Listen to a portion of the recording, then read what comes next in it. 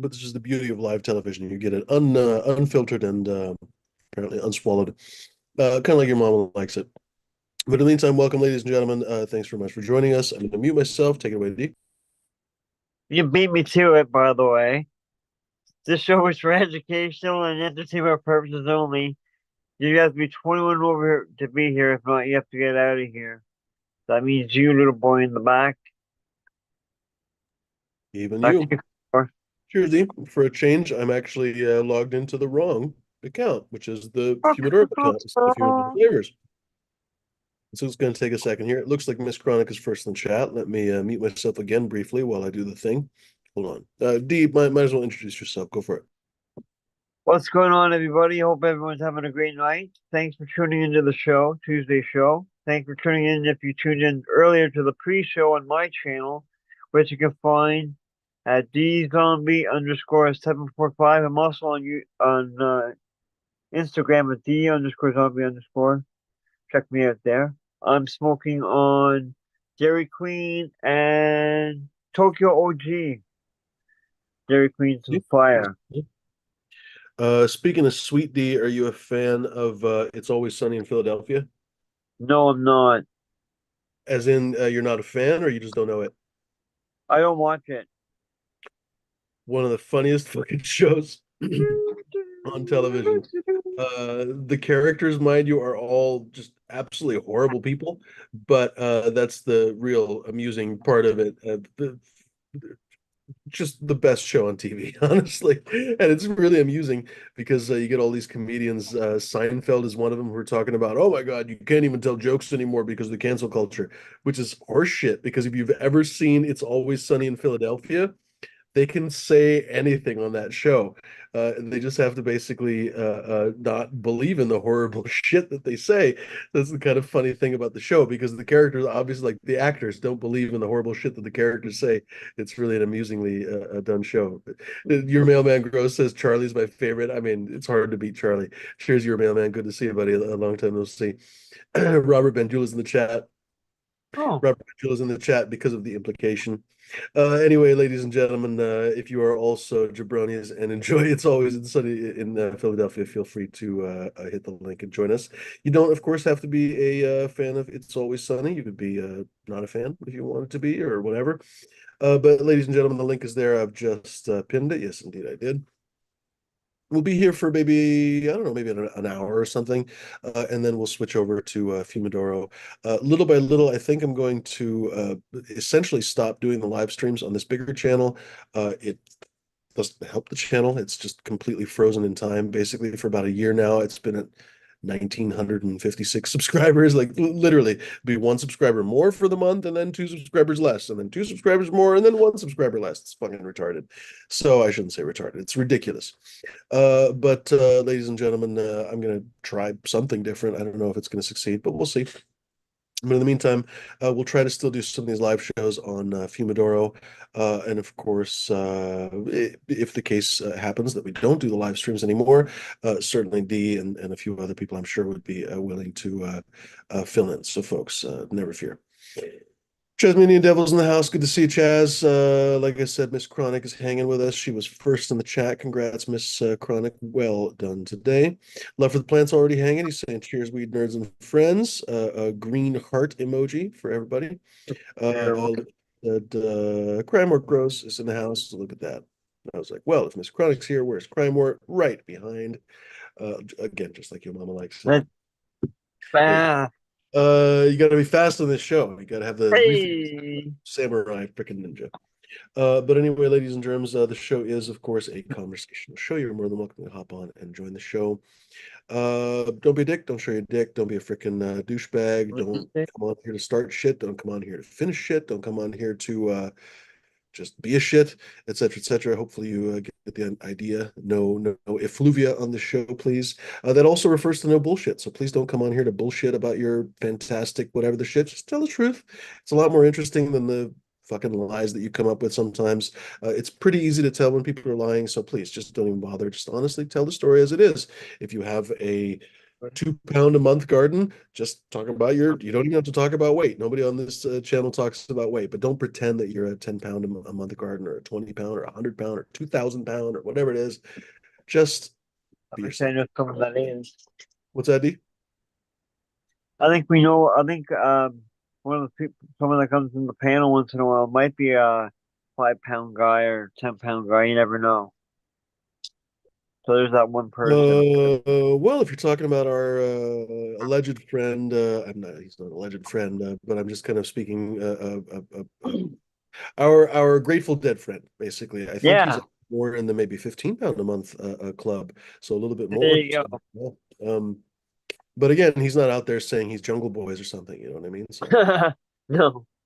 cheers, old school. Good to see you. Welcome everyone in the chat, lurkers, non-lurkers. You guys are all welcome.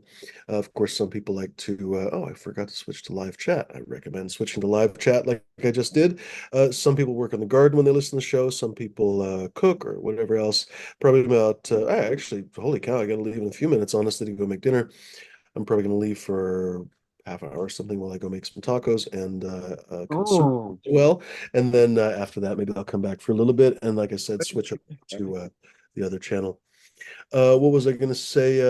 If you have not caught my thoughts, it's not really an update necessarily because I haven't really put it in motion necessarily. But my thoughts about what I want to do with the channels is I don't know. It's kind of bizarre to have all these goddamn channels now. I started a few of them when I was constantly getting shut down and everything else. Now there's very little call to use all of them basically all at once. So we're gonna see. Well, maybe some of them will go fallow or something. We'll play it by ear.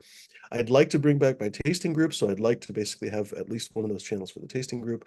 But in the meantime, I really want to, if possible, have really solid interviews on the bigger channel, presumably the bigger channel, because I assume that'll be easier to get interviews. I mean, some people are not really numbers conscious. You'd be surprised at the people that you can talk to that don't check how many Instagram followers you have or whatever.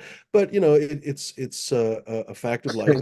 Want to interview somebody, they check your socials, and so they check, oh, do you have 20 followers? Yeah, it's probably a waste of time. If you have 2 million, that's a different story. So anyway, it's not like I have 2 million. I only have two freaking thousand, not even 2,000 on this channel. But I figure I have a better shot of getting some cool interviews on this channel than I do on the smaller channels. So long story short, I'm going to start pulling away these live streams. It does me absolutely no fucking good. It probably sounds like asshole bad grapes or sour grapes or whatever when I say this, but it really is. It's a little bit demoralizing, honestly, because See. oh, this incessant trolling and bullshit and all that has really made it very difficult to function. Like this channel used to actually be able to be monetized. I had such loyal viewership that I probably said this a million times, but I had such loyal viewership that I actually did draw a teeny tiny paycheck. It was only $100 or $120 a month, but it was amazing. Small channels almost never make that kind of money. You're lucky if you make $15 a month. Now it's different, of course. Now it's even less, but you were lucky if you made $15. And somehow, because of the crazy obsessive viewership, I was actually getting somewhere with this channel. My website had good, what's the word I'm looking for? Click-through rate, et cetera, et cetera. That's all really dried up basically because of the incessant trolling and bad blood. And, it's probably not the only reason because then basically that feeds off, or I feed off that too somehow. And it becomes kind of a codependency of awfulness, right? Where I'm like, oh, my fucking show. And so I want to draw back from that, not have that bad vibe. Certainly, I don't think you guys enjoy that content. I hope you guys don't enjoy that content. So we're going to try to have some solid interviews, discussions, maybe invite-only panels, maybe debate shows, etc. We've had a few ideas over the years that just never really panned out because the way the show and the audience and the panels and everything come together, it wouldn't have worked out somehow. So we're going to try to make it work in the future, and for that to happen, I think we're going to have to kind of dial back the live streams, even maybe period. Because honestly, like I said, it is a bit much to do it 3 days a week. So we'll see. But in the meantime, at the very least, we'll do it on the smaller channel instead of the bigger channel. Anyway, hope that makes sense. Cheers, Couch Flyer. Good to see you. But Kilowatts in the house. Just claimed to be a relic from the '90s. He says. Red Setter Farms in the house. Hey, Red Setter. Good to see you, buddy. What was I going to say? So I'm going to try to one of these days anyway. I'll announce it when it happens. So don't worry, it's not going to be a surprise. I'll set up the join feature, basically the membership feature for Probably this channel, Familiar on the Flavors. I'm not even sure if I'm eligible on the other channel, but anyway, on this channel I am. So I'm going to finally, after 3 years or something of eligibility, set it up. And if a few people sign up, then I'm gonna, at least the idea is, I'm gonna make the old videos that are private now, all the old show, basically all the shows, pretty much, because I had to take them all private when the trolls were basically like hitting the show, basically, and getting me taken down. Like they were just basically striking old videos. It was really stupid. Anyway, I can't make them public because it'll just happen again. Uh, I assume that there's still interest. There may not be any interest anymore, so we'll see, I guess. But if you guys want to, I'll set up those memberships soon. And if it does work out, for example, if there is 20 or 30 members or something, then we can totally have private live streams that basically are honestly more private than Discord. Well, probably not more private than Discord, but whatever, different, I guess. So we'll see how it goes. If you guys want to join up, I'll let you know when I start that shit up. And yeah, we'll play it by ear. As always, I'm always willing to have ideas. I pretty much almost never hear from you guys. Every once in a while, someone will give me an idea. Not even bad ones, honestly. Like seriously, even throw me with your bad ideas if you have them. But ladies and gentlemen, email me humidor@chronictable.com if you have ideas for the show. Clearly, you watch the show, so if you'd like it to be better, I mean, fuck, that's basically what I'm asking for. Let me know. This is your opportunity to directly influence the content and make it hopefully bigger, faster, stronger, as I like to joke about. Smash, good to see you, buddy. Or your car panel or whatever that is. Hi, Smash. I wonder if he's not set up yet. All right, no Smash. Hop on, ladies and germs. Give it a couple more minutes, and then I'm gonna go and make some food. Cheers, Bugsy's Evil. Now it's good to see you, Bugsy's. Got me drooling over here. Fuck. There's Smash. What's going on, Smash? Yo. Sorry, I was washing my hands. I just got home. Never apologize for washing your hands. It's always a productive behavior. I don't know. I still wash my hands every time I come in the house. I think it's a good habit. Oh yeah. No, you'd be amazed. I mean, have you seen the hygiene habits of other people? They do Yeah. whatever fucking thing, and then they touch doorknobs and steering wheel, Ugh, literally every fucking thing. So if you would like to share everybody else's hygiene habits, then don't wash your hands. What it is. bro. Did you know that the first Some people doctor don't. that recommended washing hands before and after surgeries, Ignaz Semmelweis, was hounded out of the profession? They actually said he was insane and basically had him committed to a mental asylum where he ended up, I think, dying of either tuberculosis or something. Anyway, a really tragic end. Um, he got that actually from Judaism. In Judaism, they recommend hand washing basically before you enter the temple, when you leave the temple, after touching dead bodies, when you actually even leave a cemetery. If you're just visiting a cemetery, you're supposed to wash your hands, sort of metaphorically, to wash the death off. So it was a very common practice, basically, in synagogues and so on. They all had running fountains, basically, to wash your hands. And so Ignaz Semmelweis, probably with that name, almost certainly being a Jew, I haven't actually looked it up, but it's almost fucking certain with that kind of name. Probably basically two and two together. He actually put two and two together because the midwives locally that were basically delivering babies, they would religiously, well, not religiously, but they would obsessively, we'll say, wash their hands before and after births, and their mortality rate was precipitously lower than the doctors. They were just killing babies right and fucking left because they were doing like autopsies and then walking in with blood and guts and gore and shit on their hands and on rocks. Like the dirtier your frock, the cooler the doctor you were. Literally, like that was the thing. Like, oh my God, your frock is completely caked in blood. You must be amazing. Amazing how different it is right now, right? Like, can you imagine if you walked up to a doctor and he was like all covered in blood? You'd be like, Jesus fucking Christ, did you just murder somebody? But You anyway, know, at one they point, literally would not wash their hands between the fucking dead body that they just did an autopsy and then the live birth that they're basically trying. So they'd kill the mother and the baby and then some other fucking bystander just because. Go ahead, Smash. at one point in our history, a barber would rip your tooth out. Like that's why barber's pole is red, white, and blue. The red is for blood, the white's for the shaving cream, and I forgot what the blue's for. Wait for bandages. Oh That yeah, yeah. Wait, no. I Is it forgot that the bandages? barber's pulling teeth, but I Yeah. didn't know about the red for the freaking blood. That's dark. Cheers, Seymour Cannabis. Good to see you. Sandy Wriggler's in the house, says, cheers, y'all. Glad to see the Slava crew back at it again. We've actually been here, Sandy, but as YouTube does, they probably hit us. Uh, Basically, the channel got knocked. I don't know. Gosh, it's been a few months now. It's been like, what, January or something? I don't even remember now. And then we had to go to like one of the other channels, and that channel got knocked, and we had to go like some fucking, I don't know, my other, I can't even remember now, Fumes of Gold or whatever. And then we never even did a video on the other one. But anyway, oh my God, it was fucking we're back, thankfully, and yeah, not here. Pot Um, Snob in the house hanging. What's going on, Pot Snob?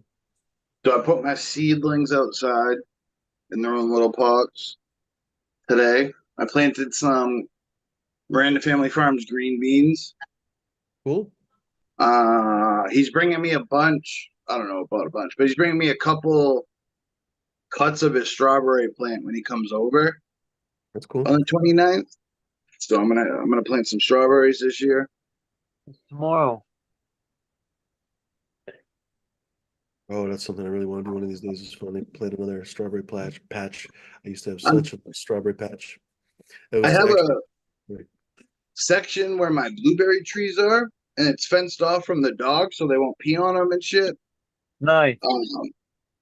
So I was thinking of maybe I have enough room to run like a 3 foot wide patch, but it's a pretty long patch. I'm gonna try getting that whole area. I want the blueberries and the strawberries just to Mm. produce as much as they can. Well, that's a great idea. You'll probably get more next year, but I mean, you got to start somewhere. Um, Yeah. You never know. Sometimes strawberries will produce even the first year, decent crop. Blueberries too. Every once in a while, you get a blueberry bush that does really well. But yeah, most of the time next year you'll do way better. So my blueberry bushes, they were here before I even got here. Hmm. Um, yeah, they were on the property. Hmm. That's Yeah. cool.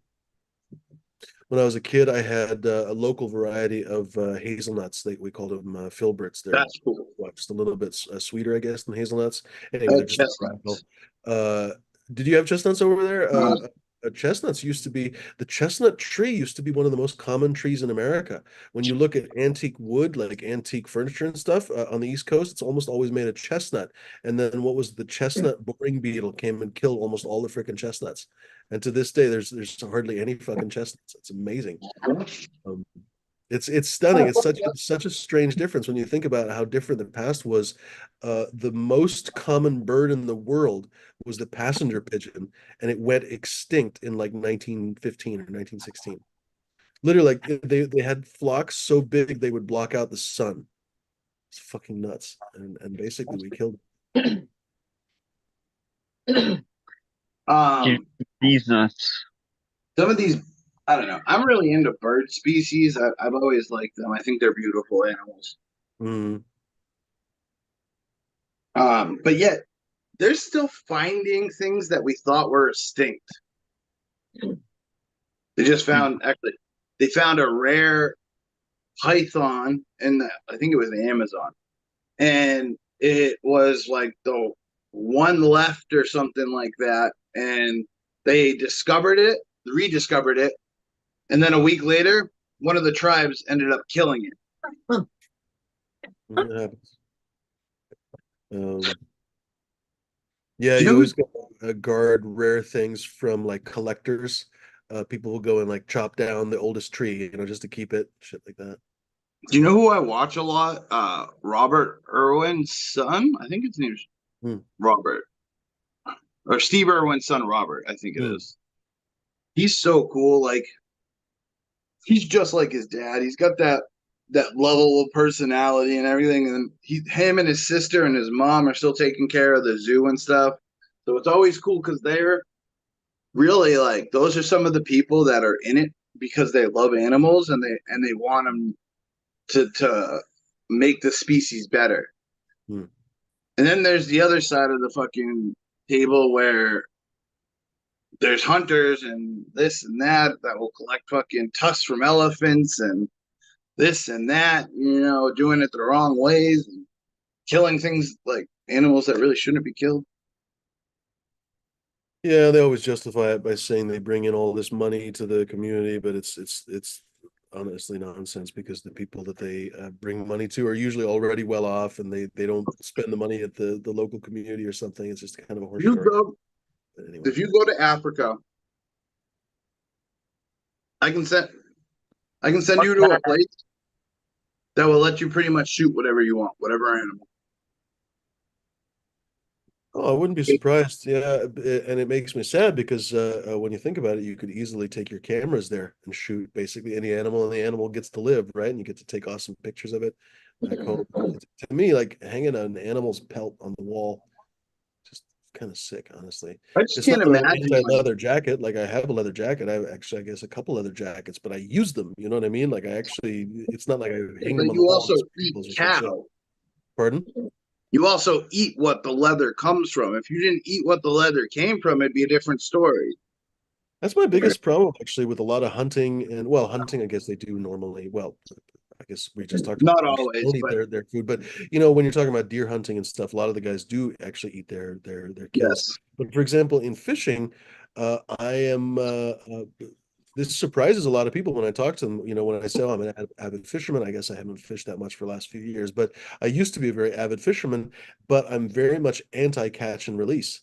Basically, because all evidence that I've ever seen shows fish that you catch and release are significantly more likely to physically just fucking die right after you release them, even if you do it right. But people And the hardly thing ever is, do it right. Pardon? there's one way to do it right, and there's a million ways to do it wrong. Well, and not only that, when you actually physically release the fish, most of the time people fixate on that. They fixate on the barbless hooks and the actual release process and stuff, but they forget that you're basically taxing that fish to essentially it's a point of exhaustion, basically. And most of the time when you talk to sport fishermen, there's a huge element of ego in the whole thing. Like a hunter would basically pull in the fish in the fastest, someone who's trying to survive basically would pull in the fish the fastest, most expedient way possible, just to minimize the chances of starving, right? So to Yeah. make sure they have dinner. Whereas a sport fisherman will actually use light test line to test themselves, so to speak. I guess that's a kind of a dumb pun, but basically To lightweight line. actually have to fight the Maybe fish. that's some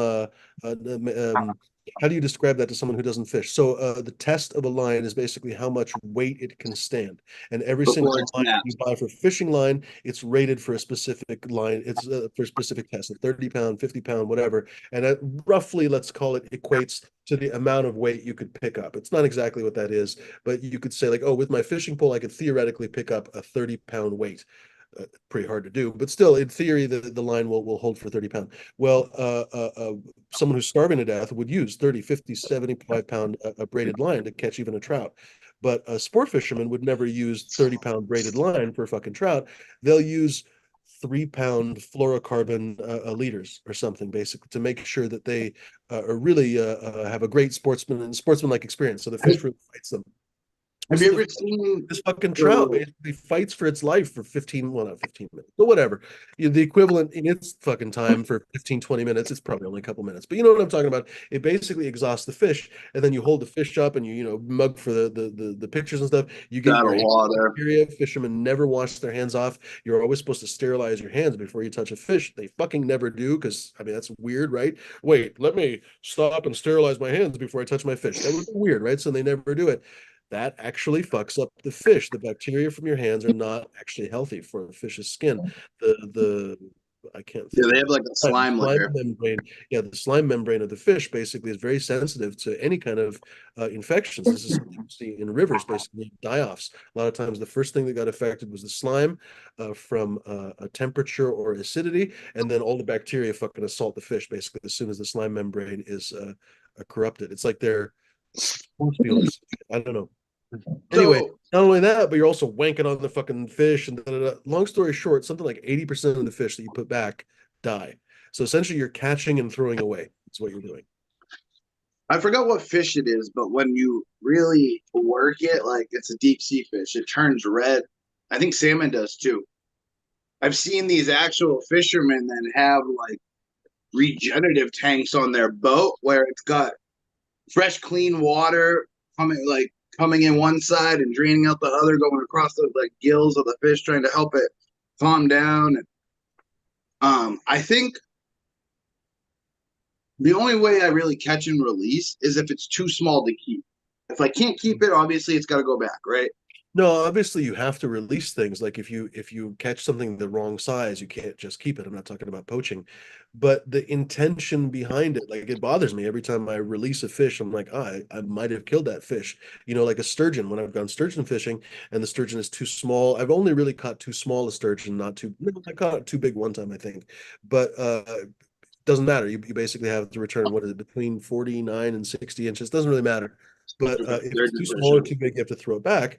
Uh, I'm not going to keep that fish, you know, but Those I'm also fuckers get going to big though. specifically fish for those. There are people who only fish for big sturgeon, even though they're not allowed to keep them. They like the fight because those sturgeon are motherfuckers, you know, That's 150 like pounds. the Goliath grouper.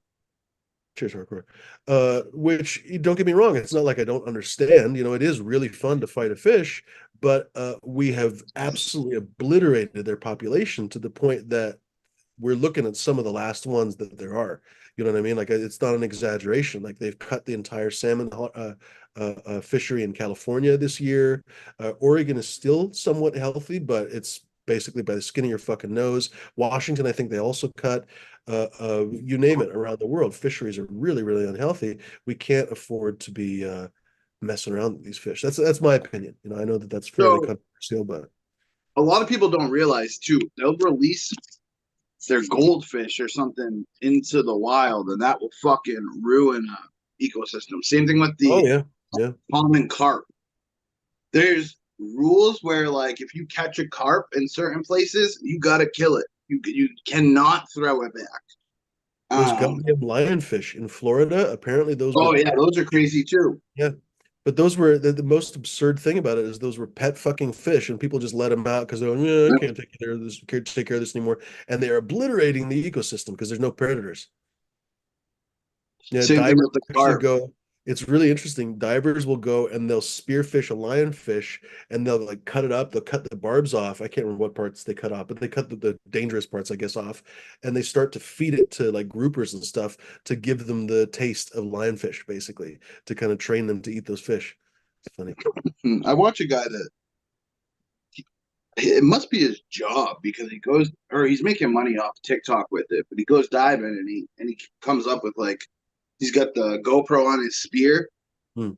and he's just lionfish over and over. He fills up. He's got like a thing like this big. He fills up every time he goes I wonder down. if he has a, I wonder if there's a bounty. Maybe there's a bounty on it. Yeah. That's the other thing. There's a lot of animals around here. Like if you go to Florida, you can make a lot of money off snakes. Well, it Burmese was like python. that for How's your snake? what was the fuck, what was it? The lamprey. No, I don't remember right now. Anyway, it's actually a native fish, but there's too many of them. And so there was a, I don't know if they still have it, but there was a bounty program. I don't know what they call it, but you'd go and you catch there was a limit, so you couldn't like net fish or whatever. But if you caught, I don't know, I know a few people over the years that actually made a decent amount of money, you know, on the weekend or something. But if you go and Mm-hmm. catch 50 of them, fuck, it's maybe a few Yep. $100. Yeah, it's not bad. I'm Yeah, gonna go well, eat some everything's dinner. a lot of fun. Let's say hello to Captain Wandong 420 and Hardcore. Go for a Captain first. What up, Cat? Hey everybody, how's it going? Yeah. Someone messing with my name again. So, not much, just another day here. I'm excited. I haven't had oil for like 2 weeks. Mm. And the fucked up thing is, So, go ahead, Cap. I'm actually stuck here until Saturday. I have another doctor's appointment. Where are you? Where is he right now? For some of the people that Bangkok. Bangkok. have. We're outside the city because the hospital that I stay at is shit. An hour and a half almost taxi drive from where I normally stay at. Yeah. It's like driving to New York City. So, an hour and a half, you're only going 20 blocks. Yeah. There was another Dead show tonight, huh? Thursday, Friday, Saturday, Sunday. Deadfish fan hit me up and he was like, "Oh, I checked out Planet 13." And I'm like, "Yo, if you're gonna be in Vegas, check out this other dispensary called Health for Life. They have a good deal and they're awesome people." I even called for him. I was like, I called him and I was like, "Hey, I came in January, February. I'm wondering if you still got a deal that you gave me. I got people out of Vegas right now that are looking for a dispensary." They're like, "Yeah, buy one, get one on any of our products."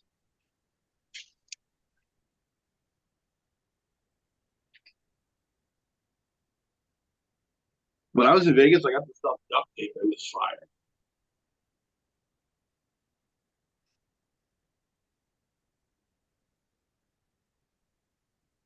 So, Cap, you said, when's your flight home? Right now it's on hold. Oh, okay. I may have to have rotator cuff surgery. Yeah, they've been trying to. I about a week and a half ago, 2 weeks ago, I went to get up off the floor because that's where I've been sleeping. And I took a couple steps, lost my balance, and fell into the corner of the room. Well, to protect my head and my face from hitting the corner of the walls, which are cement, I put up my arm. And doing so, it kind of chicken winged me and bent my arm back. And I think I tore my rotator cuff. So, Well, bummer. yeah. And the doctors here think that it also could be neurologically too. So they're having a spine expert look at me. So I'll be going to see a neurologist again because I'm having troubles. Yeah. Well, that sucks. Yeah, well, it's life. You get up and you fall down, and sometimes you don't fall the right way, and that's when you really hurt yourself. Mm-hmm. I guess it could have been worse. Be a dead cat. No, I got metal in my face. What the hell am I going to do? I ain't going to break my nose or crush my cheekbones. I should just let the wall hit me. You guys are talking about fish and shit.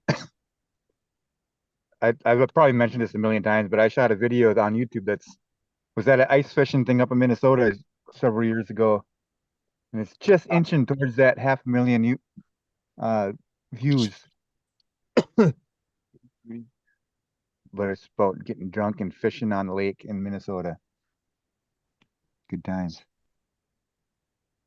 I just had D post a link to it, I think.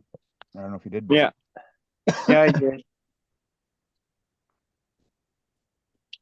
Yeah, I'm on. Cheers, everybody in chat. Hope everyone's having a great night. What's everybody smoking on? So this party, I'm on the 29th with Miranda Family Farms DJing, a couple other artists. I got stage lights coming. I bought a curtain light for the back of the DJ. And then Miranda Family Farms is bringing his laser projector. You got that machine that goes bing? It's gonna be fun. Dude, it's gonna be fun. So yeah, if you're free in Massachusetts, June 29th, 4 p.m. That was a Monty Python reference. It is gonna be fun. 3 different styles of music completely. One kid's gonna be acoustic guitar singing. Then Miranda Family Farms is like a hip hop remix DJ, and then my other homie's like house and drum and bass DJ, but he plays a little bit of everything, so it should be pretty fun. I'm gonna be live streaming, so if you can't come, I'll be live streaming on. I'm gonna try Facebook, not Facebook, YouTube, Instagram. I'm gonna try on Instagram. Instagram's been giving me a hard time, but definitely on my YouTube channel I'll be live, and there'll be some other spots.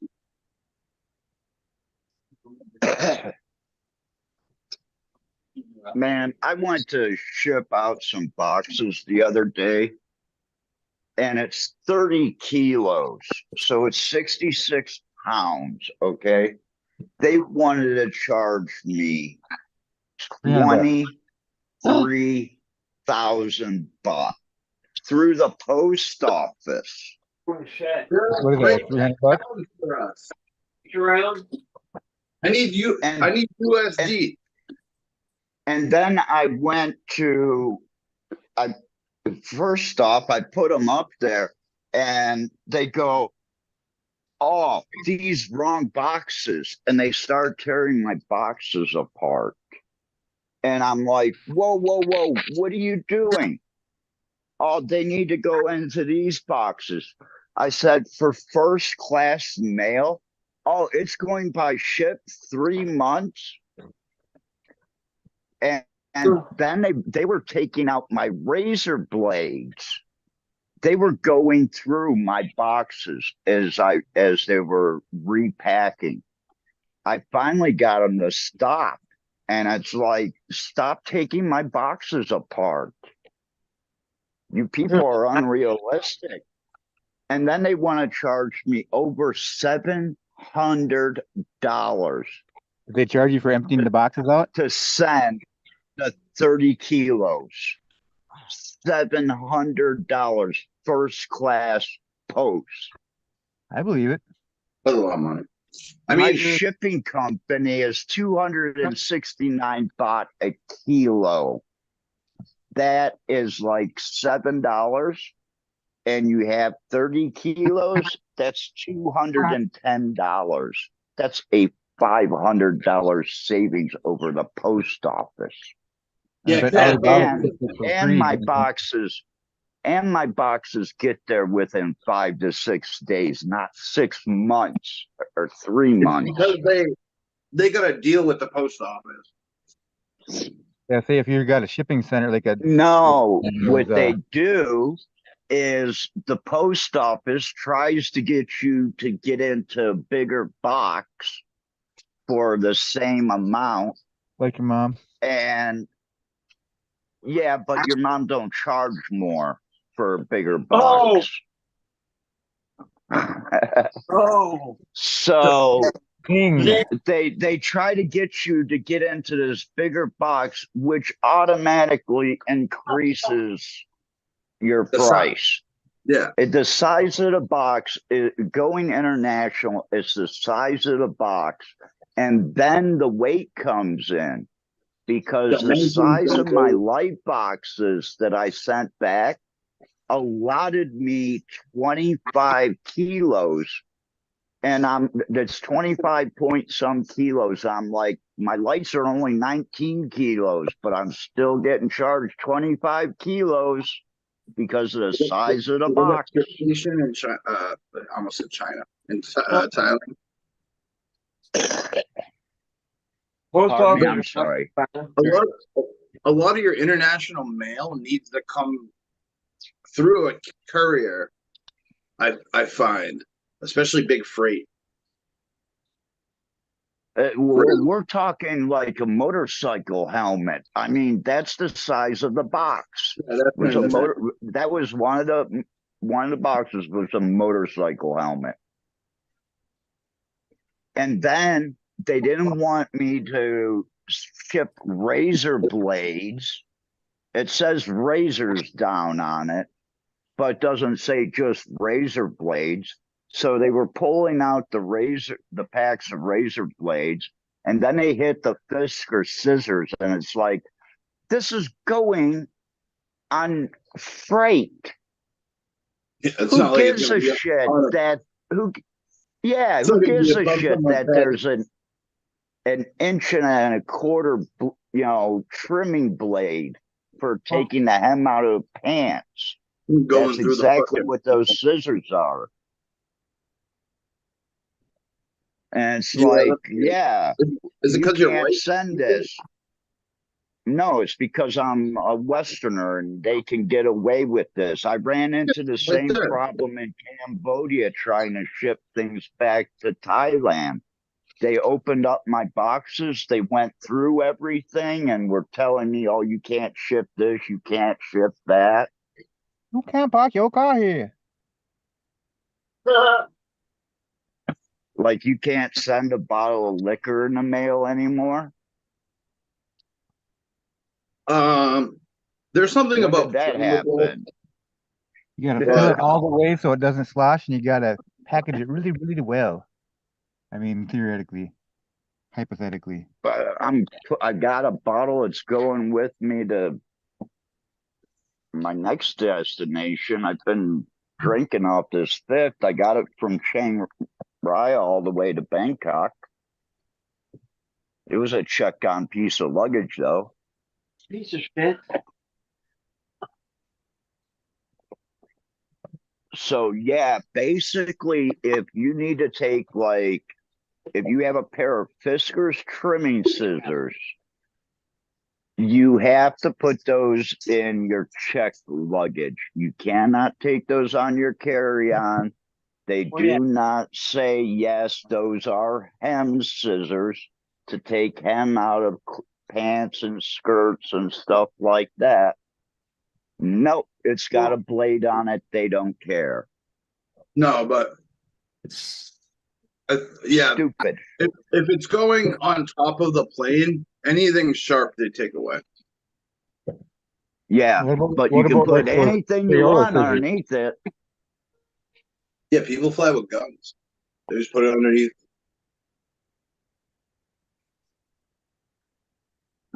There's certain ways you gotta bring a gun on the plane, but you can do it. I brought all my tools on my carry-on before night. No, it was after 9/11. It was I had like 50 pounds of tools in just like a fucking little carry-on bag. But there was like hammers in there and chisels and a whole bunch of utility knives. Like I had the utility knives, I closed them and then I wrapped some tape around the fucking.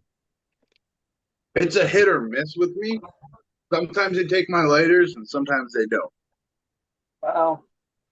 I always have a lighter. I don't try to travel with more than one lighter on me, or I'll put another lighter in a different bag. But I always keep one lighter with my pack of cigarettes. And there's only certain countries that have given me problems, like India. Right after the smoking section is where they take your lighter. Right after it.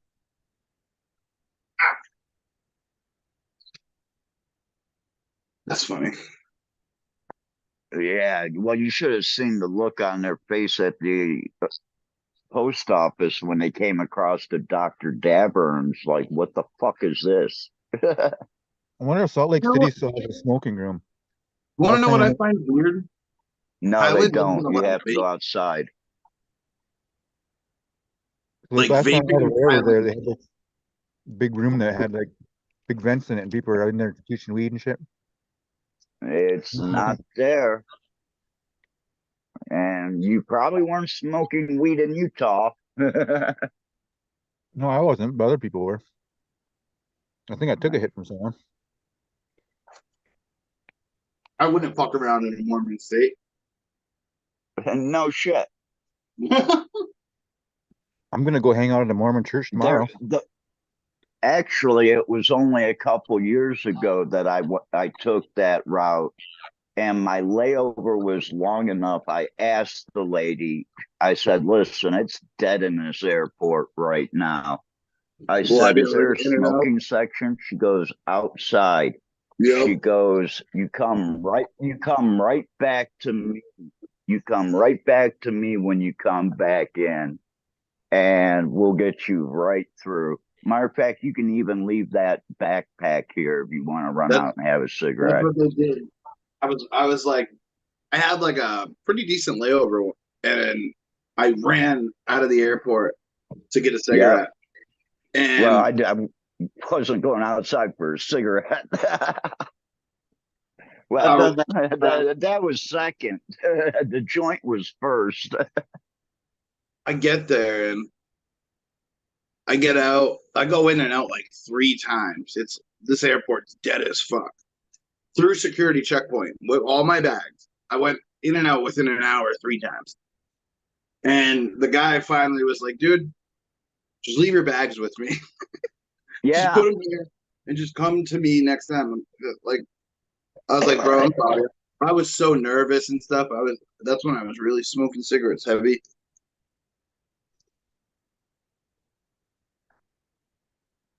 Yeah, before I left the shop the other day, I actually sat down and within 1 week, sitting outside, there were 18 of my joints in the ashtray, and then all the cigarettes that I had smoked over the past week.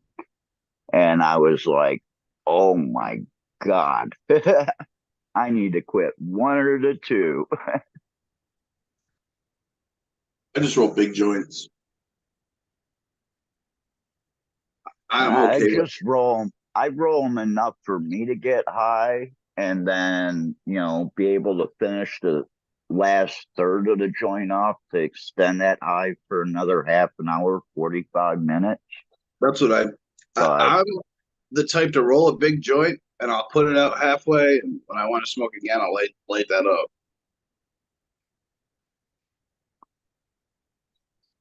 yeah, all the girls here like their big joints fresh. So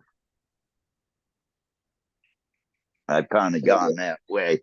Keep my joint fresh. Yeah, it doesn't bother me. I think it's a testament to good weed if you can put it out and then relight it and still get some flavor. You know what? The flavor I want when I relighted joint is nothing but hash taste. I've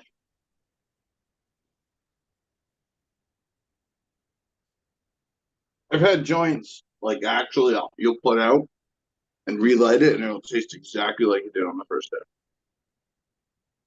Yeah, sesquiterpene.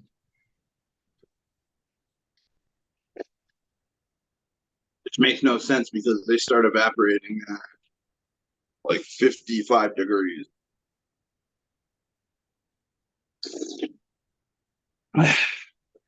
Well, those are gone by the time they get to you anyway, so Pretty you're much. never getting them. And whose grow room gets to 55 degrees?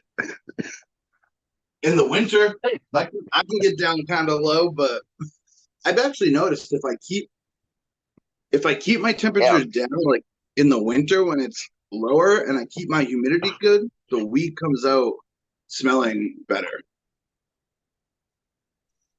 yep. Obviously, like My my winter harvests are always the best. I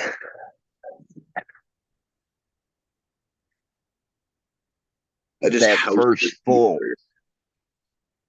that first full winter's harvest, that's the one I usually keep for my head stash. as long as I keep it below 70 degrees, I notice the terps stay. If I start getting above 70 degrees, is when like you'll really start getting that like hay smell. Yep. I remember when I love the day after you like harvest and it just smells like straight like the green Like fresh Chlorophyll? cut greenery in the fucking dry room. That's your plants screaming, ah, that killed me, ah. I'm bleeding. I can't think of the scientific name for the green. Chlorophyll. Chlorophyll. Thank you. Like chlorophyll or something. That's actually a pretty strong smell. Especially Yeah, if you mix it with I like to chloroform. when I harvest, I like to fucking like trim all my fan leaves and shit like the day before I harvest. That way they're not leaking chlorophyll all over the place when I harvest. It's not as much. If I have the time at least, or the gumption. For a while, I would do the don't water like a day before, 2 days before you're gonna harvest. Now, I don't know. My mood's up and down, so like I'll water and be like, nah, it's time. I'll just cut it down. Then I just put the pot in the back and I let it do its thing. Get rid of start breaking down those roots, and then I put it in the big bin. Yeah.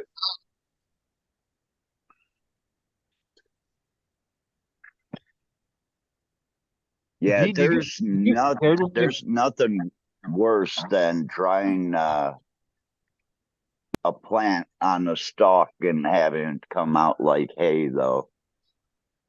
I've watched people. Oh, we don't water, and we just let it dry out. And man, did you let this dry out on the stalk while it was still in the dirt? Well, the room got kind of dry. the cornbread mafia used to do that to their weed back in like the 80s because everyone wanted fucking um or no one wanted bright green weed and they were just growing these bright green weed. So they would actually ring them like you kill a tree. You if you just like take and scrape the bark away and like a ring around the tree, it's only got to be like an inch high or whatever. And you just got to go barely into the bark or into the cambrium or whatever the fuck. That'll fucking kill the tree, but that's what it kills their stalks too. Or it would kill their plants, and then they would dry on the plant, and they would like Yeah. dry like a yellowish color and shit instead of that bright green. That's the only way they could, or that's how they could market it better that way. Hello. Wow, marketing it better because it looks different but tastes like shit. Because it was too green, yeah. Move Barbie's ball. And this is on a large scale too, but I move. Throw it again. What?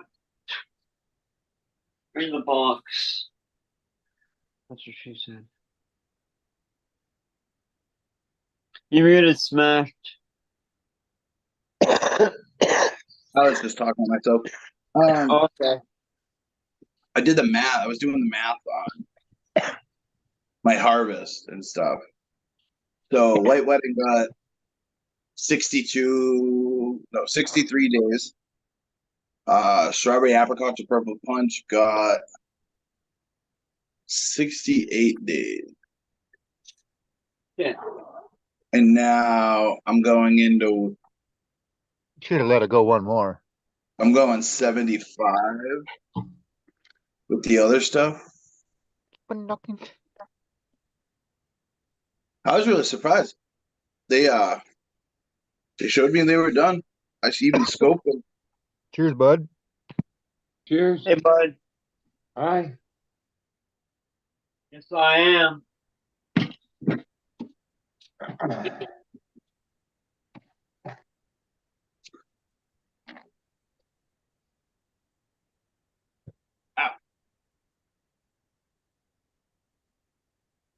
Oh.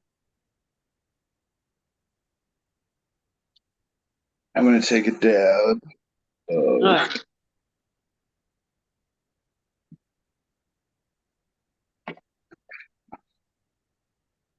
I think this is the OG Kush. All right, on. I haven't had any OG cushion in a very long time. Oh, sorry, Louie. I want to saw your ball. Here you go.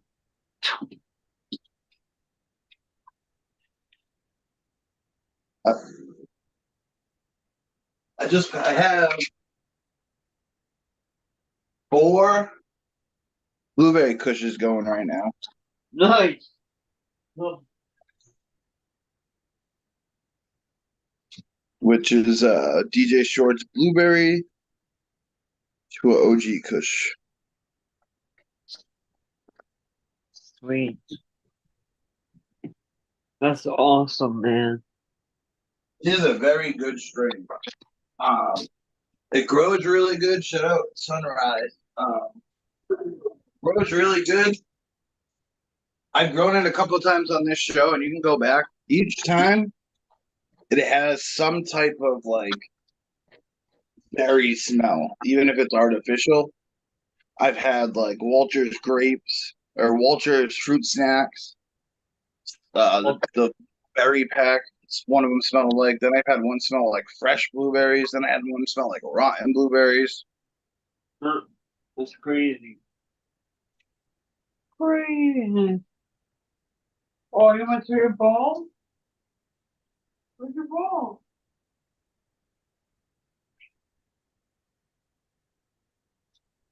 Sweet. Oh, my God. Dude, What's we going just on, had Bart? the we just had the Boston Calling over the weekend, Memorial Day weekend. And I was looking at the lineup, and dude, these music festivals are going to shit. There was the second day, I didn't even know anyone on the list.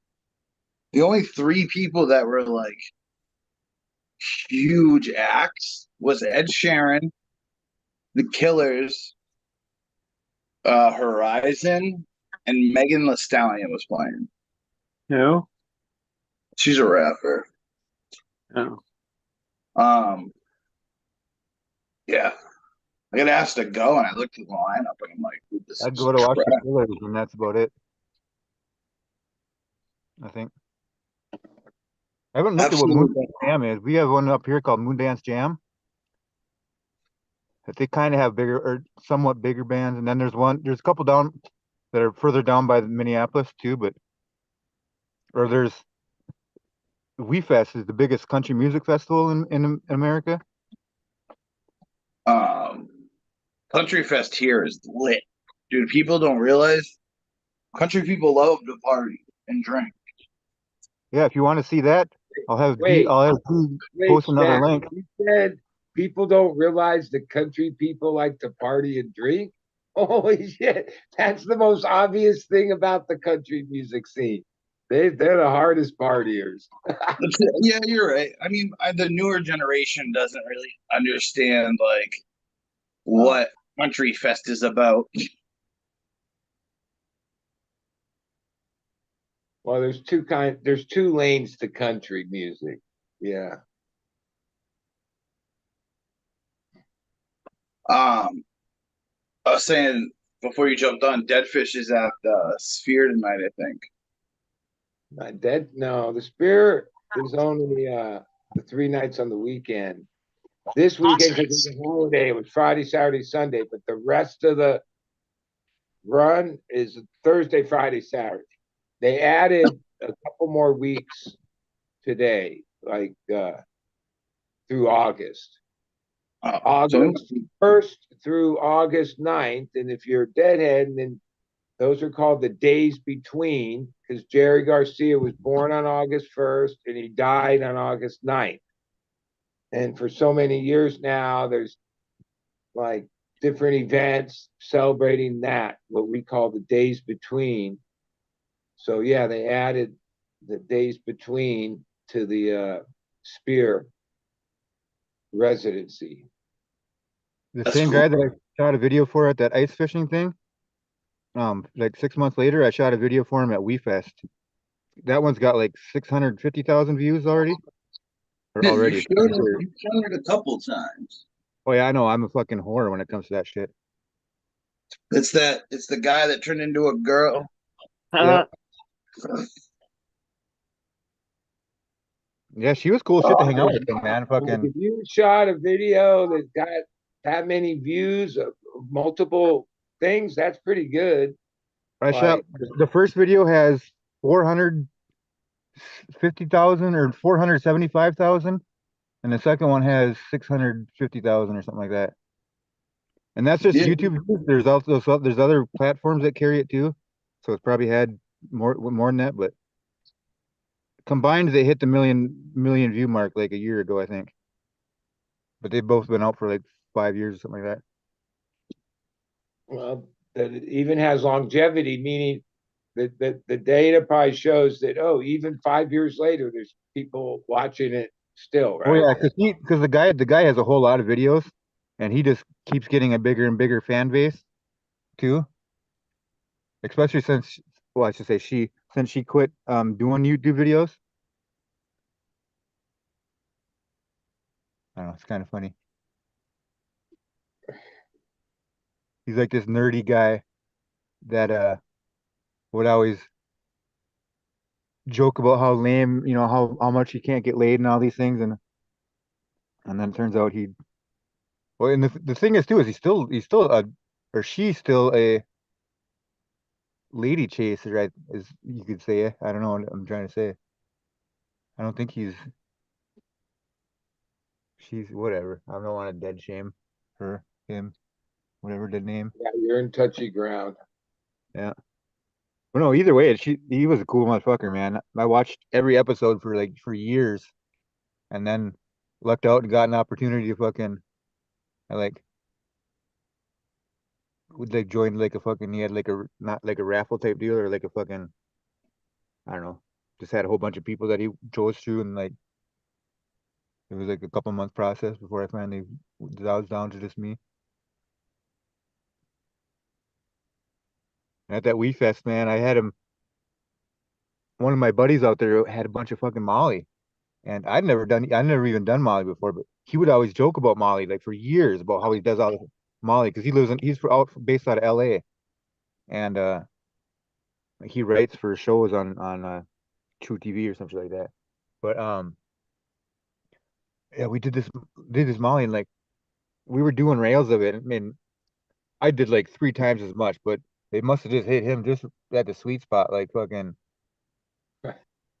I had to end up like tying his belt to his arm and like dragging him through the campgrounds like a fucking dog on a leash. Oh, God. Because every time that he would see like a campfire or a tree or something that he would like, he'd be like, "Oh," and he'd wander off. So like fucking, instead of stopping every 30 seconds to go find him, we had to fucking, and like some people were looking at us like, "What the fuck?" Some people are like, "Oh yeah, we know what's going on there." Got a little carried away. But people get really carried away at that Wee Fest. Like there's fucking, yeah, that shit gets fucking rowdy, man. Don't get carried away at any camping thing. Kind of gross. I can't wait. I'm trying to go to EDC this next upcoming year. I really want to go to Tomorrowland. That's like, if I were to do it, I'd be spending like 2,000, maybe three, and that would be for a VIP ticket, a flight, a place to stay. Herpes medication. It'd be fun. Wi-Fi. Smash. For $3,000, I think I take that money and all these ideas that you have and things that you want to do to your grow room, this and that. I think I take that $3,000 and do the things that I want to do to my grow room and get my grow room on point first, instead of going and blowing money on a trip. Go blow money on something that's going to give you something in return that you've been talking about, instead of all these new things that just pop up. It's like, dude, you're never going to be able to save money for the first item to get to the second item. I'm from the You don't different know me, dude. I'm a straight I'm a hustler. This is what I do. I'm a hustler, One. baby. And I would say experience as much as you can in life. That's the whole point. The experiences, not the things That's you have. that's where I'm at. I'm 30s. I haven't really traveled much. I've gone to a lot of EDM festivals, but they were local and raves. And ever since 2015 is the first time I ever saw Tomorrow World in Belgium. You know, Smash, earlier you mentioned that place, Planet 13. Yeah. I saw this story when I was in Vegas. Yeah, local reported. It's this year, if you whatever they do the math, it's losing $43,000 a day. 42 and some change. Yep. Wow. Yeah, I guess that business model wasn't good. It's not even that cool. Like when you go in there and stuff, like, I don't know. It felt too corporate. I tell you Ultimately, what, the first week I would lose $42 million or $42,000 a day. Would be the next week would be you'd come and there'd be a close sign on the fucking yeah, place. that would mean that the millions of dollars invested are also vaporized, right? Like, so losing 43,000 a day to keep the hope alive before you lose whatever, probably tens of millions, if not more, is invested in it, right? I Yeah. think Vegas is one of the only states that allows. Love, man. You can't buy the love. And Think that reality is, as the legal market matures, like even in my area, there's a couple of these, like, I guess, higher profile cannabis stores. I never see anybody in their parking lot. they Now, were busy. I will say that when I was there, they were pretty busy. There was like some dead times, but we went there twice because my buddy had to go back, and Like Stizzy? but then he there's went a in. couple other brands that are also like sprinkled around where I'm pretty sure because I've seen it twice. I don't know because I'm not a customer. I think they might have some discount deal on Tuesdays or something. Because on two different Tuesdays in the last few months, and there's like a line in the afternoon of like a dozen people outside because only so many can go in at a time. And I don't know. I just, like assume or think I know. Yeah, I'm sure that place is selling the better weed at a better price than these other places that are They selling. were Like if nicer you have too. this fire weed, oh, like you don't even have to advertise. It'll just spread through word of mouth. Like, and if you want to have a good business, like same with food or same with almost anything, like people do flock to like, especially if it's at like a reasonable value, right? Um, yeah, like fire sells, dank sells. That's like some of the weed business is missing that point. I think I think Vegas is one of the only states that allows 24-hour dispensaries too. they allow 24-hour service of alcohol Thailand. too. Well, yeah, but I mean in the U.S. I did say state. I know, Yeah, but I'm I just mean, saying Thailand. We have delivery service 24 hours a day too. And That's just another like thing Bud said, here. you can order alcohol here. even though Nevada's a huge state and has other cities, like if you look at their weed thing, it's all focused in on tourism dollars in Las Vegas, which is a thing. Like, because That's all Nevada a lot of is times tourists. when you're in Vegas, when you at the gambling or just out and about, you'll see people that are from the red states. That's a lot of people that come to Vegas to party and have a good time, blow off steam, all that. And yeah, Vegas capitalizes on that because a lot of those people in their state, there is no, it's not so accessible. Oh, they come to Las Vegas and they'll just bring it right to your room, no problem. Yeah, though people take advantage of that. At my hotel, every entrance exit that there could be, there was a sign with a big ass pallet leaf, and it said no smoking on the hotel grounds. Yeah, Did you steal one of those signs? They were Do you huge. have I wish do you because all the places that have those signs that I stay at, I steal them. I have one of every one that I've gone into because here in Thailand, no smoking the big pot leaf in your room sign, and it's like, okay, well, you put it here, I'm taking it. That's funny. as far as I like have a this goes, I predict like it might take some more years. One of the properties, like big name place like Caesar, whatever they're all conglomerates, but they'll take like a full property, pool, resort, gambling, the whole enchilada, and that one will be like cannabis friendly, 100%, because like ultimately, if you're attracting a bunch of weed people to Las Vegas, and you are, and then you can't smoke in all the regular casinos are uptight about it, and their hotels are uptight.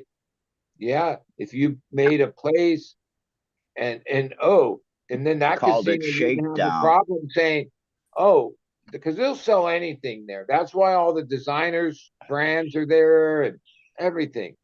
If you had a 420 friendly casino, hotel, resort, and then a lot of the shops in mixed in with the restaurants and whatever they got were cannabis stores and brands, and yeah, that would be a business model that would probably be good, especially because no one else is really doing it. None of the bigger brands, at least. I'm sure there's some hotels and stuff that are they can't. more friendly than others. The problem with the big companies like these casinos is they have liquor licenses. They can't mix liquor and cannabis, especially Yeah, when it's not even legal. one day They'll that'll lose their change. license. I mean, it's official data. There's multiple sources of it. I guess in the last period of time, we surpassed like people that are daily alcohol users. With that means they're an alcoholic, basically, right? Yeah, daily cannabis users surpass them. We're like there's more of us than them, and then yeah, there's all this data that cannabis is taking a bite out of the alcohol business, which is that's what they've always been afraid of.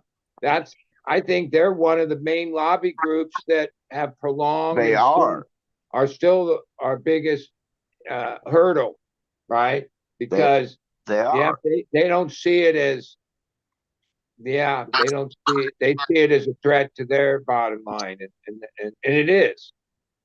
Anheuser-Busch was spending hundreds of millions of dollars trying to keep cannabis illegal and out of a rec market, a public use, because they knew it would destroy their sales. And just like you said, they came out with that study just recently in the United States where it shows that cannabis use has taken over, alcohol has dropped. There's more people now smoking cannabis today than there are people really going towards alcohol. Well, one thing I noticed with alcohol ads, they're like the pharmaceutical ads for these weird fix-it-all drugs, right? A beer ad will make it look like, yeah, a bunch of people drinking beers, just this great, everyone's having fun, and we're playing volleyball and we're doing all this shit. But like people that drink beer on a regular or party on a regular. No, They yeah, don't do that. at the rare occasion Let me that's poke off the the net. thing. Most of the time, two people are fucking in a fight, or then somebody's throwing up all over the place. You know, there's they don't paint that picture, but that's part of the drinking culture. Yeah.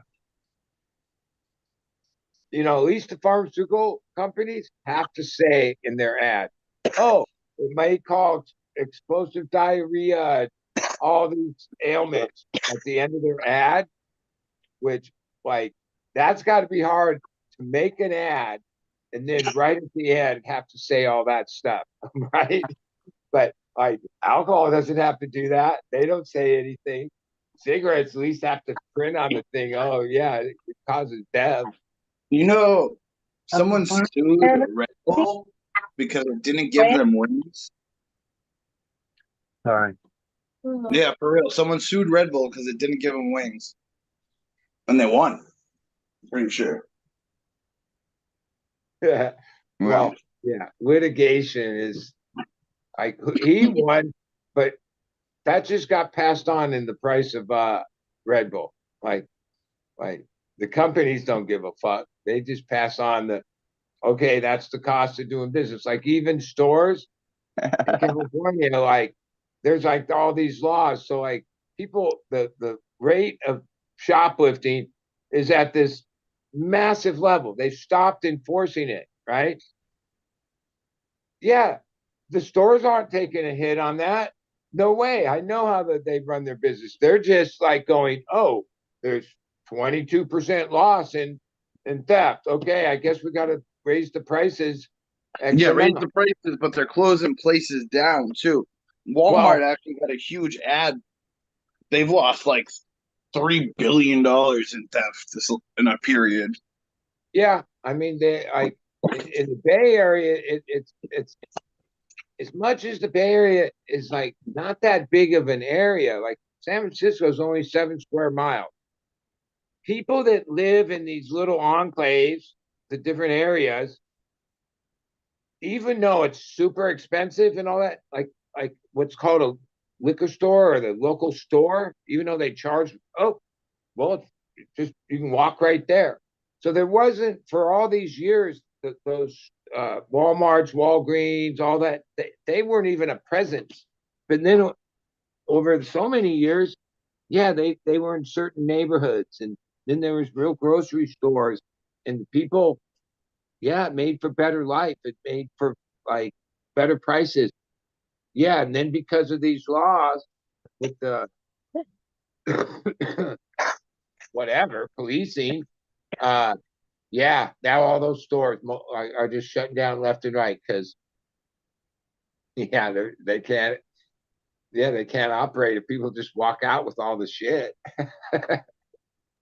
It's You pretty guys are crazy. probably We went to run that something for me. point.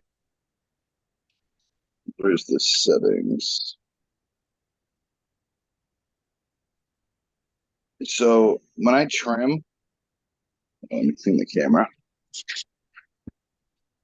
We're talking about trim.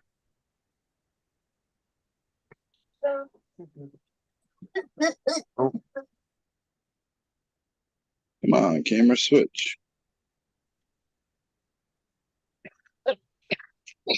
I just literally, it all goes, I stand right here. You can tell where my feet are, and I just trim. This is my area for trimming. And I let it fall on the ground, then I sweep it into a pile, it goes into a bag, and it goes out to compost. But then there's stuff like,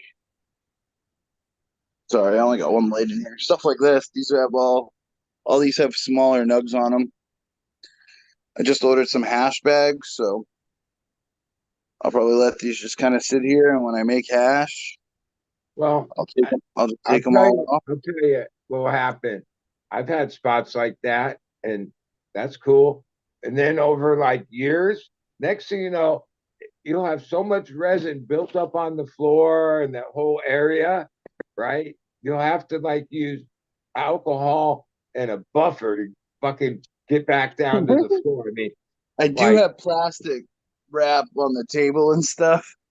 Yeah, because like if you trim in a same place repetitively for any amount of years, oh, all of a sudden you're like, holy shit, how did all Oh, this shit I'll get everywhere? show you. This is exactly what Bud's talking about. Hold on, let me I turn the gotta camera. switch. I gotta bring my. I got it on my computer. So I rolled joints on my computer desk, my laptop. All right, let me just turn this around. I gotta I'll bring in show- my DQ. So you can't see it. I don't know if you see the difference. That's like really thick. All over here is all thick, full of like hash. I could take a Yeah. knife, cut it up, Yeah. scrape it up, and make like a hash ball. I got one above. I got one better than that. Hold on I a don't know, second. dude. D It's can't my even use. no. It's my rolling tray. Oh yeah, those get Okay. pretty bad too. Let me find this sucker because I've got it. Because I've got to I'm telling scrape you it though, before I bring it back. If D took like a pick and went through his whole keyboard, I bet you he could roll like a 3 gram joint. It's not much. Okay, here. Look at this. Yeah, All holy those shit. bubbles. That's literally hash You win. right there. I mean, look at that. That's completely white underneath there where I just pulled that piece of hash off of. You're the only one. The other white meat. So yeah, Yeah, but do you cut? there you You go. look like you cut hash on that. No, this is where I grind up my weed and I dump my weed on here. And this is from me grabbing the weed off of here. No, Or taking bubble hash and rolling little logs out, and yeah. that's how it gets sticky. And you grind up some weed, and the next thing you know, the weed's sticking to it. Ooh-wee. This tray that my wife bought at a thrift store like at least 20 years ago. And that's the only tray I use at home, which is a lot.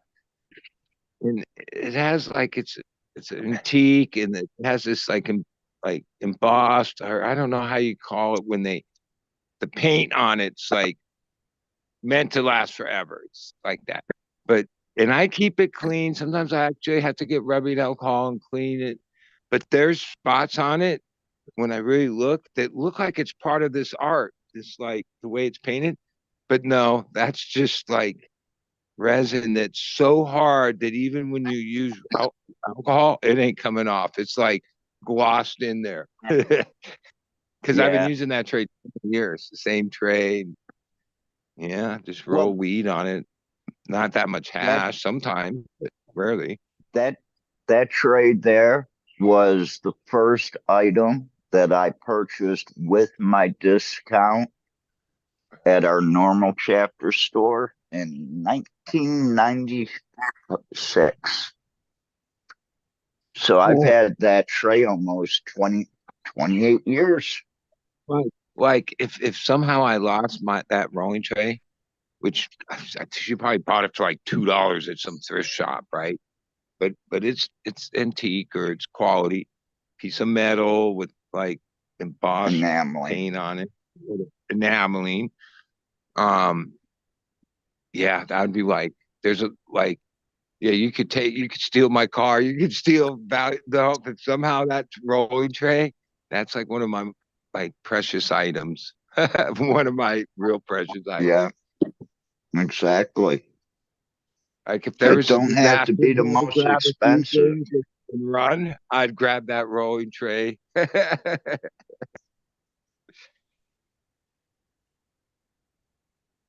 Dude, I'm pretty happy with my little system I got going. I'm actually fully like when Cafe was giving me shit a little bit ago, I was thinking, wait, he just upgraded his whole fucking thing over the last months. Like, let that mature a little before you go put more shit in there. The only thing I'd like to do is I'd like to get rid of this CMH right now and put an LED. Yeah, well, CMHs are fucking pretty good for the 315 watts you get. get good growth out of it. I don't know. I mean, I guess you could use less watts with LED. I just feel like you get a better spread. I'm the school of this way. If I've got one LED on the left and one LED on the right, and I have a walkway down the center, I'm wasting space in my grow room where there should be plants. I'm dropping 315s in the walkway, people. You want to get into my room, you got to pull plants out of it. Yeah, well, I used to be that way, but oh hell no. I need like aisle space. Fuck that. Like that's the only way I'm gonna get in there and do work. I mean, I guess you can pull things and move things. No, I'm lazy. But if there's an aisle, I have no excuse. Because like I had this one room where if I butted everything up, I could have fit an extra tray in there. I thought, do I want an extra tray or do I want like workspace? And I chose workspace. It was a good decision.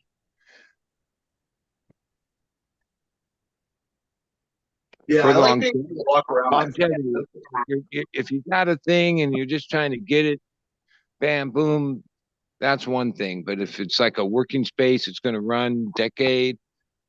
Yeah, and then you got to think it's a little different. Actually, you have to also think, can you clean it up all the time pretty easily? Ideally, I'd like to just run my own fuses off the panel right here. So like right here. Or I'd like to figure out, I gotta do some more research with this stuff. So this is like they wanted to build the basement. They have like all the lights and stuff. They just never got around to it. Um, so there's plugs in the ceiling already. But this one's attached to a switch right now. That's the only problem. I keep the light on the outside off. It's actually attached to this light right here.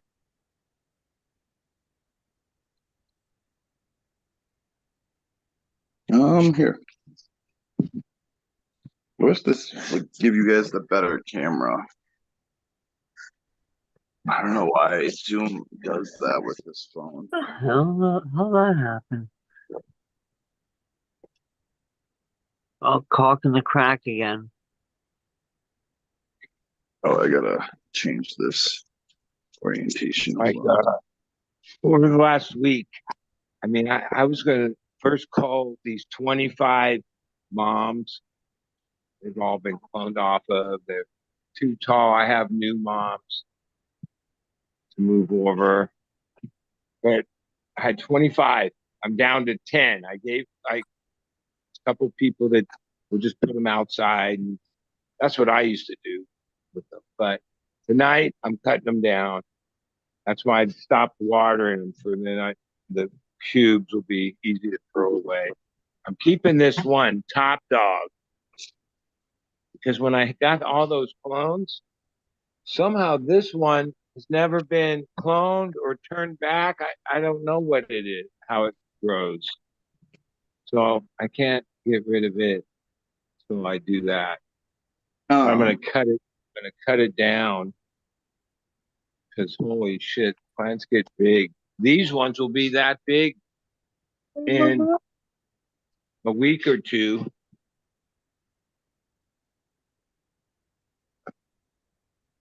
So I have to top. Well, I have been topping them a lot, but holy shit, plants fed fast.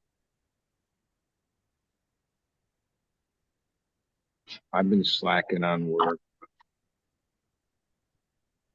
Not really, but a little bit. Yeah, me too. I haven't.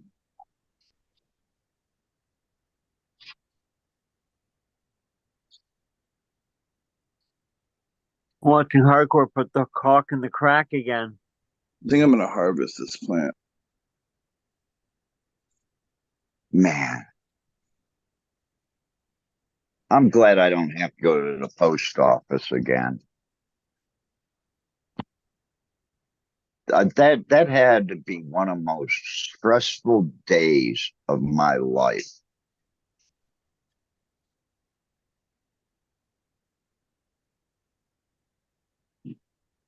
Yeah, stress sucks. I try to avoid it at all costs.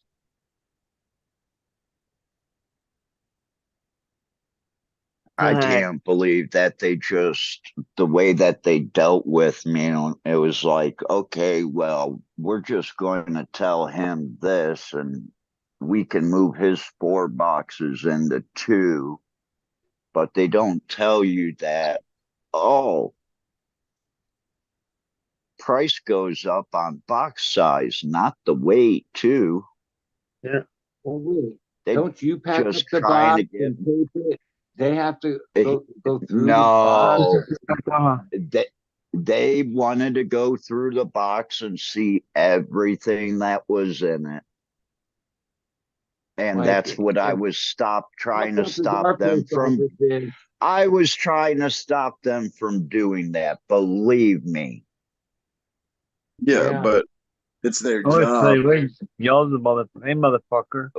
Well, don't think no, that it's their job to sell you more of a package than what you've already done.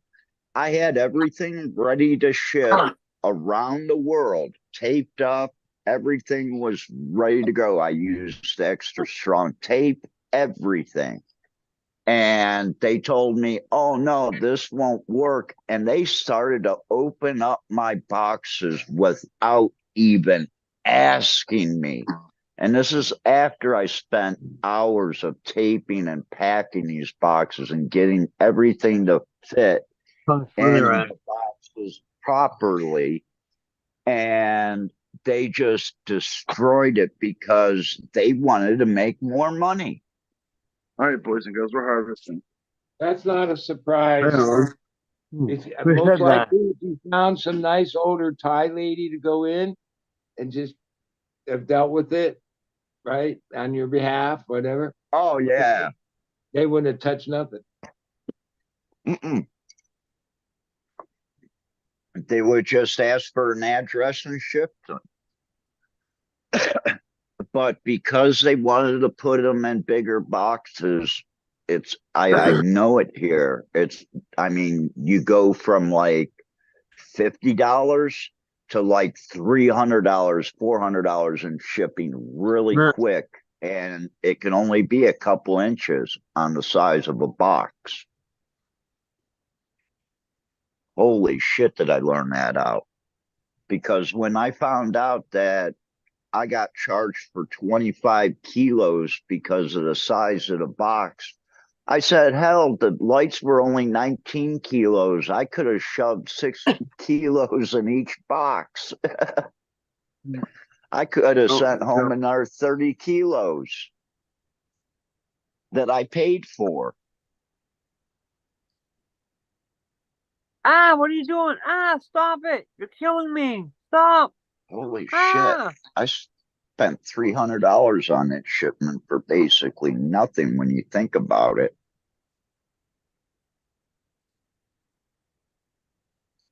Just because of the size of a box. Bastard.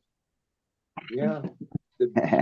I know there's so many bad jokes out there about a small box and an expensive box and everything like that. You get what you pay for, right? You're gonna probably go sucky too. I've seen these posts from like pro surfers that will like show their receipt or their so like yeah, they fly to Tahiti or wherever from Hawaii, and their flight's like whatever thousands of dollars, but then their board bags, their quiver, which usually they got a couple, but 10 whatever. grand.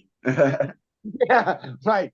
Like the fight for the human is like insignificant to what it costs to get the boards over there. No way around it. I The airlines say, "Oh, it's this off weird size." Of course, it is, and yeah, they tax them hard on surfboards. Well, I actually over here bought a ticket for my bag one time because the extra bag I had and the weight of the bag was like they wanted to charge me 2,100 baht to ship it, and another one-way ticket was only 1,200 baht. So I bought my bag a ticket, and they tried to tell me you can't take this on the plane. I said, right here's this ticket.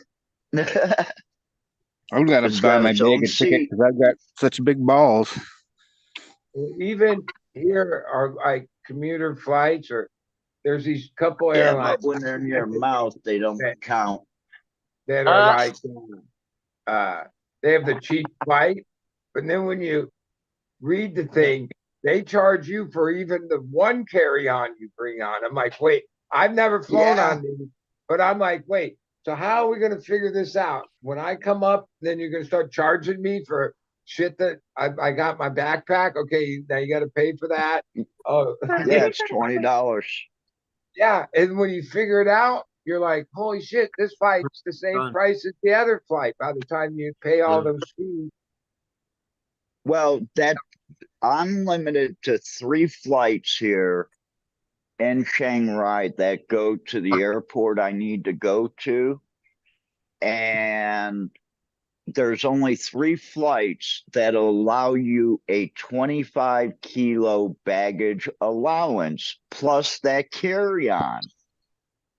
Because you could buy the real cheap ticket. And like you said, if you've got a carry on, they're charging you $20 when you hit the counter. Sorry. And then you have the next one that charges you like an extra 300-400 baht. And that one allows you to take on like a 7-kilo carry-on bag. Well, then you get charged an extra 300 baht on top of that. And then all of a sudden your carry-on goes to like 10 kilo, 15 kilo, and you get a 25 kilo check-on bag. Well, So, I'm the type it's that just, doesn't like to carry things at all when I fly. So I check my bag. Like it's just what I do. Oh, I might have like my little bag, but I've noticed over the years that I never check my stuff anymore. you've been delayed sitting there waiting while the stewardess have to deal with the whole thing because so many people, like on a full Southwest flight, for instance, there's no more room. Like, because all these people brought beyond what they really 2, should have. 3 bags. So yeah, you should be checking like 2 of those things you got. You're like pushed like, but some people don't give a fuck because they board the flight early, and then they get their shit up there, and then the people that come on later, they're like, oh well, the only thing we can do is check it. We can't. It's all full, and it's like yeah, and then all those people that like took more than their fair space are sitting there like not even realizing they're the problem. You know what I mean? They're like entitled. I've seen people put entitled skateboard. to do that. I've seen people put the most random shit up. They'll like put their coat next to it so that like you have to ask and be like, whose coat's this to move it? No, just throw your shit on top of it. If they're stupid enough not to put their coat on top of their own carry-on, then they're just asking for it to get smashed. So when I There's etiquette. travel, you're allowed 1 backpack and I'm allowed 1 carry-on. So I have a laptop bag, pretty much, and then my carry-on. My carry-on is the size that they allow, and that's usually all I bring. I travel light. I fill my backpack and the carry-on. I'm pretty good. Now, most of the traveling I did was with Sabrina. Oh, She was the opposite of me, 1000% opposite. But she respected that, like, I don't even fuck with my phone while I'm in the airport. Like, I want minimal shit in my pockets. I don't want anything. Like, that's how I like to travel. Oh, yeah, Check but look, Just usually you get off by the time you get off the plane and you go down there, boom. It has to be like 30 years since they ever lost one of my bags, and then they had it at the hotel like a few hours later. And that was like an understandable fucking flight thing. I trust that, but like my wife, she wouldn't check in nothing. Sometimes I would have to help her to get into past the people because like she was like creative. She was one of those people that took like way more than her space, but she didn't give a fuck. No, she wasn't letting anyone touch her shit. No, like she was weird that way. Well, I'm kind She of would that always way get too. stuck I in was freaking TSA, out at and it would always be stuck in TSA where they'd be like, "What the fuck?"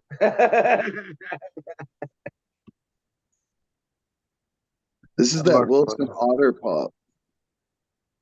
nice. I'm gonna take her down tomorrow.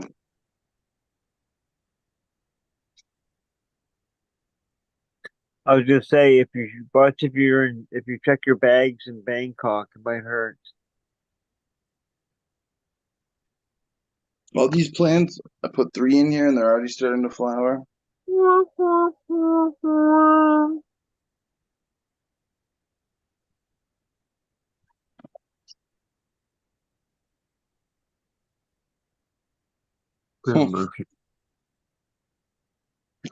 I probably could take the papaya down. I can't really tell if it's still gaining weight or not.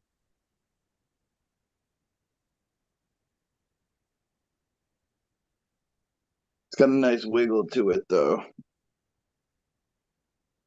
gaining weight or not gaining weight. You shouldn't really judge it on that. You should judge it upon the trichlomes, and that's it. Yeah, but you should be able to see when the plant's done.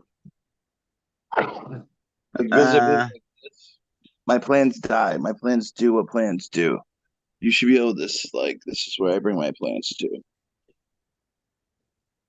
I mean, I can't see on the Zoom call, but it looked pretty fucking done to me from a distance. Like it's seeing, or I can't pronounce that word, but yeah, like you say, plants at a certain point. finesse. I was Yeah, thinking of Finesse. maybe and chopping here and letting the bottoms grow some more. Right Like on. this Yep. Harvest. this one right here. Look at Cut. this is literally the bottom nug. Like I'm surprised this thing even grew and it's still pretty fucking big. Like that's a bottom nug. Like that's a little branch off the side of the plant with no light. yeah, is there density to it, or is it just going to be a wispy? I think the bottom ones are wispy, but this top one looks like it will harden up. Yeah. I mean, I've been both ways, but like currently over here, yeah, we fucking take all the everything off, and you can see. I mean, the concept Yep. is if the plant doesn't have to support that, it can take that same energy and resources and Move put it it to the upward. top, right? And Move it yeah, up. like after like years of practicing it, yep, you see it. Like at first you're like, fuck, some of these are going to be, but nope, take all that shit off. That's lower. Some of it, yeah. We used to have trimmers that paid 200 a pound, and they trim everything and make it look as good as they could. Now we have trimmers for 75 a pound, but they don't And they trim don't low. touch that. They don't fucking spend time on that. They just want the pieces. Well, we over the time to make all of it work. Um, yeah, we do this like super fucking take everything off stuff that yeah, I mean that's pretty good pieces, but I do see the pieces on top the grow better because they don't the plant can just give energy to that. Yeah, I tried to I trim up as Well, a little. I try to I don't lollipop per se, but I do clean up the bottom of the plant, the skirt, if you would. The only reason I was thinking of letting her go a little bit longer is because looking at these top buds, and then if we come down here, they still look like they could grow a little bit. Well, that's a technique that take the top half off and let the rest have a few more days. Yeah. This one's You coming have down the tomorrow. time in the space, and you got to remember all this is using resources, and so it all is it going to be more gain, or you know what I mean? Is it, I got a whole bunch. So that's the stuff I just put into flower.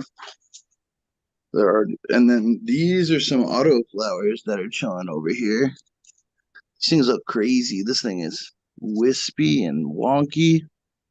Let's see what happens. Man, that sucks when you have to get out your other phone to look at something because you can't read it.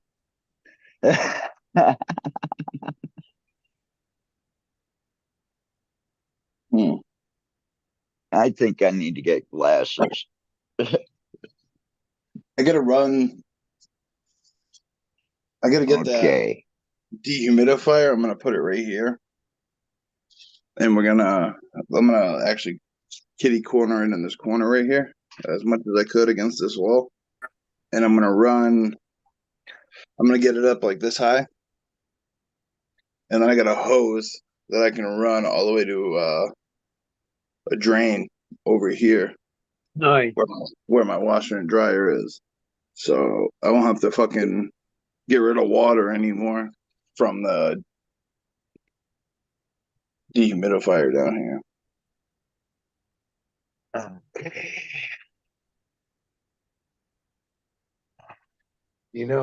I've been a partner in this thing for 10 years, right? And I know in the flower room we have two big 250-gallon reservoirs. One is our water, one is reclaimed water from D. Huey's ACs and the like. And yeah, we capture back like a good amount of water. Over the last week, because I was flushing out new cubes, whatever, I ran the other 250-gallon tank that's the veg that for 10 years I thought was RO water, right? And then used it all up and then thought, okay, well, it'll refill itself. I thought it was on a float valve and just automatic. 10 years. And then the next day I go to fill up the 50-gallon barrel, turn on the pump, and it gives me like 5 gallons and then starts petering. I'm like, oh, there's fucking no water. I go tap on the tank because this is a black tank. You can't see it. It's echoey. It's hollow. You gotta play the tap game like this?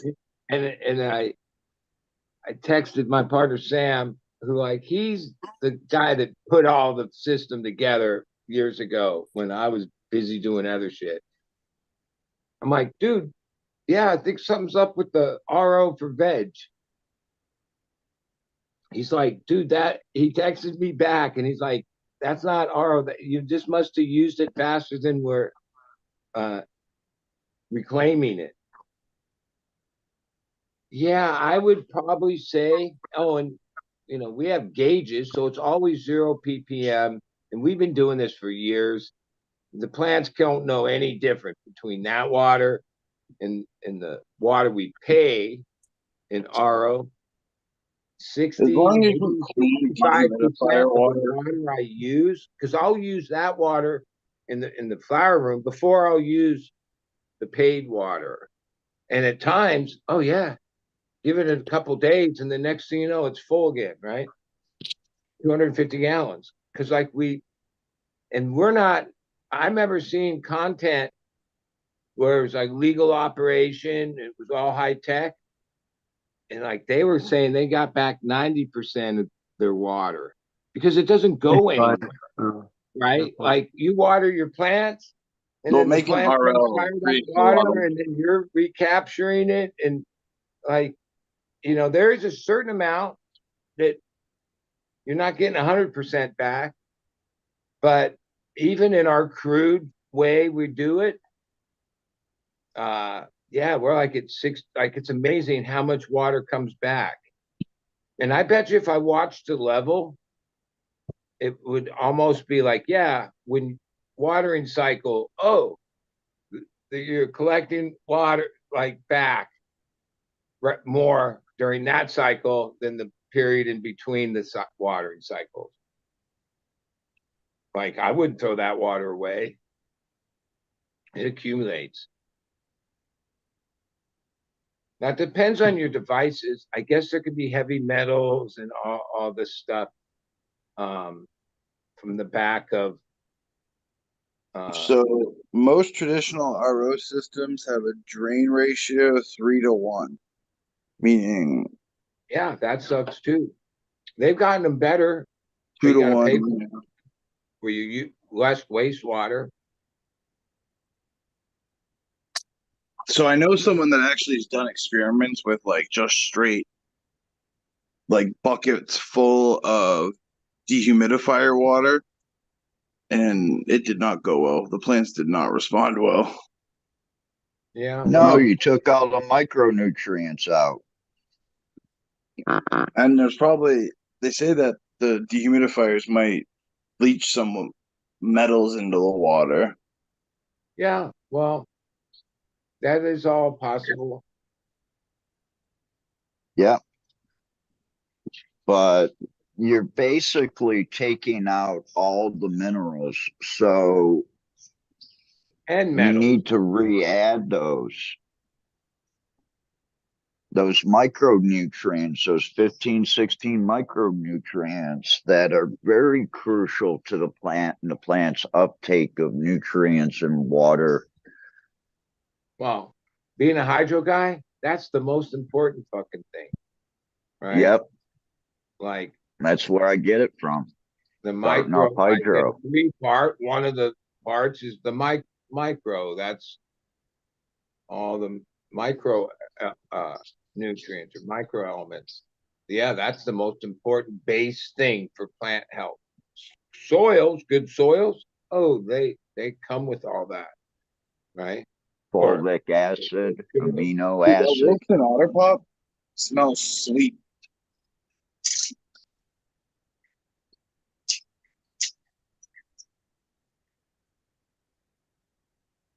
Yeah, I'm not very familiar. I mean, I know he's a friend of mine that is God. What's the name of his seed company? But he's the guy from Santa Cruz that The ranch, the Adam. Auto Pop is his baby, and it's been crossed around. It's legit strain. Been around some years. I never smoked. I don't know.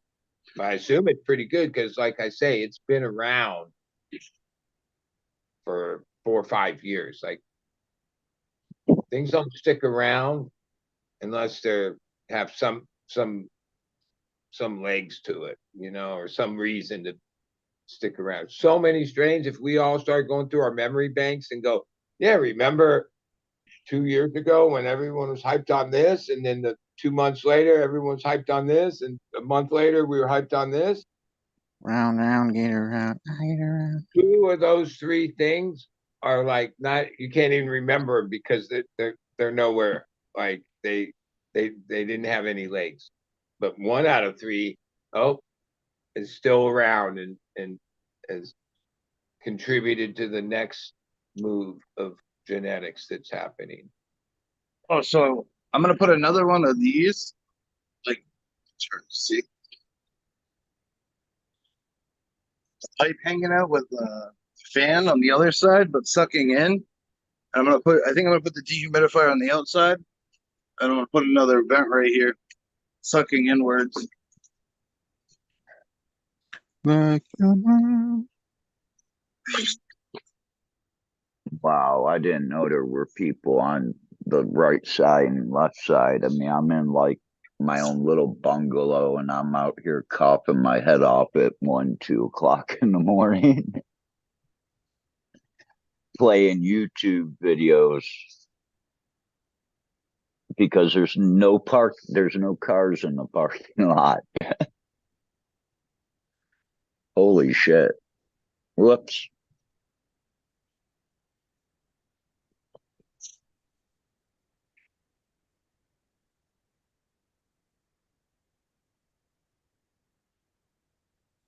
It was kind of nice getting upgraded though. I kind of like having like my own little cottage. You're not attached to someone else's room. You're not hearing the pipes from their room or the toilet flushing.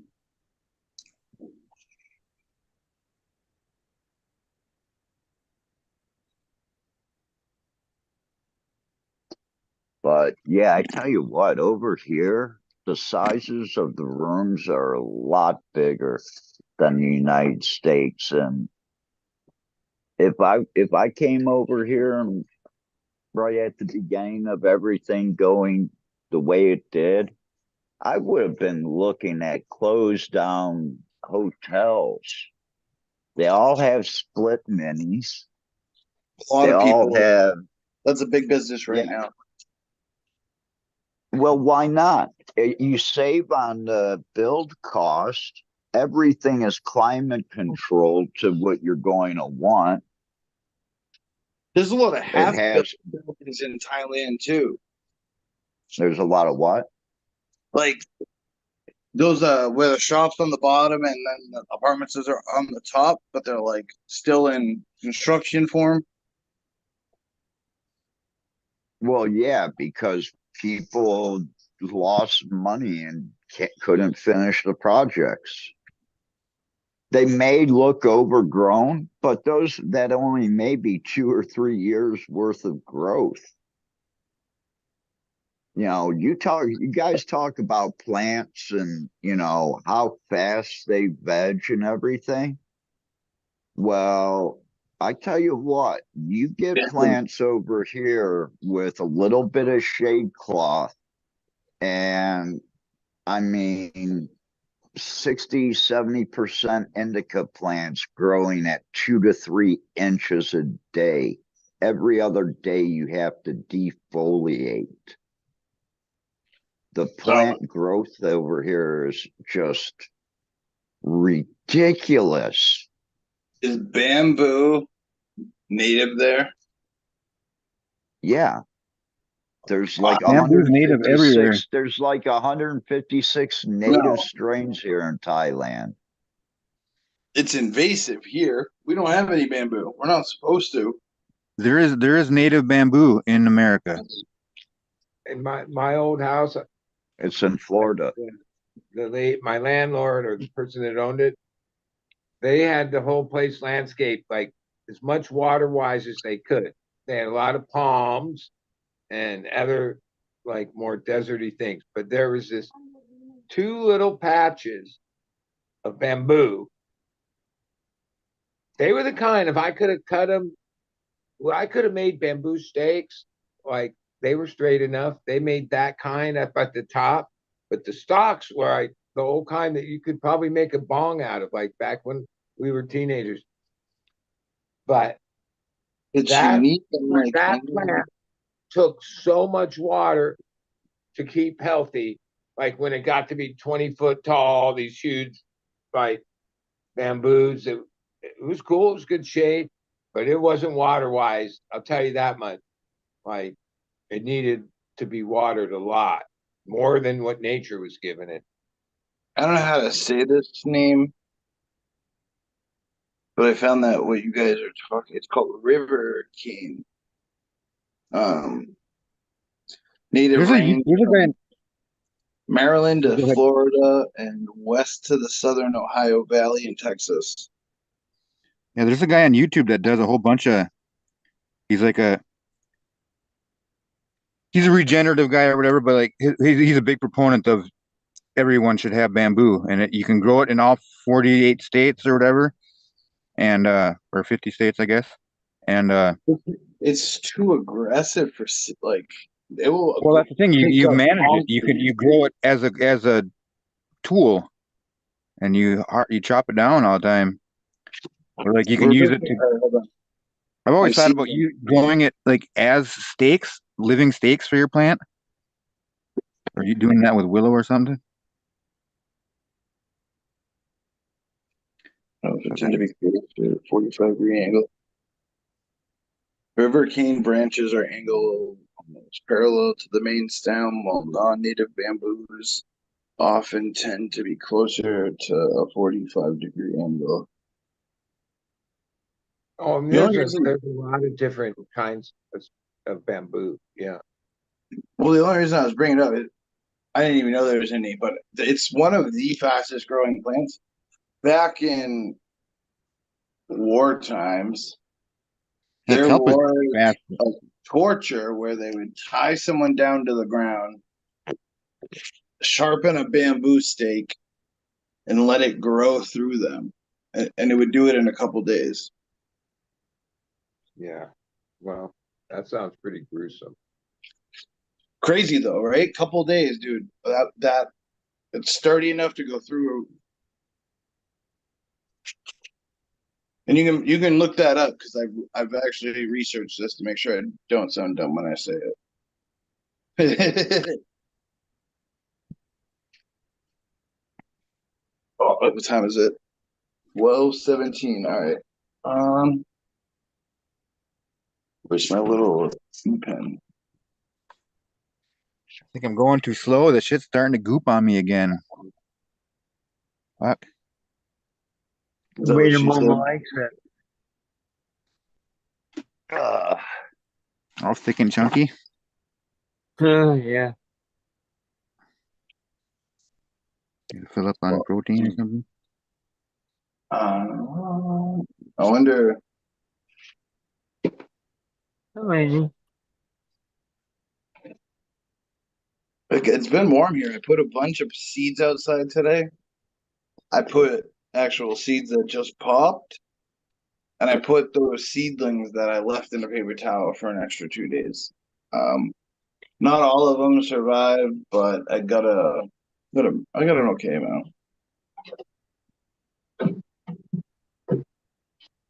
Then I planted some of Marine Family Farms green beans, maybe.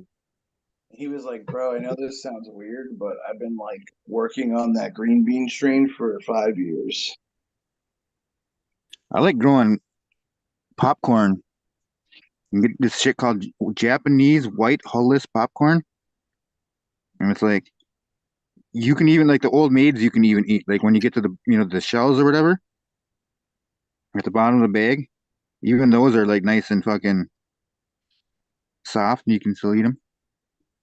I want to get one of those little popcorn machines that you heat up and you rotate, and you open it and it goes bang. The stir crazy? I don't know what they're called, but We used to they're always have the pretty stir good. crazies when I was growing up. It was like a little griddle with a fucking thing that spun around on it. D, Put it right? up A on the little stove. wire that would spin around, then it would have like the yellow dome on it. Someone Just like look butter up on the top. exploding popcorn. You mean like Okay. Jiffy Pop that you put on the stove? No, it's open fire. I think it's Chinese. Chinese. You look how it goes pop, pop, pop, pop in your teeth.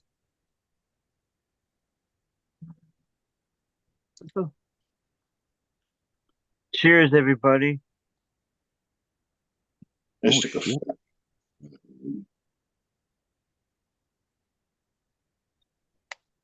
I gotta be careful because I don't want to get us in any trouble.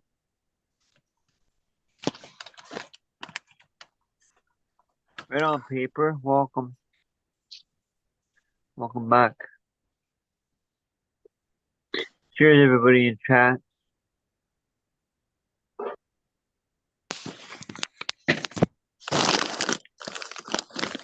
Happy 420.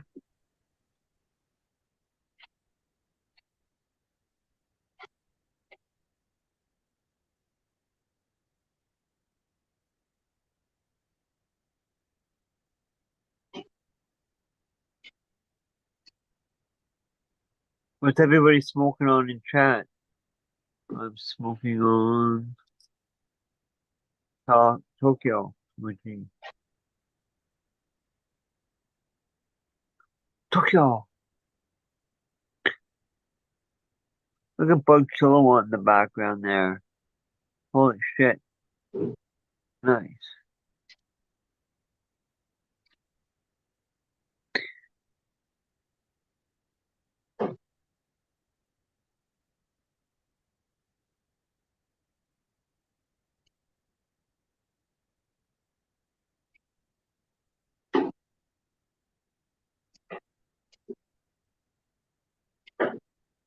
What happens? Later, Smash. Have a good night. There we go. Ended up getting a room for another night. A whole $17. Man, Nice. I am really going to miss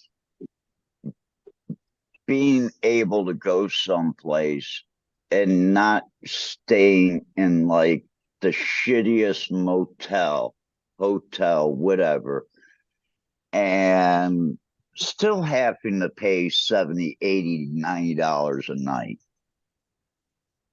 You come here, you spend $15 to $20 a night, and you're getting a room better than any of those I just mentioned. Yeah, that's awesome. Cheers, doctor. Leave me alone. And the best thing is the majority of these places have like balconies, so you can go out and sit on them and have a cigarette right outside your room. It's just not one of these, oh, you want to go have a cigarette? Well, go all the way down the hall, go down the 2 flights of steps, and you can smoke out there.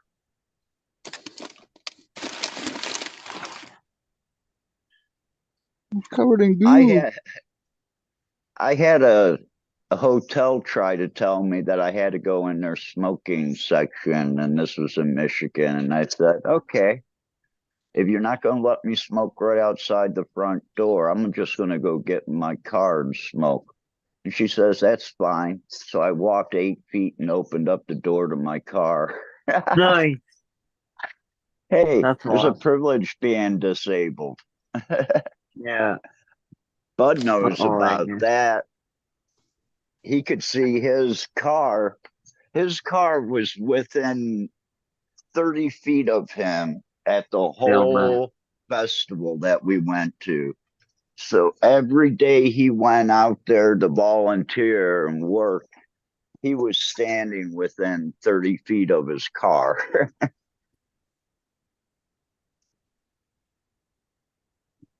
There's a whole Curbed episode about that, you know. Yep. And your mom was on it. No, it was She was on the curb. you're thinking Uh, Or am I thinking about Saturday Night Special, where she was on the curb?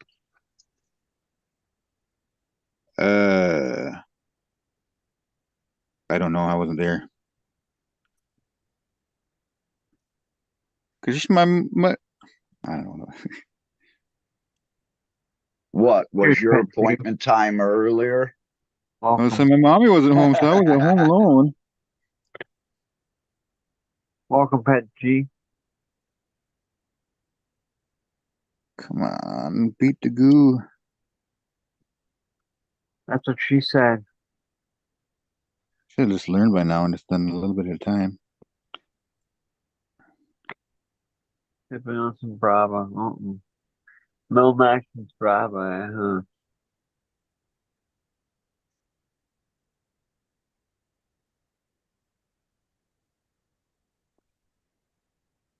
Don't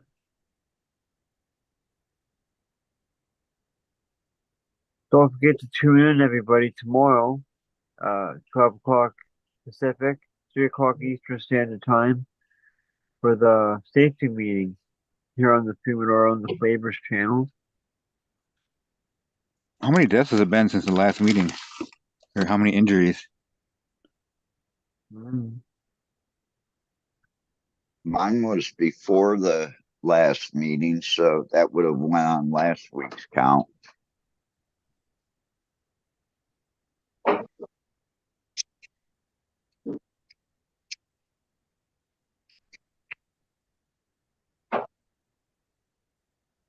I watched And I my. couldn't Oh, go ahead.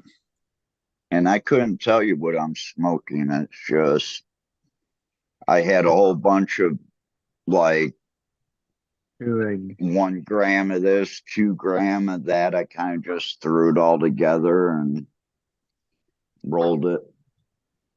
Yeah. Oh, I hate that. The potpourri, the potpourri. Actually, it gives me quite a brand new high. So Sweet. I get used to cannabis really quick. I mean, Yeah. literally, if that's all that I have to smoke, within 3 days, I've got to like find something new. Wow. Amen. All right, so In 28 years, I've only found 5 strains that get me high, the same high every day, every time I smoke it. And I can smoke it for months on a time. But I've only found like 5 of them. I still have one. Lost the one I really loved. God, I wish I had that back to run genetics through with that strain now. oh yeah.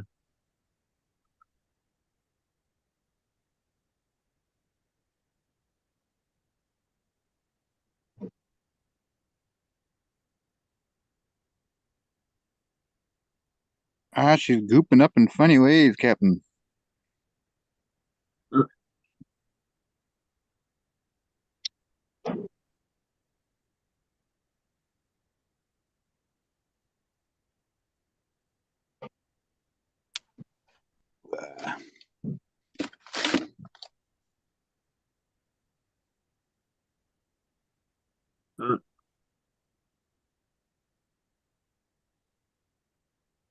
Uh, God, my back is killing me again today. I've had some really bad headaches the past couple days. The pressure here with the rains coming and the multiple rains a day. Yeah, I need a couple more weeks to get acclimatized to this, but I'm going back to hell weather. And not hot as hell either, just hell. You can go from 108 degrees during the day to -0 for a month.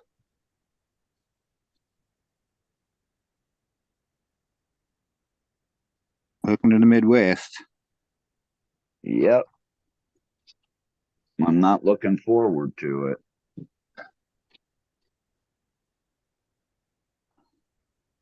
Putting the time out. But at least one thing, I don't have to clear the walkway. I don't have to clear the driveway. Mom actually has someone come do that.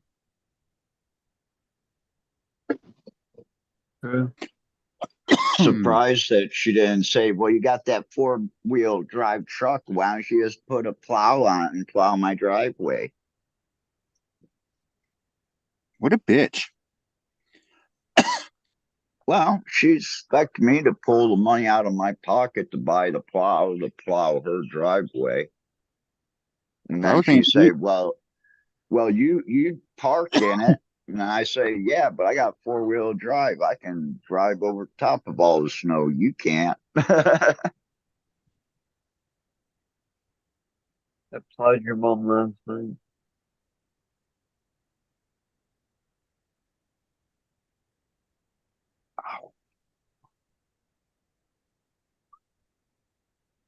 Cheers, Nathan.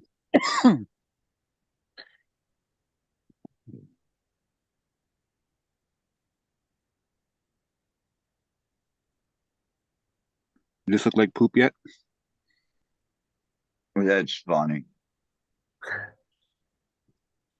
I'm going for This little Thai girl's probably 5'3", and she's driving this like full-size pickup truck. Uh, what a weirdo. It just looks like a kid trying to get into it. She's got to grab like the steering wheel and then grab the bar. need a step stool or a small ladder. Almost. Yeah. She couldn't get into my truck. G.I. Joe. If I didn't have the side rails on my truck, you couldn't. These girls couldn't get into it. Not with the 6-inch lift kit.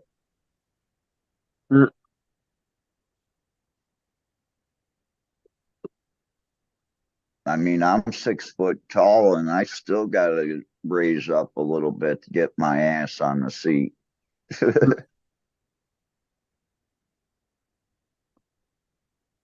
So 5'3", 5'4" Thai girl.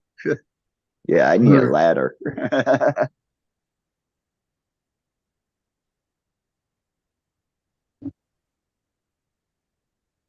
Or lift assist. Yeah.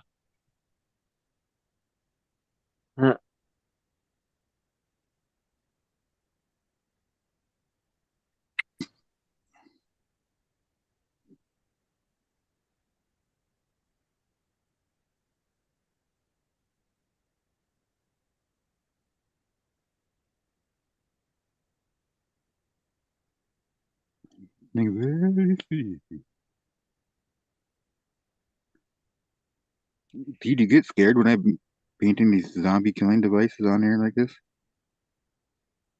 What's that? Because you keep on painting the same one over and over and over and over again. This is a different one. What do you This is new. New. But yes, I do like to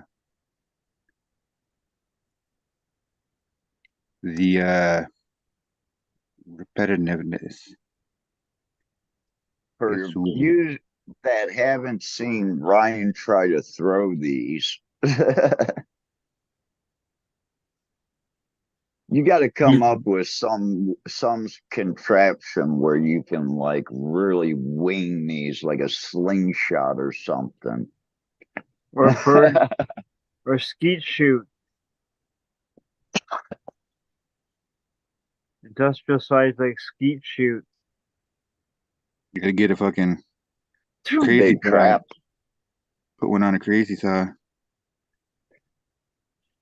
Get a catapult. Uh,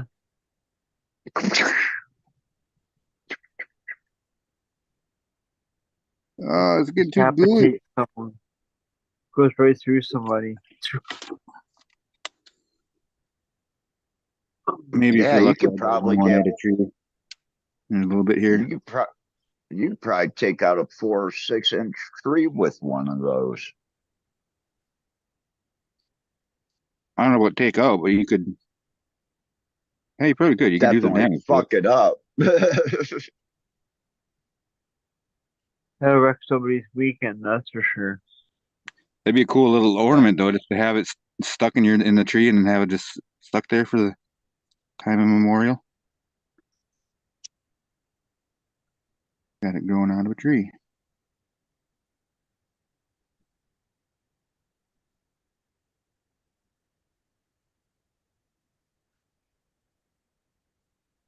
Oh, 4 more. Or just start getting too goopy.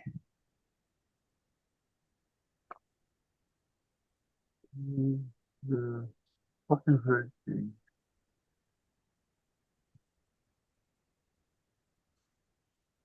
not as bad as when I tried fucking experimenting with nail polish shit. I still do, but when I mix that in with the paint, that shit gets dry fucking quicker and shit. Yeah.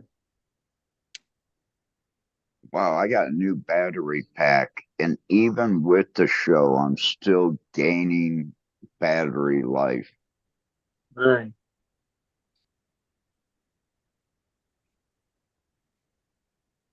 That's awesome.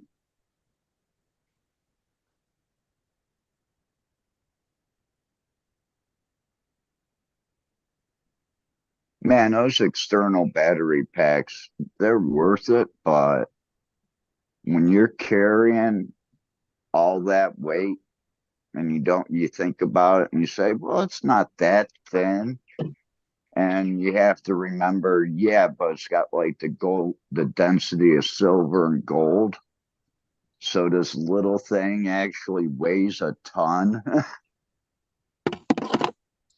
And you don't think about it until someone drops it in like your backpack, and you can just feel like your both your shoulders going backwards from the backpack being overloaded. Your little black backpack back. I like how to live a backpack life. My techie friend last July at the Dead shows, he gave me this one. It's my HTC. He owns a big company, but another friend, it will fully charge my phone from like 10 or 15% to 100% in like 15 minutes or less. Like, it's like, what? Screen? And could probably charge my phone like 10 times when it's fully charged. And a friend of mine looked at the model number and all this, and then it came up that this is like it's like more like you can get them for like $75, but Yeah. this for even more. It's designed for like AI and shit, right? That's why it has so much power. It's not really it works on the phone, right? But yeah, if I have any device and I plug that into it, it will charge the phone like in 15 minutes. Whoa, on a Zoom call thing, it'll be fully charged. If I plug it into the charger, oh no, that shit takes time, even with a fast charge. Like if you have the right battery thing and the right cord, holy shit, you could charge shit fast. Now it's probably not good for the device, but whatever. I charge at 25 watts. I'm at 3.1 on the amps. And it's not So I charge. it's not that big or that heavy, but it's powerful as fuck.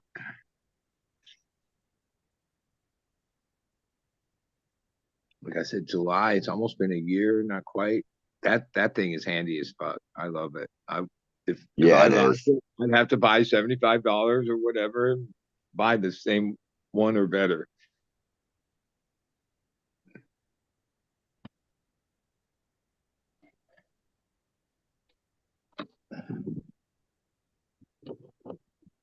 Well, I started work, but I got one project done that was really not that cutting down 10 plants, bagging them, moving the other ones over. But I have like this whole other room to do where I have to be not starting it until I feel like I can go like 3-4 hours straight. Because it's a defoliating 4 trays. You have to do 2 tonight. That's like 2.5 hours with cleanup. Yeah. Fucking ants. It sucks getting older because some of it is when I was younger, holy shit, I loved the work and I like just it wasn't even a thing. getting older, you've been doing the same routine for fucking so long, the same projects, the same work, the same time after time after time. Yeah, you get burnt. You do. It would be the same That's why thing you with gotta take breaks.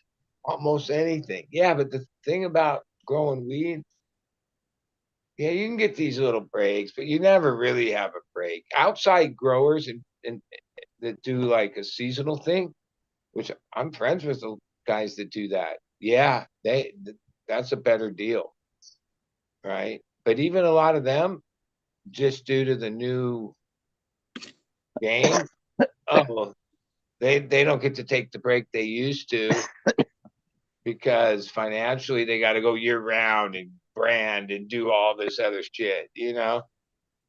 But like an indoor grow, yeah, yeah, there's no break really. Like more than a few days. Oh, that's why you have partners or you have workers, and yeah, you can wing things. Um,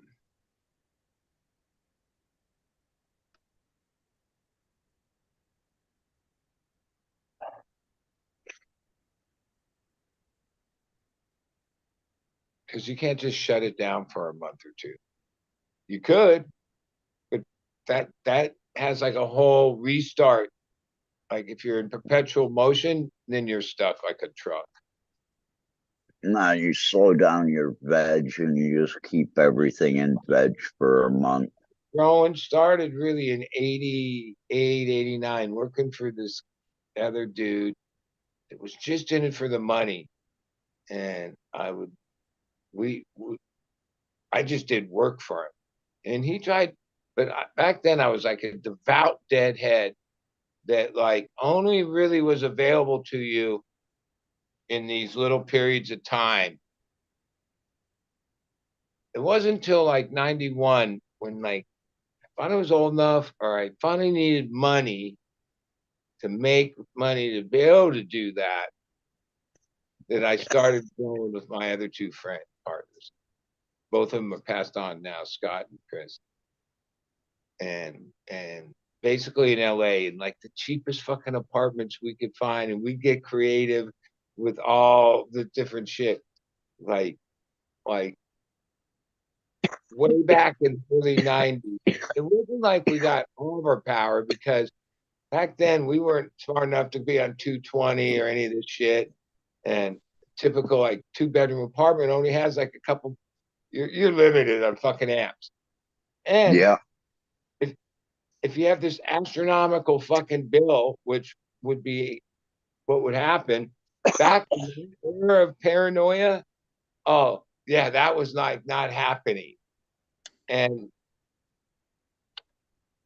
in a couple different apartments. Now we had the inn with the guy that was the manager of the place. We'd give him weed or whatever the fuck. He hooked us up. Even moved people to give us apartments next to each other where we'd just knock a hole in the wall and then have two next to each other, right? But there was like a utility uh, uh, circuit that ran like the lights in the outer, like in the walkway, Building. right? And yeah, if you cut through the drywall and you reached up and then you like, yeah, it was tricky to get to it, but it was an easy thing to do to splice into a 110 circuit that was like paid for by the building. And zero other amps being brought off of it. Yeah, like we would do all kinds of creative shit like that, right? That was just like the way it was in 91, 92, 93, 94. But even in those years where Jerry was still alive, the first thing that really happened as I committed to growing was, oh, you had to readjust these priorities. Because like in those years, if I look at what shows I went to, which was still a hell of a lot, but it was only like west of Colorado, mainly like little spurts. Because I had this grow, fuck, we had to do this and that. Now a lot of it, because that was all we knew. Yeah, we'd grow weed and try to get it ready, because where you got rid of your weed, it got the most for it and made the experience the best was at the Dead shows. Like for all those years, we didn't sell that much weed to people around. We'd just be banking weed to go out on tour with it. That's a Deadhead way. That was it. That was the game.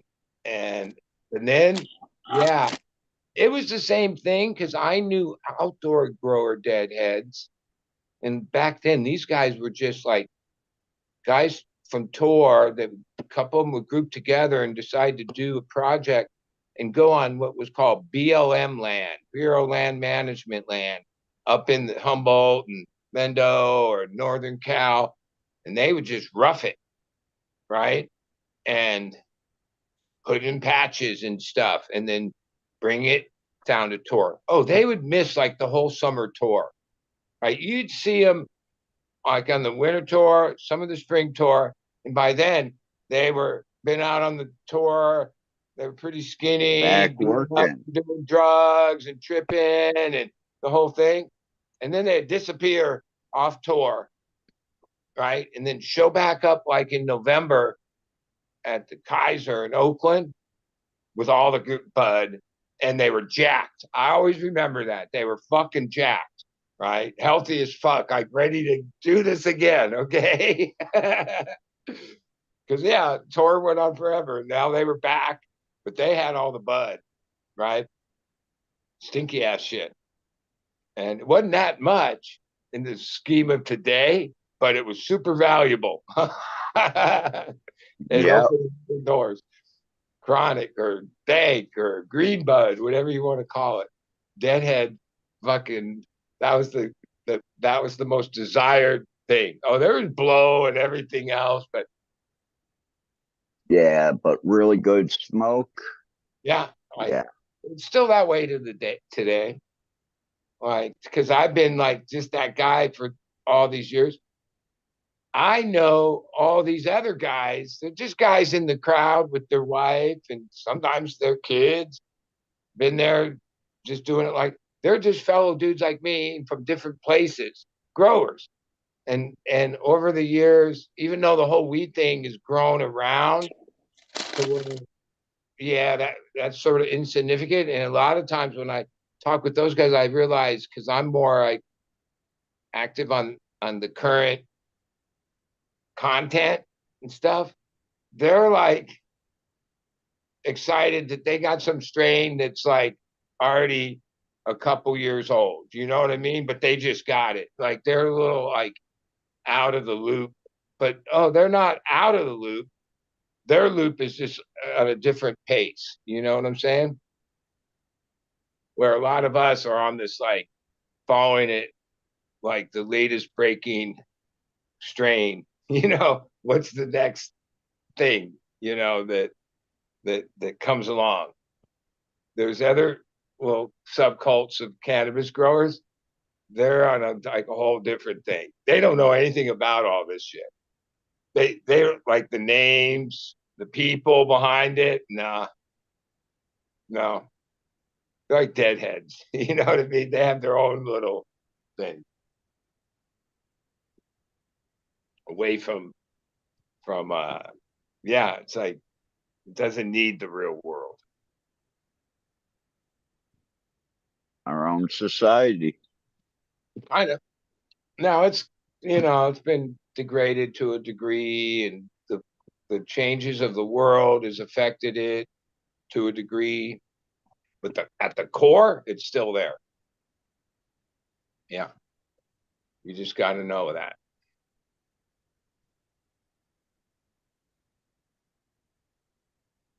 Like, because he's a big name from my town, because Bill Walton, who just died yesterday, which is kind of crazy. I kind of know him Yeah. a little just because he would go to like any kind of music in our area that was worthy. Any show I ever went to locally, just about, he'd be there, and because he's like 7 foot tall and his knees barely work and his back, all the venues would allow him, because he had this special chair that he would bring with him.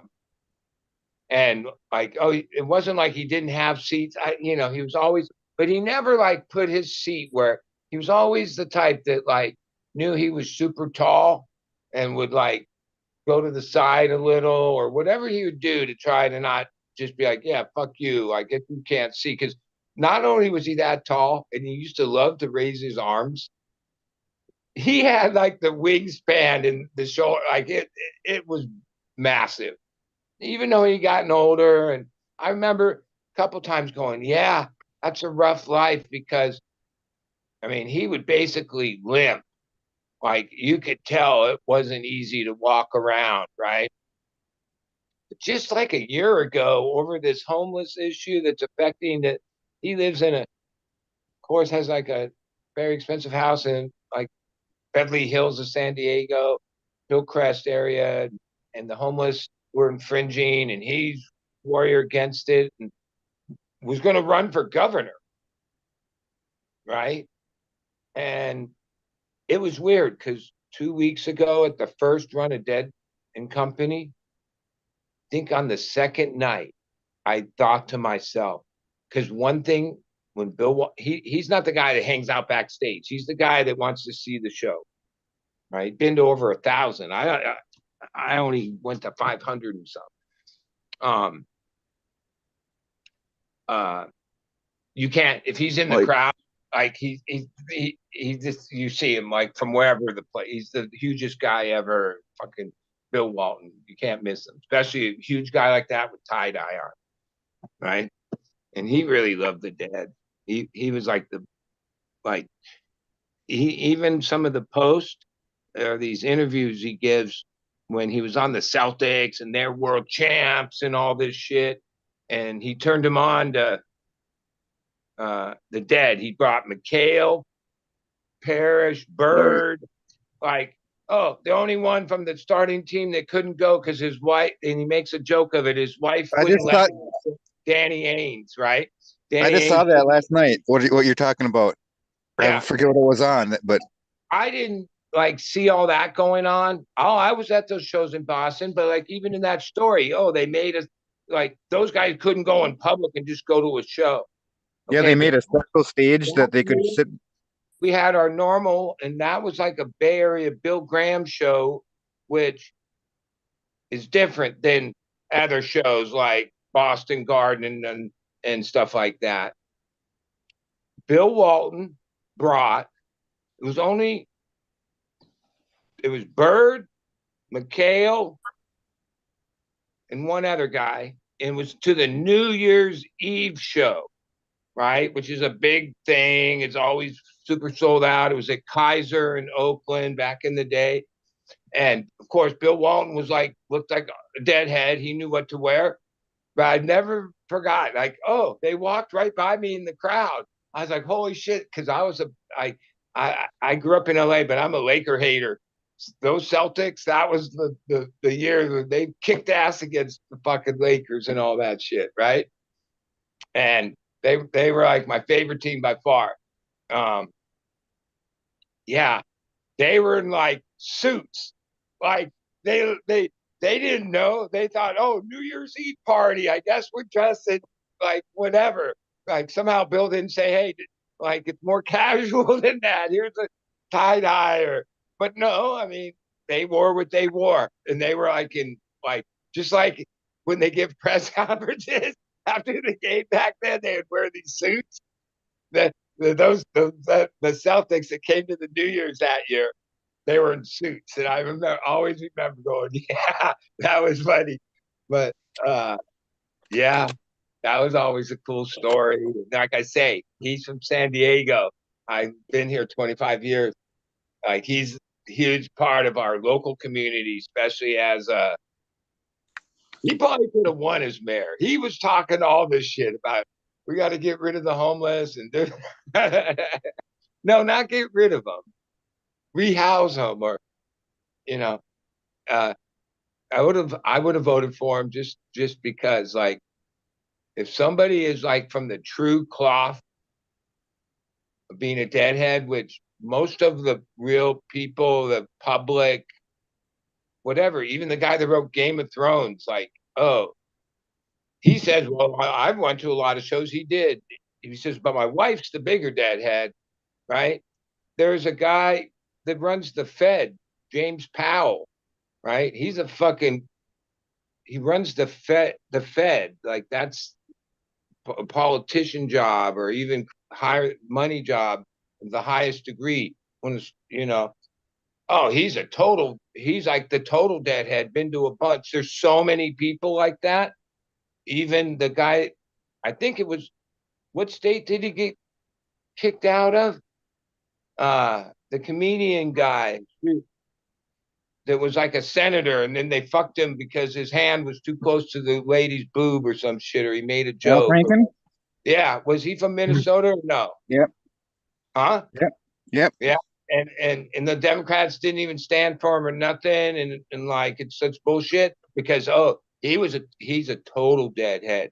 When I first went to my first shows in 1980 in San Francisco, out of LA area, Al Franken and he used to have a sidekick. They were like the super popular. They were like on Merv Griffin and all this shit. They were like a comedic duo.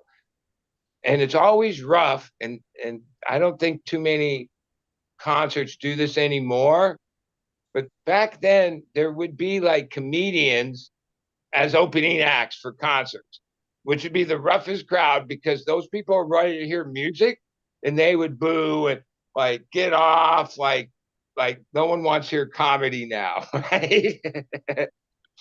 But that was like part of their stick. They were like the MCs. They would do this MC thing. There's some great old skits with Jerry and shit with Al Franken. And he's a true deadhead to the core.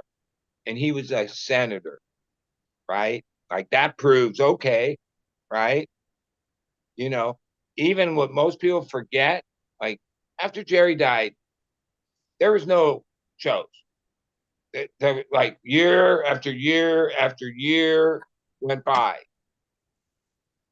The first time the members of the Grateful Dead played together under a name called The Dead, where they had a different Jerry guitar and had a couple of band members, but it was the original core four that were still alive.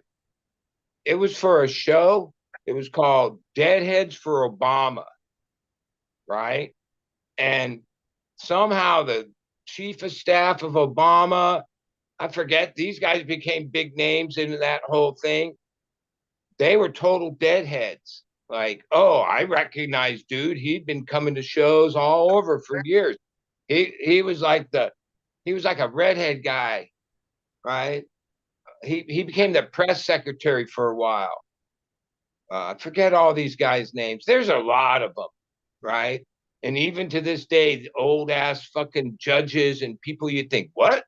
Come out and like be like, yeah, no, I'm a deadhead. I've been going since college in Amherst in 69 or some shit, like, and that says a lot. But like to me, like, yeah, at least there's some representation from people that if you're into that, and we have people, we even have deadheads or Trumpers, which to me is like, what?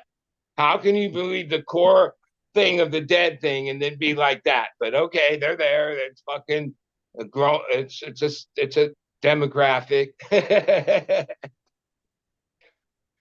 Like when all that shit got crazy in 2016.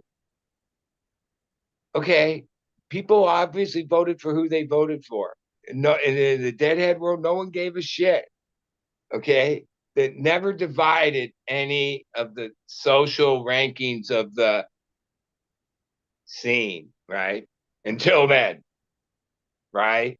Like, oh, when it was Hillary versus Trump, whatever, that whole crazy thing that happened in 2016, 15, and 16, I was like, holy shit. I've been around this since 78.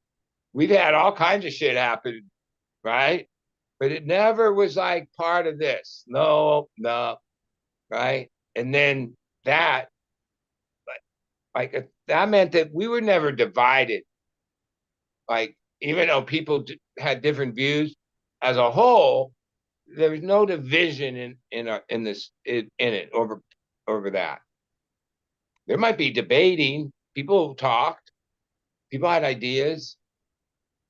Oh, when that came along, all of a sudden there was like a fucking line that got drawn, and there was like, oh, a couple people got beat up or had scuffles over over shit, dude. It was intense there for a while. Oh, times have changed. Now it's fuck 8 years later, and yeah, it like sort of divided the. Yeah, like it's weird, like how that happened.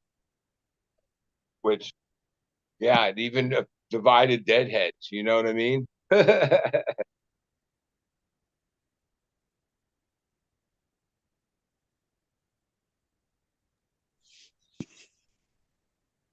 I had a little fucking wooden spade tool thing here, and I can't find the damn thing anywhere.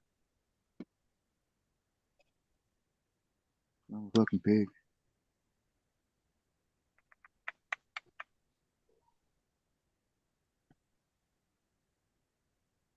When do you go to Vegas for that shit?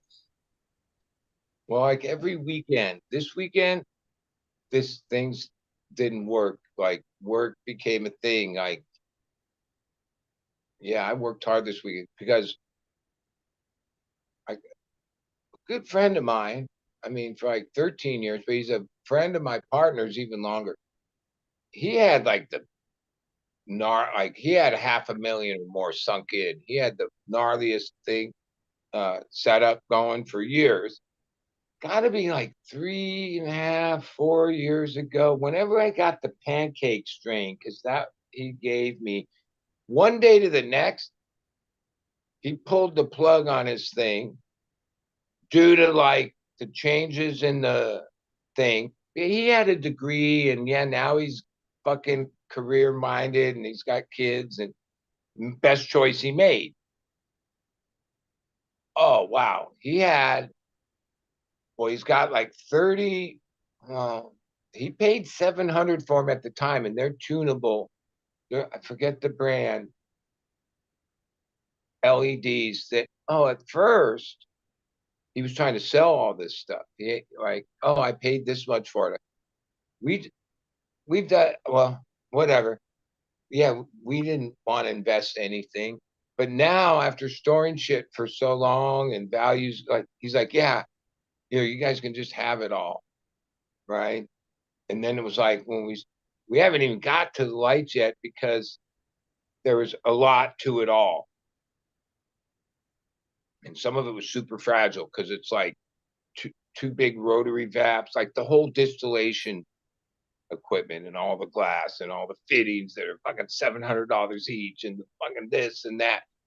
And like, oh, all right, sure, barrels, not just 5-gallon jugs, barrels of ethanol, brand new, just untapped. Well, they're breathing; they have to breathe so much stuff, and we're like, all right. What do you say? No, like, but that's how the thing is gone. Like that. Oh, that was a lot of money's worth of stuff just so many years ago, right? And it's stuff that's built to last. Like some of these pumps are like 4 or 5 grand, and and all this. Yeah, it has no. Yeah, it's zero loss sum game or whatever. Like, oh, after paid storage, hoping they keep no, no. And even if you like said, all right, well, what items? All right, I could take it to like there's certain outlets. Oh, they pay you like it's not even worth your time to lug it over there. Uh, but then they sell it like you can buy all this stuff like second hand, but the people that do the auction or whatever they call that kind of business, there's fucking warehouses, all kinds of stuff, and really relatively cheap compared to buying it new. But what they pay to buy any of it is most of it they get for free, because a lot of equipment like that, there's like academics and different things. They outfit a place with all brand new stuff and do a whatever work for a year or so, don't even use half the stuff, and then the funding runs out, or it was only a short-term thing, and then they dissolve all that stuff into like the secondary market, like pretty much brand new shit. There's like different sites that list all that stuff. Every town has one. Some towns more than others, because we have a lot of biotech in San Diego and medical research and stuff. So there's a lot of lab equipment in these. I don't know what you call those type of businesses. They're like just secondary. They sell used stuff. Like you can go to their websites and fucking just look at 10,000 items they have posted, and that's just what they have posted. Then if you ever go to one of their warehouses, it's like fucking 6 stories high, floor after floor of just every cockamamie thing you can think of. Well, there's a lot of companies that start off and, well, we're building this facility. Well, how many lights do you need? 180. Okay, well, we get a discount at 200. So we use 170 of them actually, instead of 180. So we have 30 left over. What do you do with them? You wholesale them out. Well, even these big, gigantic commercial places that even through the imaging they've shown, oh, so many years ago, they had the latest lights in their place, 1,000 of them. Oh, now it's 2 years later, they signed a better deal, or, oh, they have the latest lights. What happened to those other 1,000 lights? Like, they have to go They got put in a wholesaler. They either do that, which at this point, yeah, I imagine there's places to connect to that, or I imagine massive amounts of stuff have just been put to the dump, right? Yeah. Because ultimately, storage, LEDs did that. like any kind of storage, has a price, wherever, like square foot, you pay per square foot, even if you rent a warehouse yourself to store stuff in, or store, whatever. Storage costs money. And you start storing stuff, well, whatever value it has to be worth whatever length of time storing. And that equation runs out of time pretty quick. A year or two later, you're like, hey, I paid more in storage than this shit is even worth. Tell me about it. Well, it would have cost me like $16,000 to store just my sports stuff. And I probably could have gotten an extra $30,000 out of it today. Maybe even a little more, because how crazy shit went. But, is it actually worth having to make that monthly payment on that storage locker? And, what happens if the items get destroyed or damaged in there? Because you don't have climate control in Ohio. I'm going to have a garage sale outside my storage unit this weekend, I think. Can't get in there anymore. I got too much glass and pottery and shit.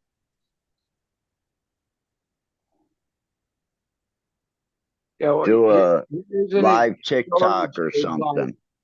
Like I was near smart enough, but I had this other house that we were in a lease option to buy for 17 years with this couple that were cool. They were a little older than us. She was from Peru. He was like an American guy, but they became our friends. But I remember that we had the weakest application, because at the time it was like a $3,000 a month, over $1 million house. right? But somehow they chose us because they thought, whatever, we had the better energy or something. So they were like our friends.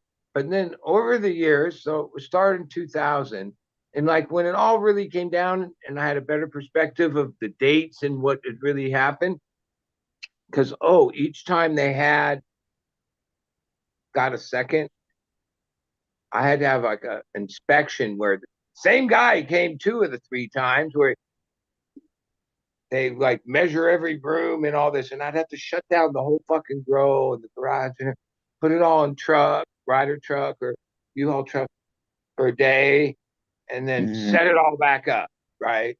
Which is this massive thing that would happen, right? Each of those times, they were taking second, third, fourth mortgage on their house, right?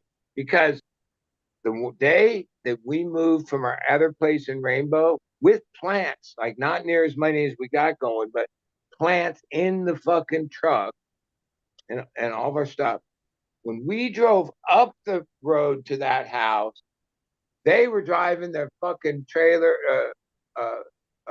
truck and trailer shit, moving to McKinney, Texas, right? And I remember going, yeah, who the fuck would leave this view of fucking the ocean here in Bonzo and move to McKinney, Texas? But they were smart. They were moving down there because they heard about this opportunity to open up storage places. McKinney, Texas was like this new urban area that had growth but didn't have any storage facilities yet. And so like in 2017, when the house finally was foreclosed on, where the amount of money they owed from all this loans they had taken out was higher than the value of the house by a lot, like by hundreds of thousands. So I was like handcuffed. I lost like my 50 some thousand of lease option to own or whatever the fuck. But I remember agreeing to that if you couldn't buy it whenever it was put on sale, then you lose that, right? It gave you option, but it didn't. Yeah, but it didn't even hurt them because in that same 17 years, they were like the kings of fucking McKinney, Texas storage. They built this whole chain of them. That's what all those loans were for. Okay. So they bankrupt the house basically to invest that money in all this. And the way they had it all set up, even the house going foreclosed, that it wasn't like, well, we get the money from your business. No, they had that free and clear, right? I was like, yeah, that's like all the power to them because I'm not bitter about it today, but at the time I like felt kind of fucked. Okay? But it wasn't just them. During that time, that, like I say, it was 2000. So remember, 2009 is the housing, whatever the fuck happened, which was some crazy shit. For like pre that, the house was worth like 1.2, 1.3. It kept climbing, right? 7 acres overlooking the fucking ocean. Then right after 2009, it was like upside down like crazy, right? And yeah, in some ways it wasn't, yeah, but they benefited like they came out smelling like roses. Somehow I ended up screwed. Even though I paid them the rent for, and the rent went up every year. That was like part of the deal. Not a lot, but it ended up being a lot over the 17 years. Yeah. But that was just the way the ball bounced.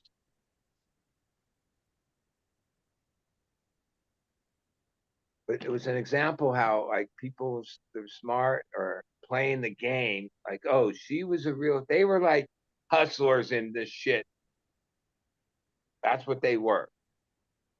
Like they didn't work. They did this. Like, I don't know how, like they had other investment shit too. But like how can you like go foreclose and your credit gets so fucked because you didn't pay off $1 million house with all these loans, but then you become some fucking thing over here with like tens of $1 million value, and then that doesn't even it doesn't need like you can't the one can't take from the other. Like somehow that law is fucked up.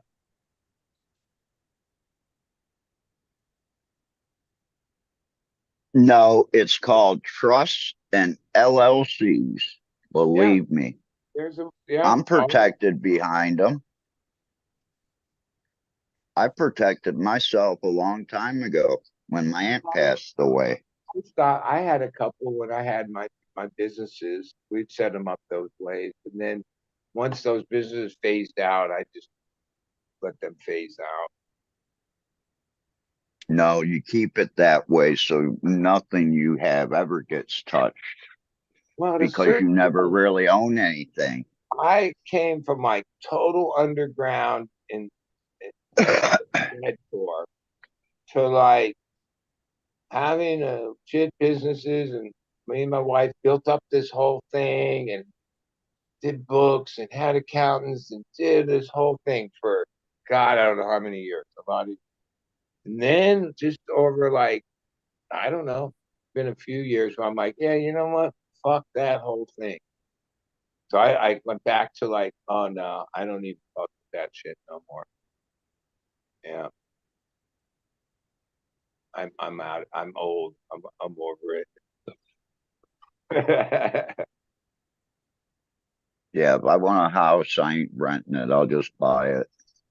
See, I getting houses in Southern California is like, oh, it was easy.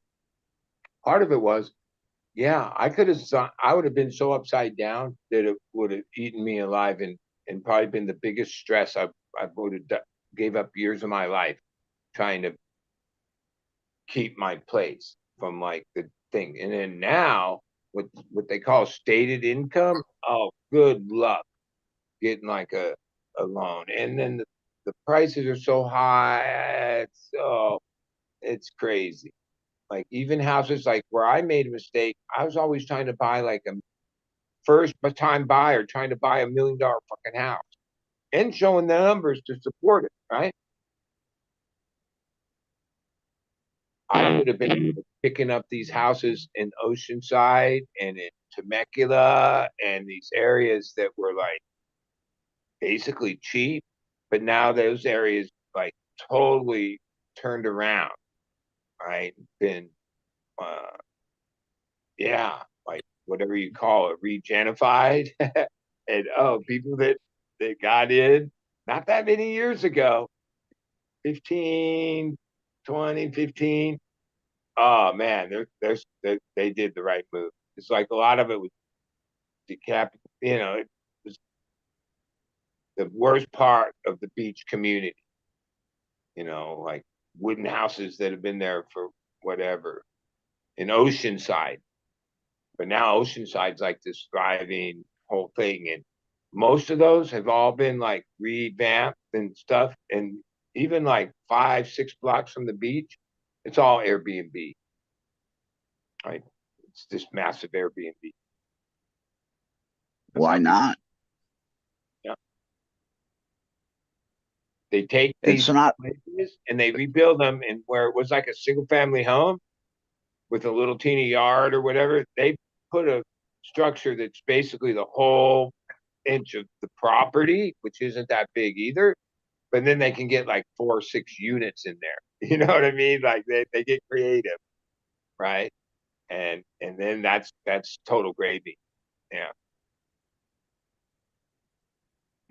Finding a hotel in California you'd think would be really easy, but there's actually parts of California where you can't find a fucking hotel. Try going up to Humboldt and not having a hotel and trying to find one at 11 o'clock at night. Oh no, there's certain spots, and yeah, and there's long stretches between spots. Yep. Yeah. 45 miles to the next one from Humboldt, and it's south, and it's a casino. Yeah. So And we there's sleep like at the Eel motels. There's a River, few motels, but a lot of them have like 12 rooms. And 11 o'clock at and they're night. booked. Yeah. Cheers, Those were booked everybody. at 9 o'clock. Cheers.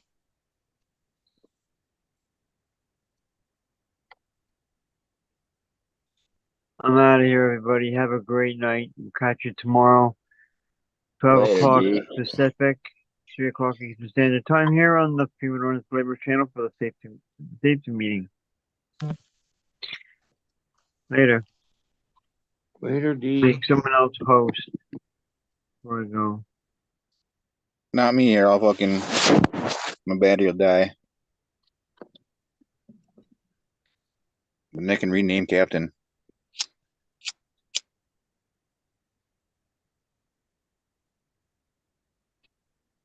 Oh, so you are the one that's been doing it, you I little don't shithead.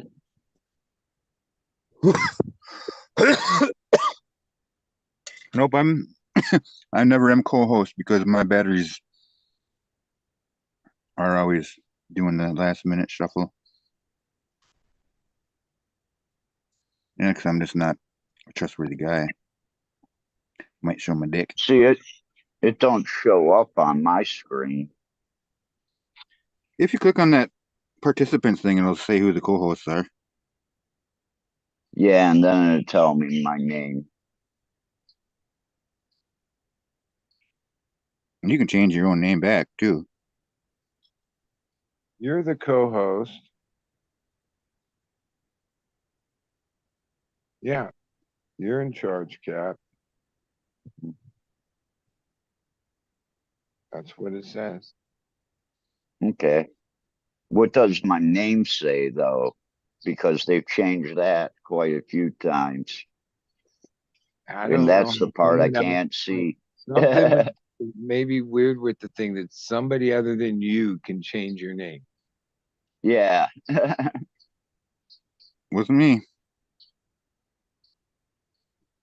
Yeah, definitely not me. I don't think of things like that. But I think it's weird that it can be done.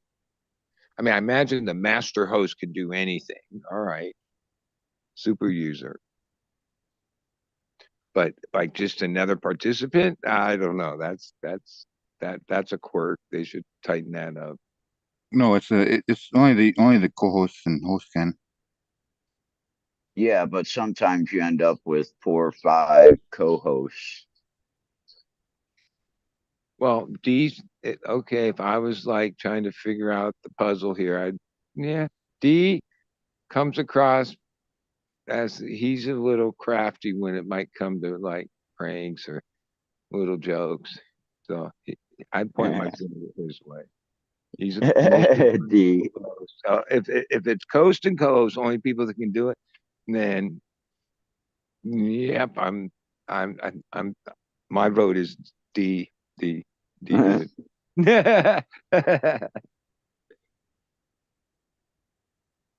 Guilty by association. And I don't have my glasses, so I can't see what it actually says, but whatever it says might be another clue to who did it. That's why all mine point towards Ryan. Well, Dee's got his own sense of humor, not quite Ryan's, but similar.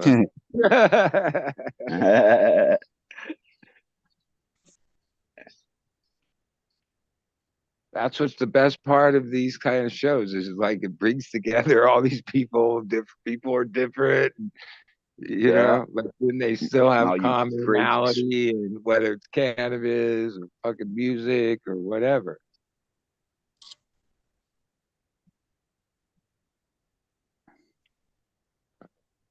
God, I don't know if this stuff's gonna work for me or not.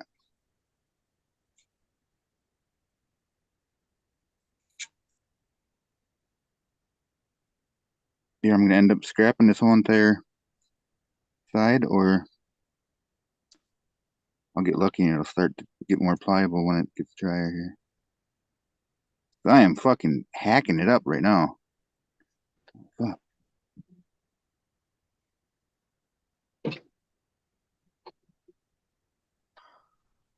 I'm sweating my ass off right now. Oh shit! It's only 10:30. No wonder I don't feel like working. Like the reality. You Yeah. don't start until midnight. Even if, yeah, that's me. And then I call it the 3 o'clock roadblock, even though Harley song he's talking about something else. Because usually I'm like into a 4 or 5 hour project. And then right around 3 o'clock, I realize I hit a roadblock. I'm done. I'm fucking tired. What the fuck was I thinking? Started at midnight. Why didn't I start at fucking 10? Then it would be like, cause yeah. But then I usually, hey, if you gotta clean up the mess or you gotta finish, you gotta work through the 3 o'clock roadblock. And I've been doing it like that since God knows when. One, the fucking lights come on either 9 o'clock or 10 o'clock. And I'm not getting up at fucking some god hour in the morning to work till they go off. I never see them go off. That's when In it's sleepy time. in all actuality, when I went to the post office, I should have been in and out of the post office within 30 minutes.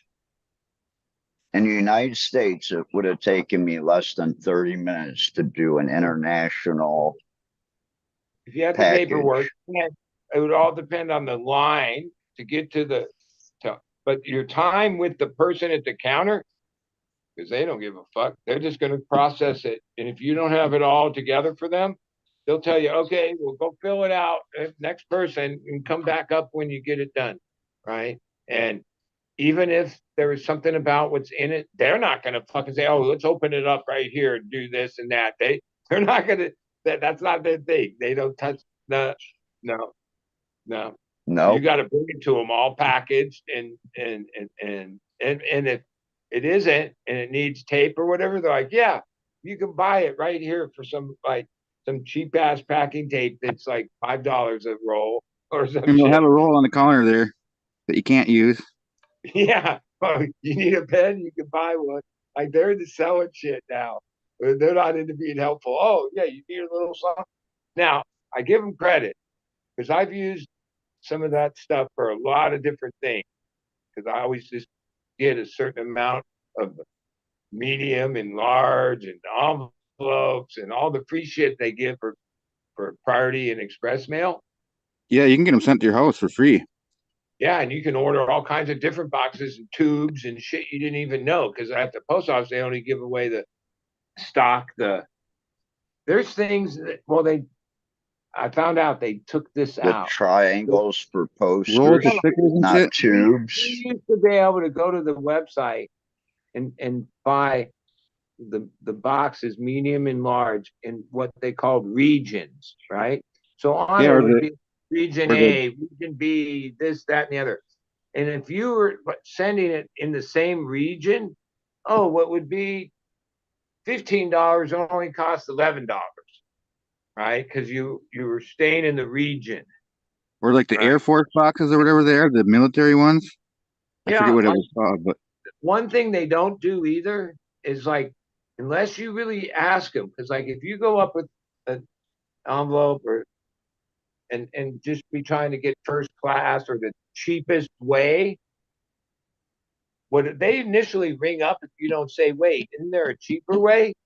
Like they'll upsell There's you. the most Yeah, expensive. it costs $5 and whatever cents. Well, yeah, that's cool because that does come with a little tracking thing and whatever. But oh, there's a way there's only like $1.60 or some shit. But they don't like just say, oh, it's $1.60, this, that, there. No, they tell you all these other, oh, it's this price or a higher price or oh, express mail, you can get it there tomorrow for $28 or you know. I noticed that they've like yeah, they've changed the way the postal worker does his job, at least at the post office I go. hey, Sometimes everywhere wants to look your change nowadays too. Would you like to say your 50 cents to feed the homeless? Yeah, I went to order food the other night and they had the button already clicked for the 5 baht for the eco donation. And I'm like, God damn, ain't that supposed to be an option? You know how many people don't see that slid over and go, wow, I'm getting extra 5 baht. There's probably 10,000 people a day that don't see that.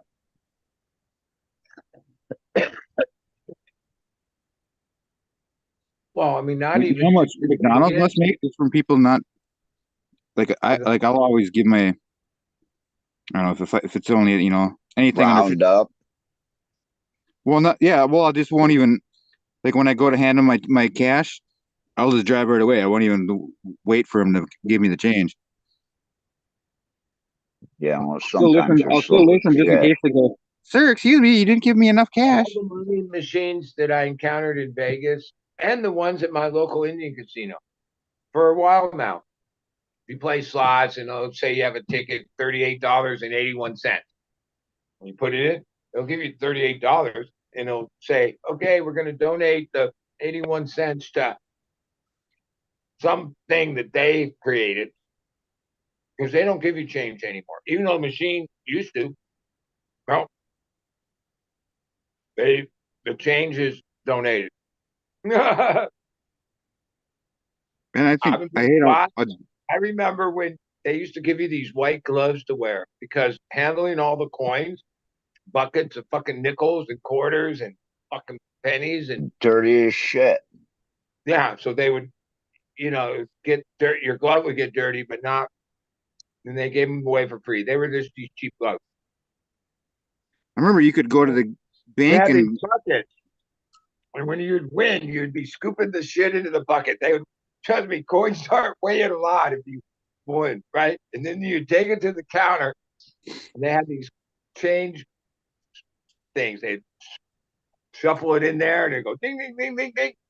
Okay, $81, right? Now, no.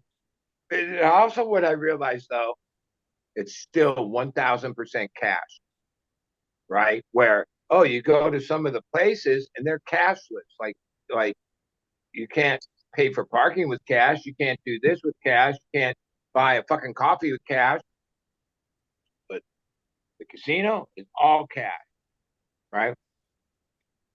Especially slot machines. I'm like, yeah, why can't I just put my card right in the machine? Oh no, you got to go over to another machine to get cash to put in the machine, right? But one day, yeah, because cash was just coming.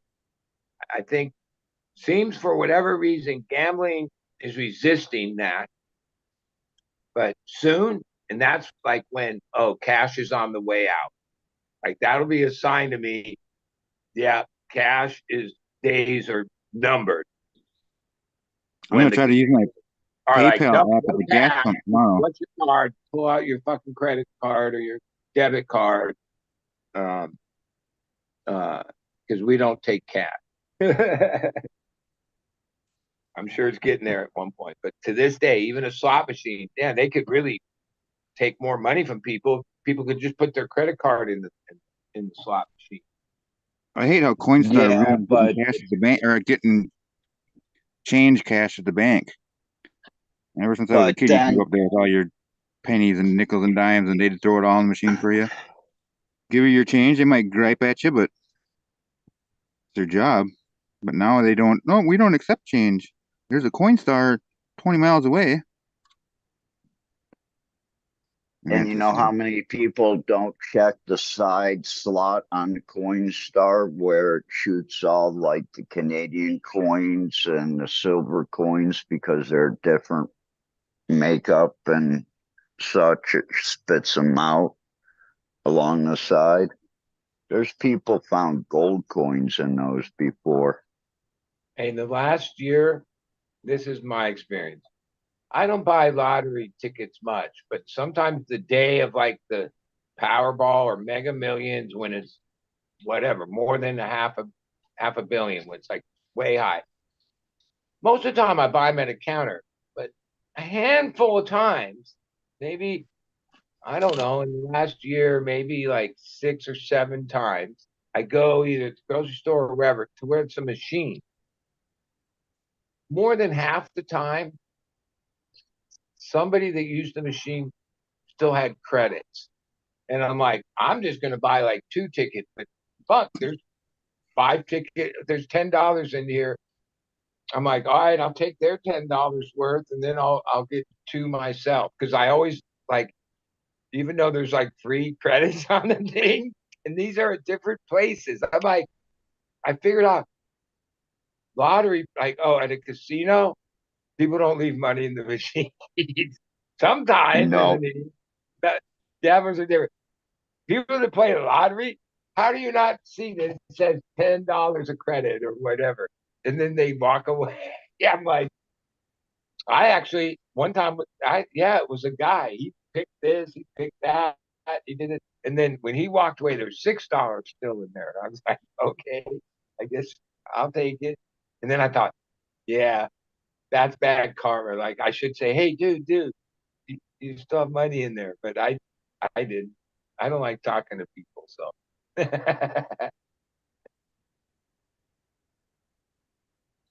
Ain't my fault you got up and left money on the table.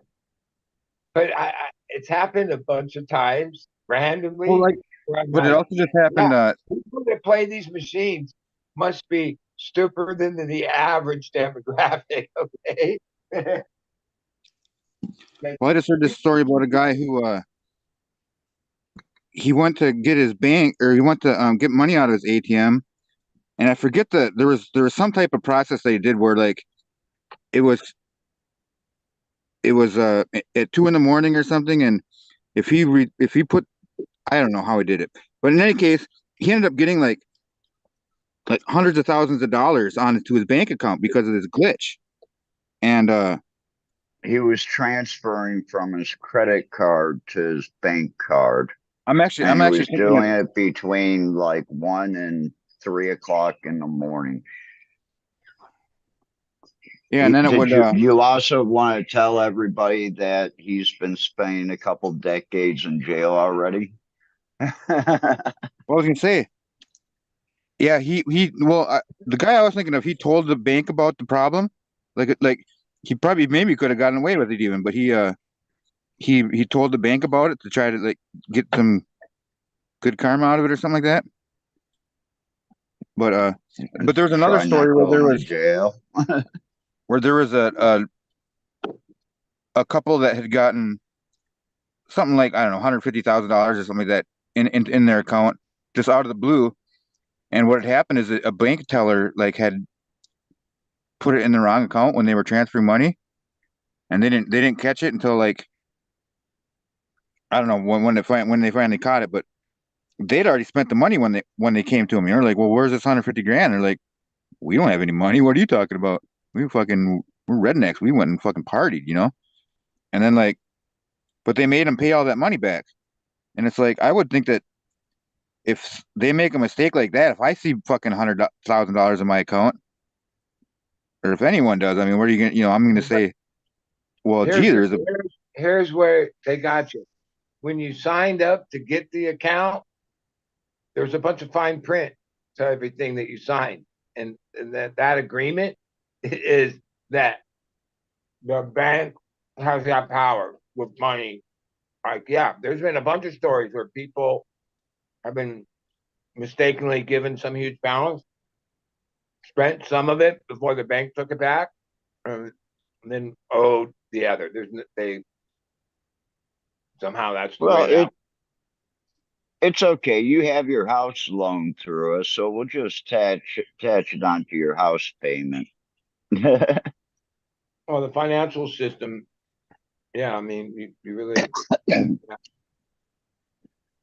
I haven't had a credit card from my bank in over a year because I'm disputing a whole bunch of charges on it. And they keep on trying to get me to sign up for the credit card. And I'm like, no, I have a credit card. I just haven't activated it yet. because I'm still disputing literally tens of thousands of dollars of charges. And I contacted them when I seen them on there, and it was like, hey, these are not my charges.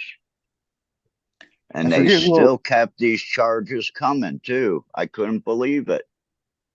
I forget who it was who I was just watching that said that he did this, but apparently, like gas companies or electric companies, if you call them on the day that they're going to shut you off, like say 8:01 in the morning, and you say, the check's in the mail, they can't turn your shit off.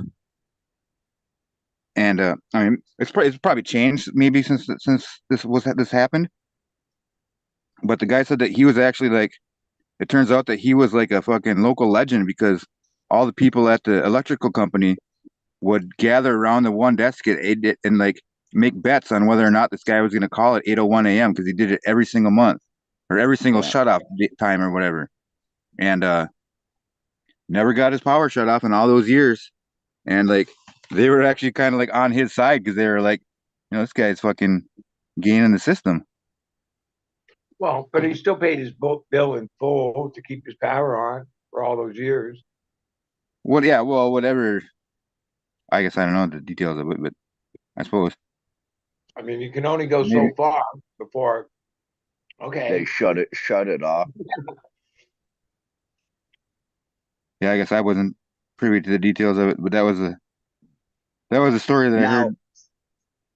In Michigan, you can shut off your electric and your gas to your house and your water to your house, and someone can move into your house and get all that shit turned back on in their name after you shut everything off. And they can't shut it off in Minnesota after certain temperatures or whatever. Yeah, no, even California, like if it's the landlord, then the power's under their control, right? You pay them that they can't turn it off. Like in an eviction thing, that's like the big no. Like, oh, you evicted the people and then they didn't move out, and then you turned the water and power off on them. That's like a big no in the case. You can't do that.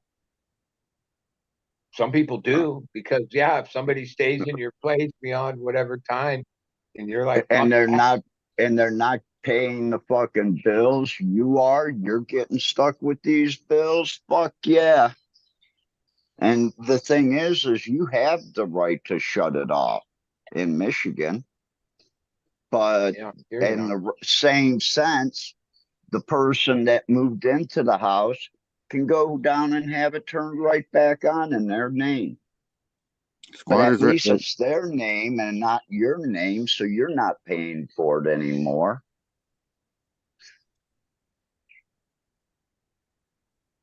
Well, the best thing to do is just keep your situation tight with all, like most likely you're travel all over the world. Oh, well, no wonder your card got sniped and frauded. But you stay pretty tight, and then don't fall for stupid bullshit. Like there's so much of that out there. I can tell you where it got hit at. It was at a hotel because I had a fight with the hotel manager. Look, my one friend, and all the charges are from Michigan. He's been working last year helping our other friend who's dying of cancer and real sick, and is a Navy guy, so everything's through the VA, and it's been a hard trek. That guy's sister, that's a couple years younger than him, lived in Arizona, also like had a 20-year career. I'm sure Navy person, right? I don't know what her job was or anything. Somehow she responded to some fucking email fucking bullshit. And her whole life savings, whatever, $70,000, somehow she got worked by this thing, but like never like like was like, yeah, where's the physical office? Like, I'm not just handing over money like this. I'm like, how could someone, an adult that's like in their 50s, that Well, a seems lot of like times and they'll, can they'll fall get you for for a little bit. something? I could see getting work for $50 or some bullshit, right?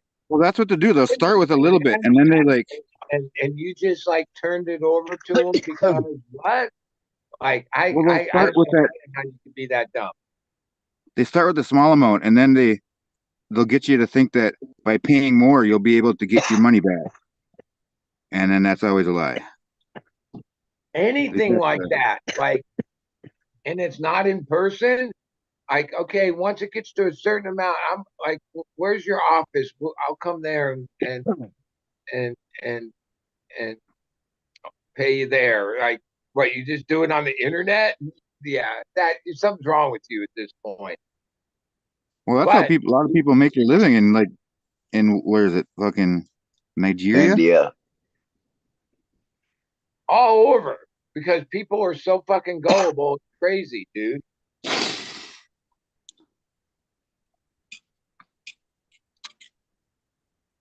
Like, people really are gullible. Yep. I don't know what that says about anything, but Cash at me $1,000, and I'll make sure your dick grows 5 inches. yeah, it's crazy, dude. I'm serious though. Cash at me. IG me, and I'll fucking give you my deets.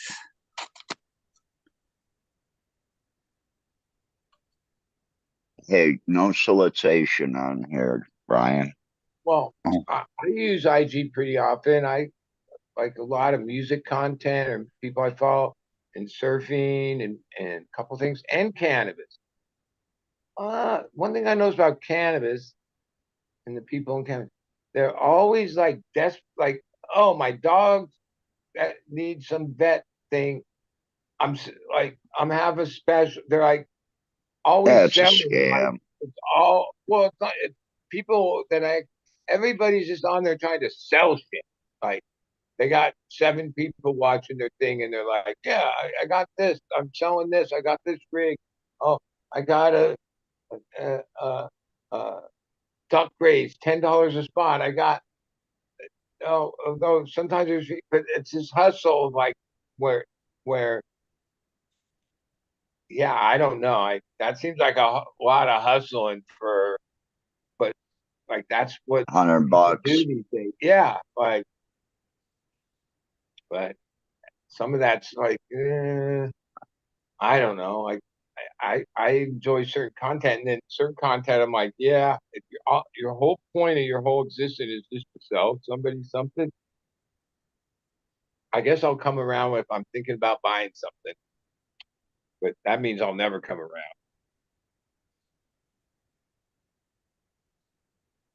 But other things are all selling things too. They just do it in different ways. Like surfing, oh yeah, there's all the brands that are the makers of all that content that they're strategically placed, whether it's Rip Curl, Vans, they all like it's the same thing. They're just not like on there going, yeah, please send us $5. Yeah. A Patreon. Yeah. I was actually gonna start. I'm gonna be try to start up see if I can't get a fucking crowdfunding type shit going. Well, I mean, if you provide content and it's reasonable, and Well, I I want get to I want to start a business. I want to fucking build these fucking wooden truck toppers and campers. I just came from like a time when, like, yeah, things were like not on the internet.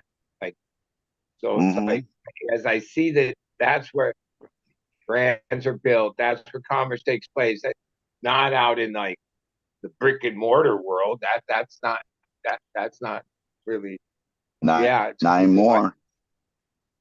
become part of that. Where I notice people that are like in their 20s and 30s, yeah,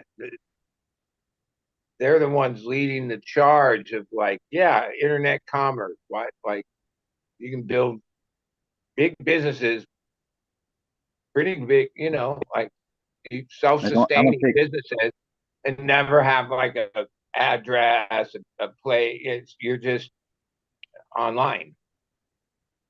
Well, now what's happening in like New York City, they've had such a big drop in the lease of office space that they're now taking these prime office locations and turning them into like condos.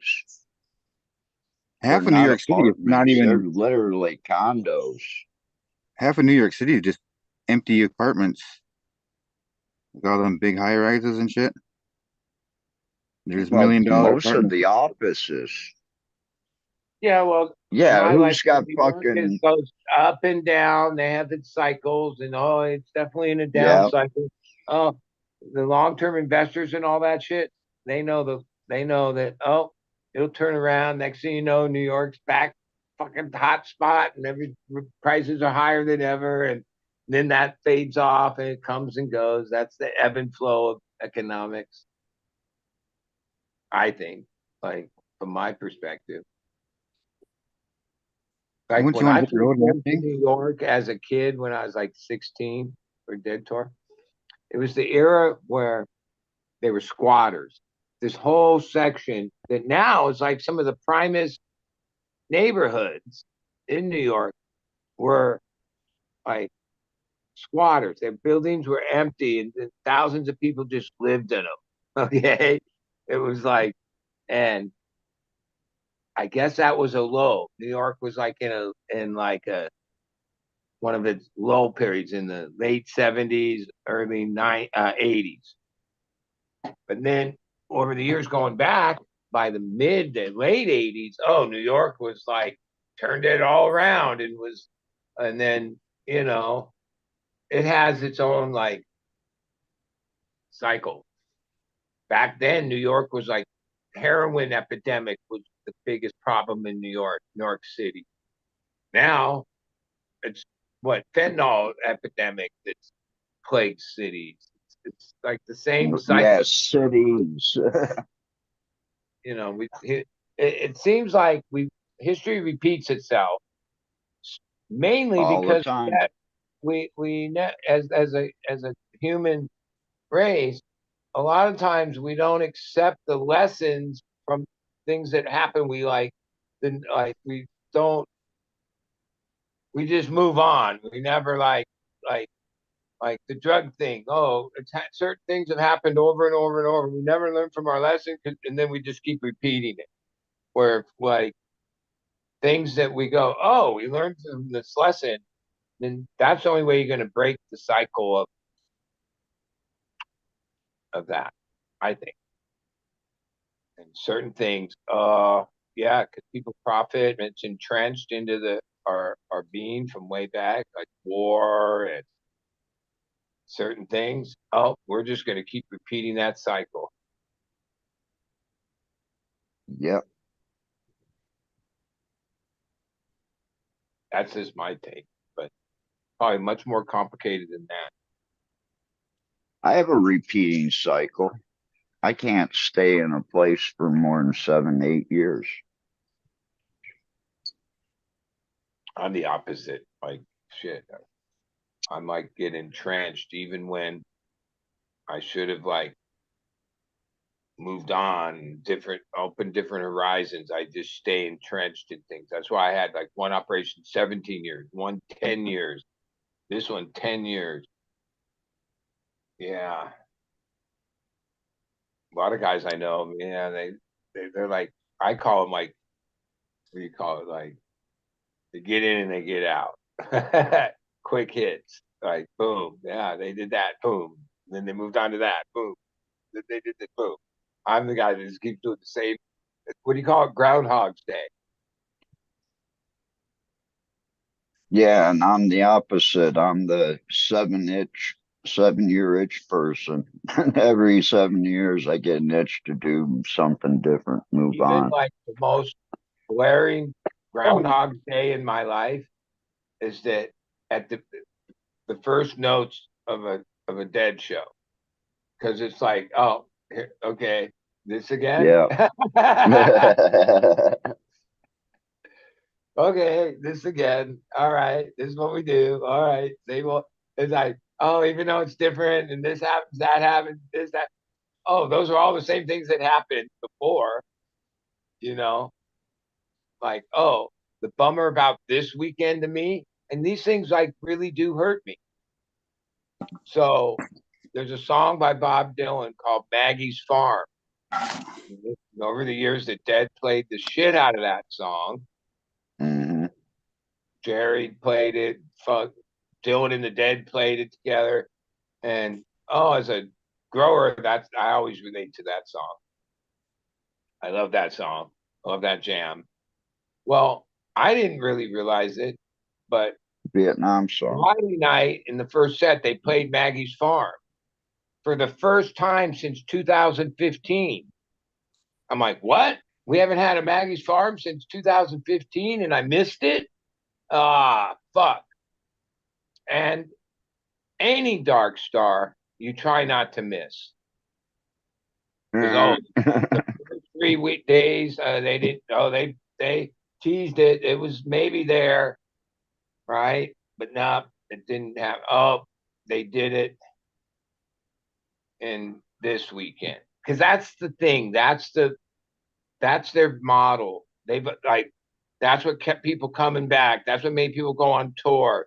That somehow in the earliest days of the 60s, tripping when they used to be doing it, acid test and stuff, they realized, yeah, they had this How does certain that vision song?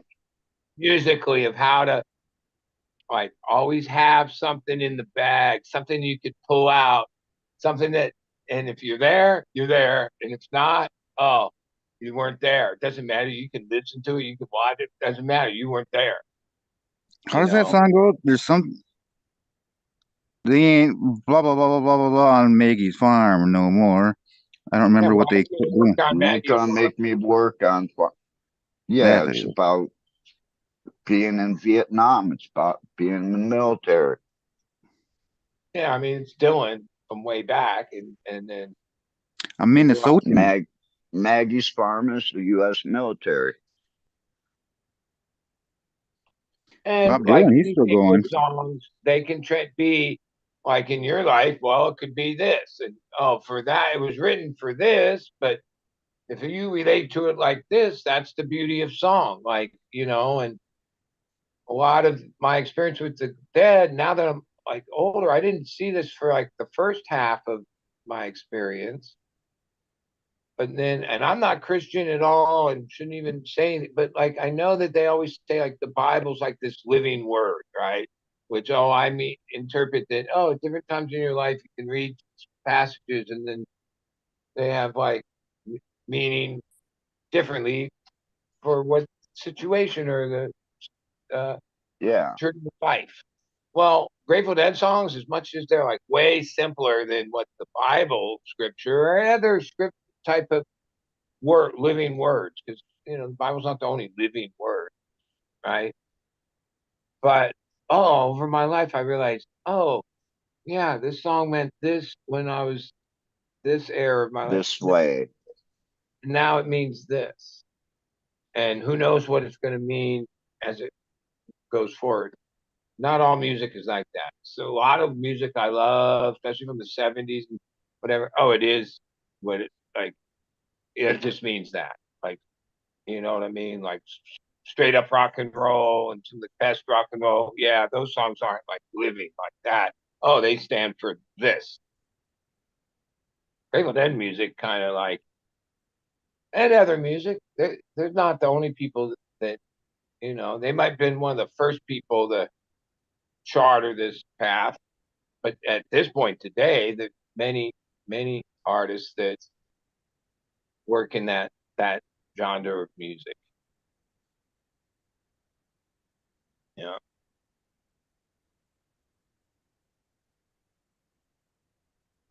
like for instance, to me, Billy String song is like that. because with a lot of shit I went through in the last years with my wife getting murdered and this, there's certain songs where I'm like, holy shit, this dude's 30 years old. Some of those songs he wrote even when he was younger. So it's not like, wait, you didn't really have that experience, but man, he was able to capture like some of the most heartbreaking or like, but in a bluegrass sense where it's like, it's not in the blues sense where it's like stays down. Bluegrass somehow it's like, they can sing about the tragedy, but in like the most uplifting way. That's what I kind of like about because some set he has different sets. He has this one set that's like what I call kind of in my mind, it's all the tragic love songs and psycho love songs. Okay. He doesn't just have an upbeat set and he throw a few of those in there. Sometimes he does that, but a lot of times he has this set where it's obvious it's all those songs. And yeah, there's a lot of like, even though they just seem like these basic songs, and even some of them are covers, they come back, they're back in history, and it's like the human experience being like retold and relived through music. His tour is over. Well, Like he's usually like always on tour, but spring tour is over. And now I don't know, I guess August starts. Maybe it's late July. So it's not that far. Probably 6 weeks he has off. That's a Are you long talking time. Dylan? Really string shows. Like I'll be Oh. I'll be I'll be jonesing for like new shows. yeah, but that when he comes back, he'll be all rested. Yeah. Well, this That spring tour wasn't like normal tours where it was like constant. It was like, oh, he played a couple here, and then there was like a week or 5 days, and then he did a couple, and then it was spread out and had time in between. Even when he was in Minnesota, him and the band and the whatever his crew, few people, they went to the the place, the Mall of America, is it called? Yep. And some of the content they made, like they were fucking just blown away by these crazy rides that were there. Like they were made content in the middle of the mall. Like in that place, I When I guess was it's expensive, right? It's when I was a little kid, I mean, I must have been like 5 years, or maybe I was under 10, and it was when the first year that the mall was open, and I remember my parents were more excited about seeing this limo outside that was it was Prince. He had a limo that was like like 101 Dalmatians, that car that Cruella DeVille drives, got like the really long hood on it. Um, Coupe de Ville, yeah, something like that, like a fucking A stud spare cat. yeah, basically yeah. It was one of those, but it was a stretch limo where the hood was like super long, and it was just like a short. It didn't have a whole lot of limo space to it actually, but it was all decked out in purple and shit and fucking. Stud I spare cat. remember we must have waited outside for Prince to see him or whatever, and I couldn't have cared less. I was more concerned about Legoland. back in like 84-ish, and I was living in LA and stuff. When Prince was in town and out and about doing whatever, he drove around in a limo that was purple. So like it was out like there was the only limo at that time that was purple was like Prince's limo.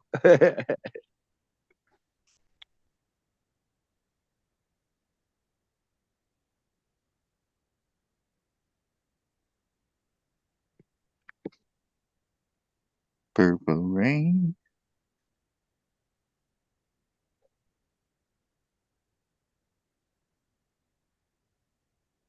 Man, tomorrow I'm gonna have to ask him to cook my eggs different.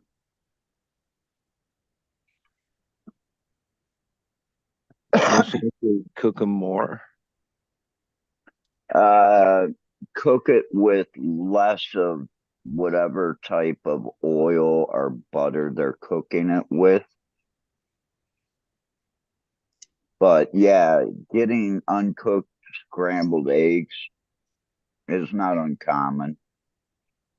You know that I figured out where I heard it. At first, I was like, where did I hear it? But it was that guy, Action Bronson guy, the rapper dude that's also a chef. And he was, Maddie? yeah, I don't know what his real name is, but he knows about Maddie food. This Matheson? guy fucking loves food, no question. I've watched some of his shows. I And he think was it's Maddie talking to somebody, and Matheson. they were talking about like dudes like, yeah, olive oil. You take shots of olive oil. You don't cook your eggs in olive oil. Uh, he said even on like just a skill with uh without any oil, you cook eggs that way. Oh, if you're going to try to fry an Yeah, egg, if you fry an egg, then you need a little bit. in- But uh, like this of whole oil. idea of adding oils, whether it's good oils, bad oils, butter, to need to cook eggs, he was like saying, no, that's not it. Good chef, you use a lower temperature, you use the right pan, and that's how you cook eggs. And when he said all that, I was like, yeah, that's fucking right. Like, even myself, like I kind of like would say I don't like raw eggs or even loose eggs, but then I do it at a hot temperature just because I'm like that way Yeah, patient or oh impatience. cook eggs at a low temperature and then they don't stick as much. And oh, even if they stick, that's what your fucking spatula is for. Exactly. And I was like, yeah, that makes sense. I was like, yeah, eggs are better that way, not with fucking oil in it. Yeah. Now, I grew up where What, my what can you do? grandma, and then that meant my mom and dad, they used to use bacon grease. So they'd cook bacon and they'd keep that Save the when they grease. cook the eggs in the bacon grease. And oh, that's Oh, my, fucking good. yeah. Trust me, that's a good fucking egg. But My like, mom still keeps a fucking a grease jar or whatever. Lard jar. Or it's usually like Lard. just a grease pan, in the sink or whatever, or not in the sink, on the stove for your deep frying. Was this in that?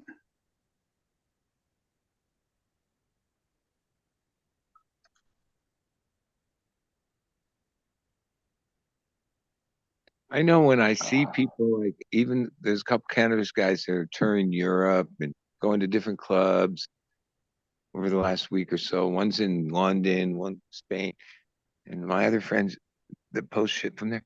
Seems like they're eating better. Like, like on average. Really? You don't Really? have to like Well, here like half the below a foods certain here are price, banned. we're eating like pretty bad, right? Like if you're only Yeah. spending where in most countries you can spend that and actually get real food and good food and somehow yeah I see all that good food. Yeah, there's a few places that have it, but oh, you they charge a lot. But most of the food is bad at this point. Holy shit, dude. Most of the food in the United States is bad. Once Yeah. you get out of the United States and you get away from a lot of the corporate and a lot of the processed foods, and you get out into areas that, you know, hey, we've got a guy down the street that makes sausages. Why should we buy them from this company when we can get them fresh from him? And they're so much better and they're cheaper. And And, if you're gonna stay in here, business, who has the good food is the busiest person wow. in the place, right? We're here, yeah, we're stuck where it's like, oh, you just have whatever. Okay, that's it. Those are your choices. All shit. That's why I cook at home all the time. I get I so eat much nothing more but for junk my food. money too. Oh, not me. I go every day. I could kill at dinner. I could kill a pound of ground beef. and just fry it up as a patty and eat it that way with like mashed potatoes and cream corn and ketchup. No bun. Don't need those calories or carbs. I weighed myself the other day, 62.3 kilos. I'm a How many bought? skinny ass motherfucker. I'm I've a never once hundred. counted calories. I'm The I'm only time I watched my weight 180. was when I was in wrestling. I'm 186 back in the States. 183 to 186, depending on the time of year. I've been, 185 since I was like 14 or 15. Yeah, that's me too. Like fluctuate a couple pounds up or down depending on whatever, but yeah, I've stayed that. I had a chocolate milk addiction that took me up to 290 some pounds, almost 300.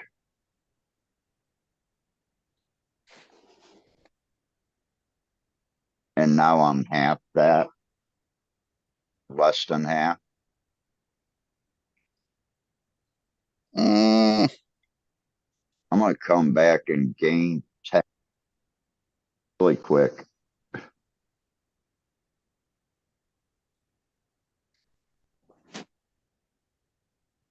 I won't have to eat chicken all the time.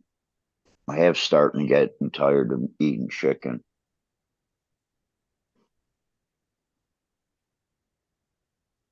It's time for a rice break again, too.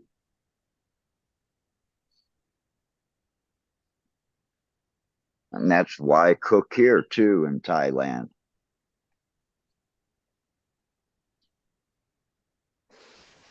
But you can eat a meal without rice. But until just recently, we haven't been able to have like good delivery service of good quality meat here in Chiang Rai. And now we've got a few new distributors, and the price of meat for ribeyes have come down dramatically here.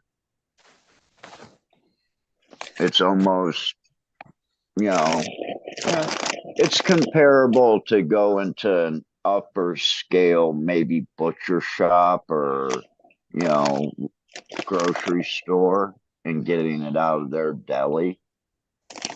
So it's not that overpriced. But when you're talking basically $50, $60 a pound for steak, fuck that.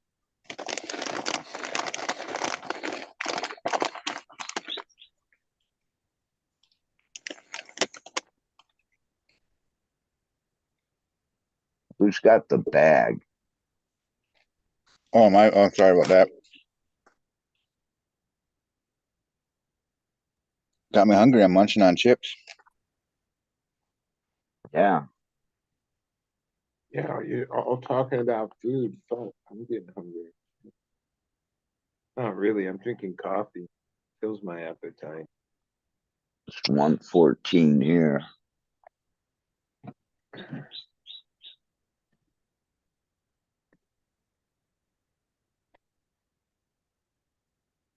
I gotta go drop some 3 boxes off at Flash Express.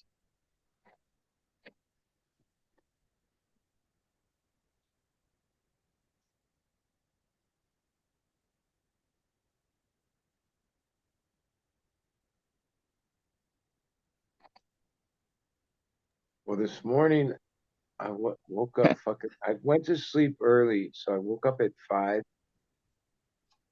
I didn't have a dream. Okay, way down in Cardiff, which is past Encinitas. So for me, that's why I went at like quarter. I left my house at 5:45 after I woke up at 5, because there's this bakery called VG's right there off of PCH. Been there forever. Makes like the best everything. Somehow I think the last time I was there was like couple years because like it's way down there. But yeah, I went down there just to have a cheese Dana. They make this buttermilk blueberry roll coffee, and then I bought a few to take home. And then across the street, picked out the beach and no waves, overcast as fuck. But yeah, I had to have like good bakery, and that's yeah, probably was like 40-minute ride each way. I didn't care. Coming home, oh, I forgot we were on a 3-day weekend, which I didn't really pay attention to really, but today was back, Holiday. back everything. That's what I felt like. Holy shit, everybody's back. That's what the holidays are about too, because The grind. yeah, because all the people that live in Minneapolis and St. Paul have property up in the northern half of the state, and they come up here and they truck up to their lake home. All the $1 million lake homes that aren't fucking occupied 9/10 of the year is fucking sickening.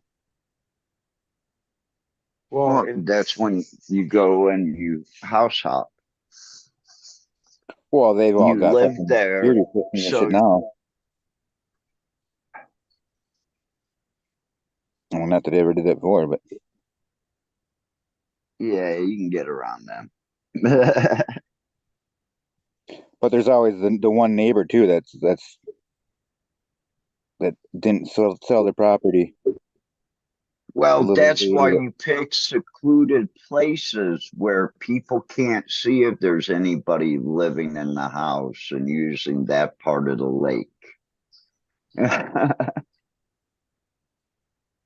And you have calendars for when the people are going to be home and when they're not going to be home. So you go spend a couple weeks at this house, a couple weeks at this house. You don't spend months.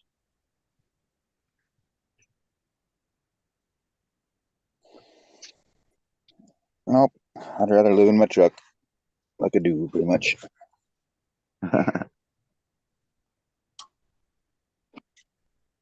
No, I did that out of a van for a long time. yeah, sometimes I fantasize about some of the old when I was younger and traveled that way and lived that way sometimes. Fantasized about it. We're not Like going to do it 60 again. years old. I'm like, yeah, no, roughing it.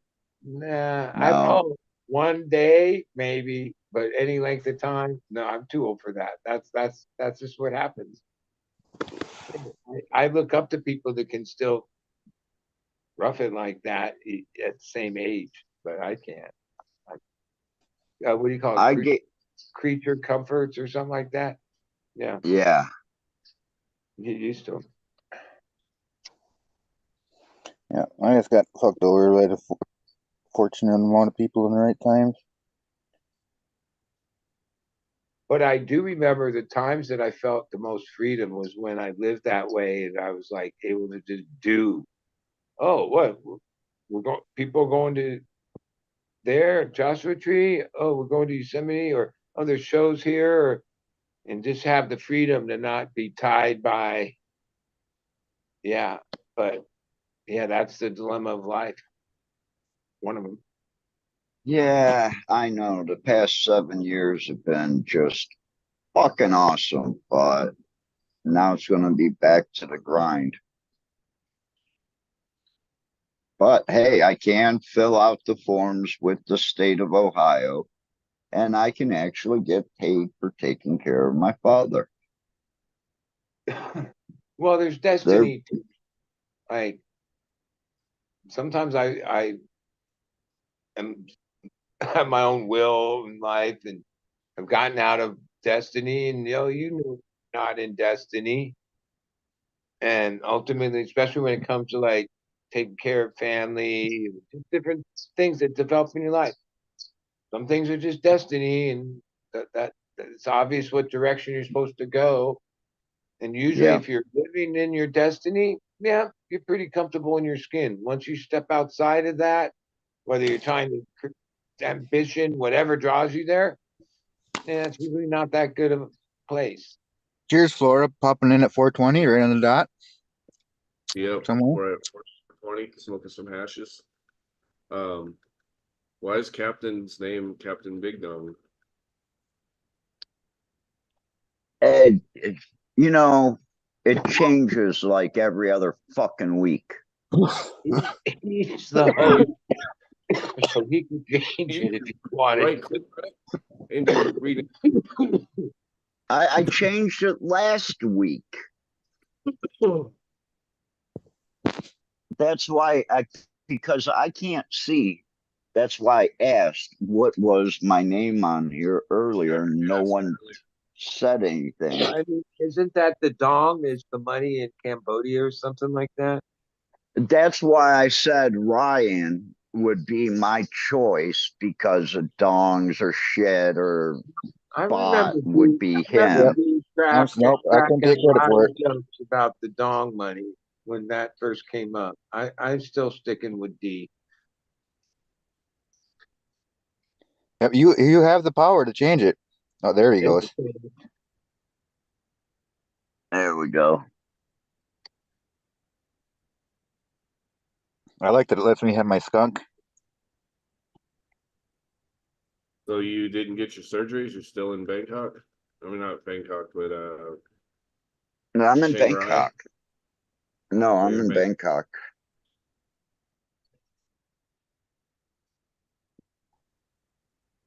So did you do your surgery?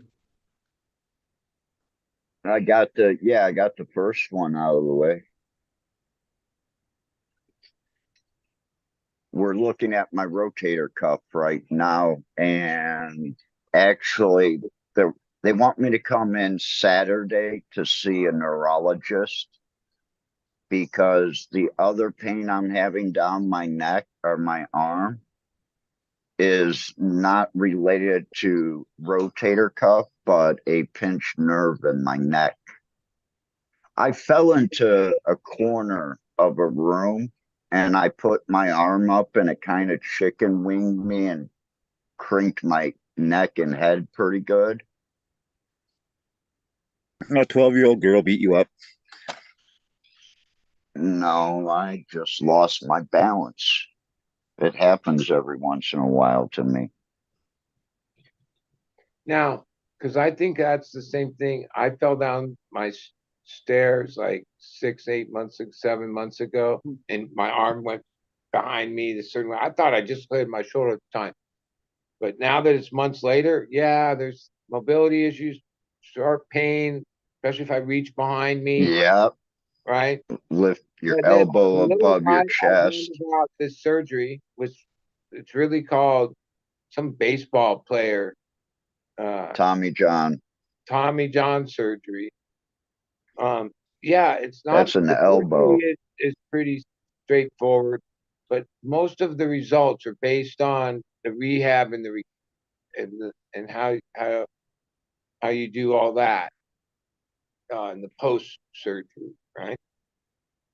See, I So already have something similar done to my left arm already like that.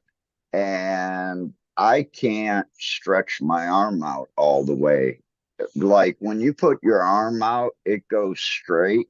My left arm, it actually has like a 15 degree inward when I put it out straight. It won't straighten out all the way unless I do it manually from my previous accident of blowing the tricep out of my elbow. yeah, I've been like a couple times I've been close to going over the scripts and start the process. So got to have like a referral from your primary. Oh my God. So I've been I just don't have a primary doctor. Mine died in 1986. gotta forget whatever. The way and my experience last year with the hernia, I'm just not looking forward to like having to even make the call. Wait, go to this one and then go to that. Even though some days are worse than others, where I might sometimes when I move it a certain way, it goes click, click, click, like if you crack your knuckle, Yep, but in my shoulder. And yep. I had a friend that's fucking knows. He had the surgery grinding. years ago from skateboard accident or fall. Yeah, he says that's what that's, but until a doctor diagnoses it and you got to go in and tell them your symptoms and blah, blah, blah. I haven't got around to it yet because not that I'm so Now, busy during the day. I just like, I don't even like that. I don't like having to make appointments and deal with it and follow up on it and then go to the other, have an ultrasound. I know all the shit that but I hate that routine. yeah, I've had a couple extra MRIs done lately. They did one on my neck and they did one on my shoulder again. Luckily, they had one of my neck from when I came to back to Thailand like 7 years ago.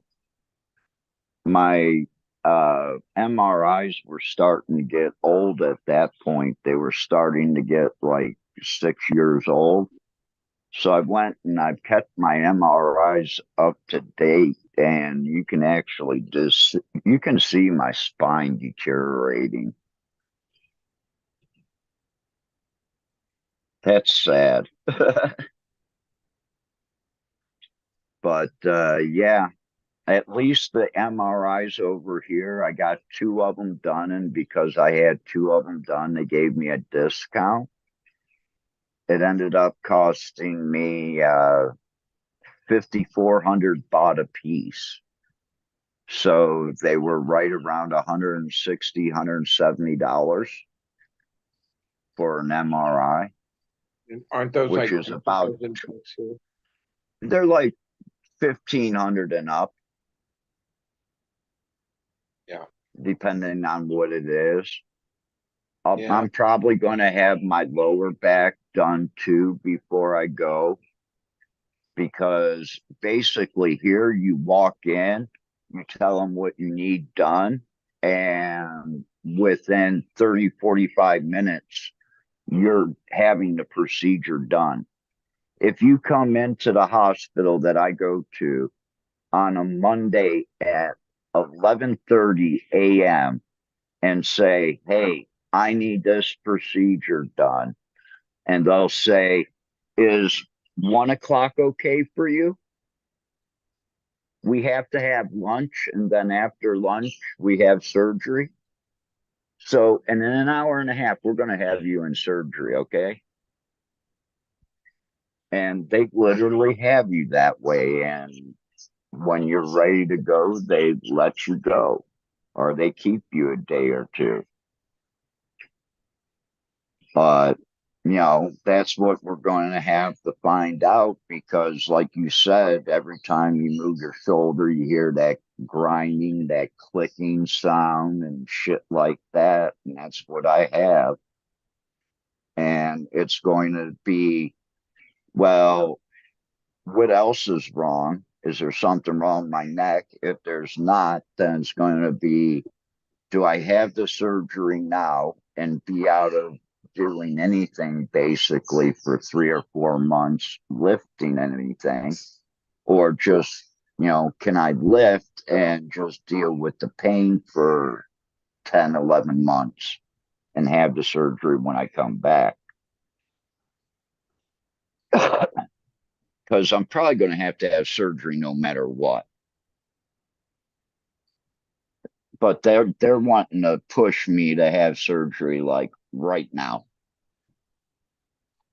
Of course, they want your money right now. Why are you rejecting right now, though? Wouldn't sooner be better? It all depends.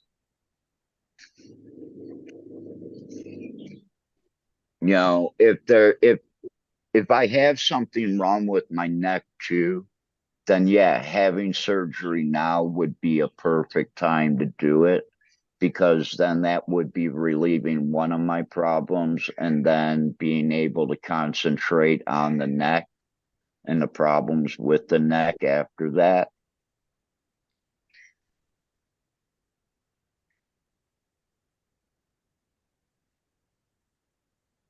But yeah, but my doctor likes to tell me, oh, you'll be over it within this amount of time. And then when you get to that amount of time and you go back to him and you tell him bullshit, and he says, well, that's if you have trainer and you do this and you do that. You didn't tell me that before. You just told me if I worked it out a couple days a week, I would have it back this way. No. And then you get down to that 4 year mark and then you call bullshit on him and he goes, yeah, it actually takes 6 to 8 years instead of 4. So he's lying about rehabilitation time. Yeah.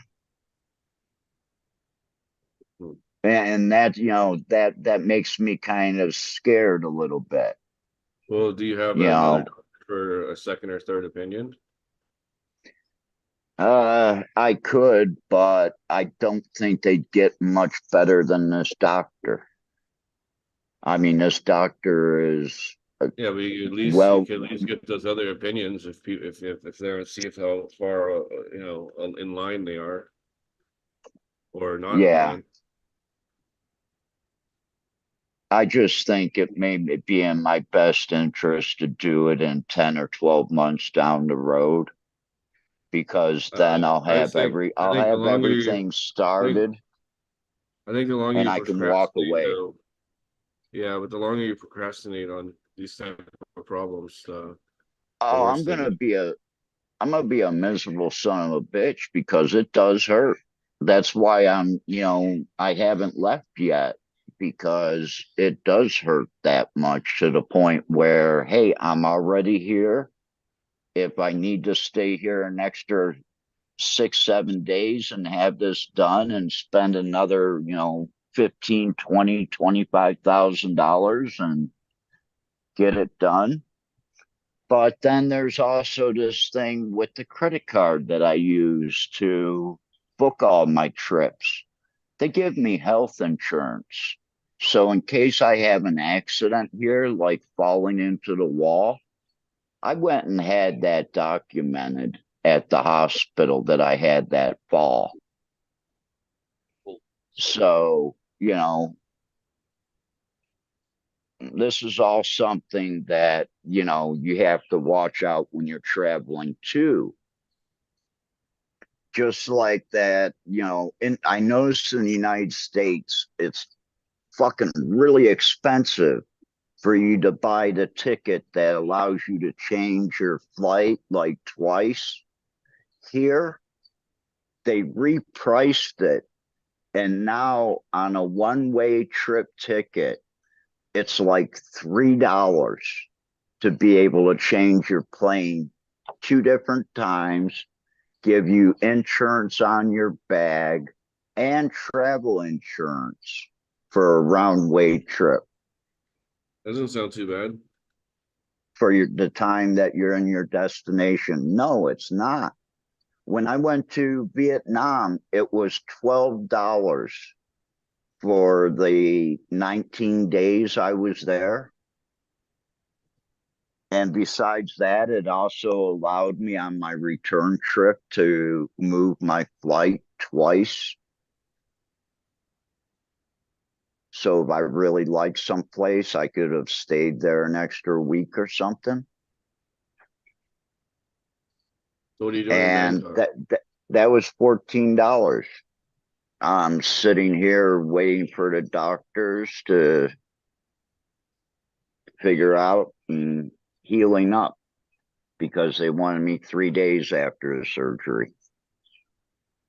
I see. And then you're gonna come back To, to you're gonna go back to Ohio? then back to Ohio. What are you gonna do in Ohio? Well, actually, the job I'd really like to get is I'd like to be like a liaison between the cannabis community and the Ohio Cannabis Board. I'd like to be, somebody from our side that, is able to talk to the people that are making these laws, and they have no clue because they've I never don't think they grown a give a shit. cannabis plant. Honestly, I don't think they give a I shit. I think they get bought off by understand. big lobbyists and big corporations buy these motherfuckers off, and I don't know. Look at what happened here in California. Buddy can tell you, like it's a shit show.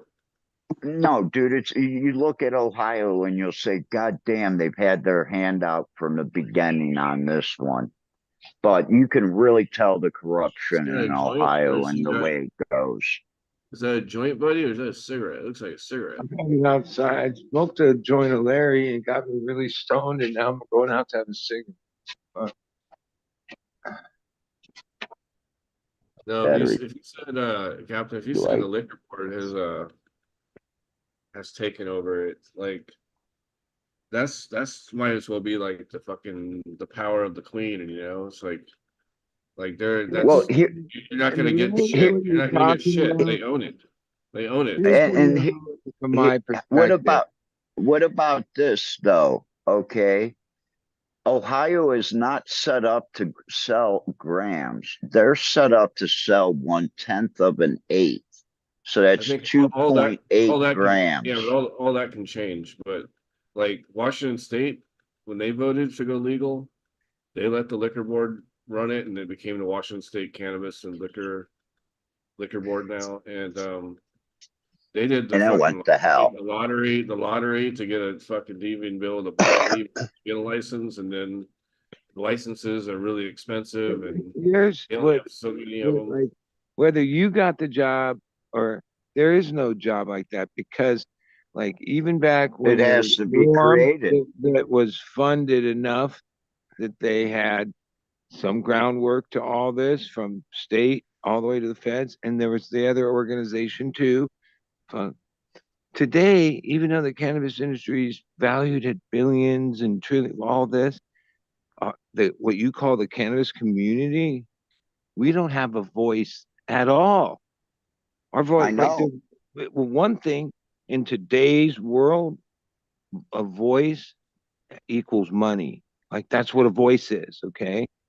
Right? So to have a voice at these tables, oh, it takes even like people have more What- money. That's how they get their shit through. But even to get to Uh, the table, you have to have a certain, yeah, to even be in Ac- that thing. Actually, We don't have a voice. most of these meetings are open to the public. And all But you have to do is start going to them and making your voice heard. But everybody is stuck at home. So, if I can So go out and I can be at okay, these listen, meetings and the town that I live in had federally, right now, there's lobbyists. The voice ends up being called lobbyists, right? And then those are PACs, and then there's super PACs. That's who's already dictating to these idiots that know nothing what to vote on, what direction, what ideas. We, cannabis community, cannabis industry, do we have any representation there at all? Not that I know of, right? Because any representation like that to become a PAC and have the money to be there, they would need donations. That's the political thing. Like if something was it's real, something easy to do even if though. we were totally overwhelmed by the powers that be in the system they've created, if there was a real voice, right? I'd give in a few bucks and do like I'd support that, right? That I supported Norm. I supported these things back in those days, all the way Exactly. to the early And we 80s, can do right? that again. We But just need today, people what that I are see, willing to go out every day like I don't and even be at see these the meetings. organization. Like there's not even Exactly. it has to start there, and then there's when people Exactly. my that city had it, they had a city board meeting to discuss cannabis, the new cannabis laws that are because of Minnesota just moving into the new thing here or whatever. So each city kind of did their own little reforms and shit like that.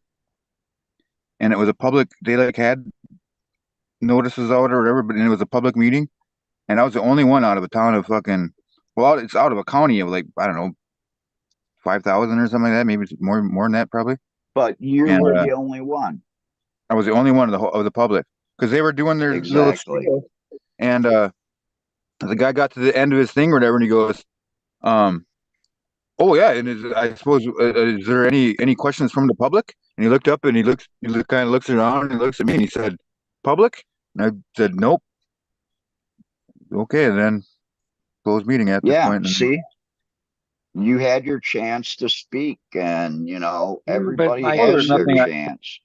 Yeah, you didn't I But mean, have like a if I would have prepared found something pertinent to say, I would have said something, but there was nothing I really needed yeah, to but you press, got you your know. chance though.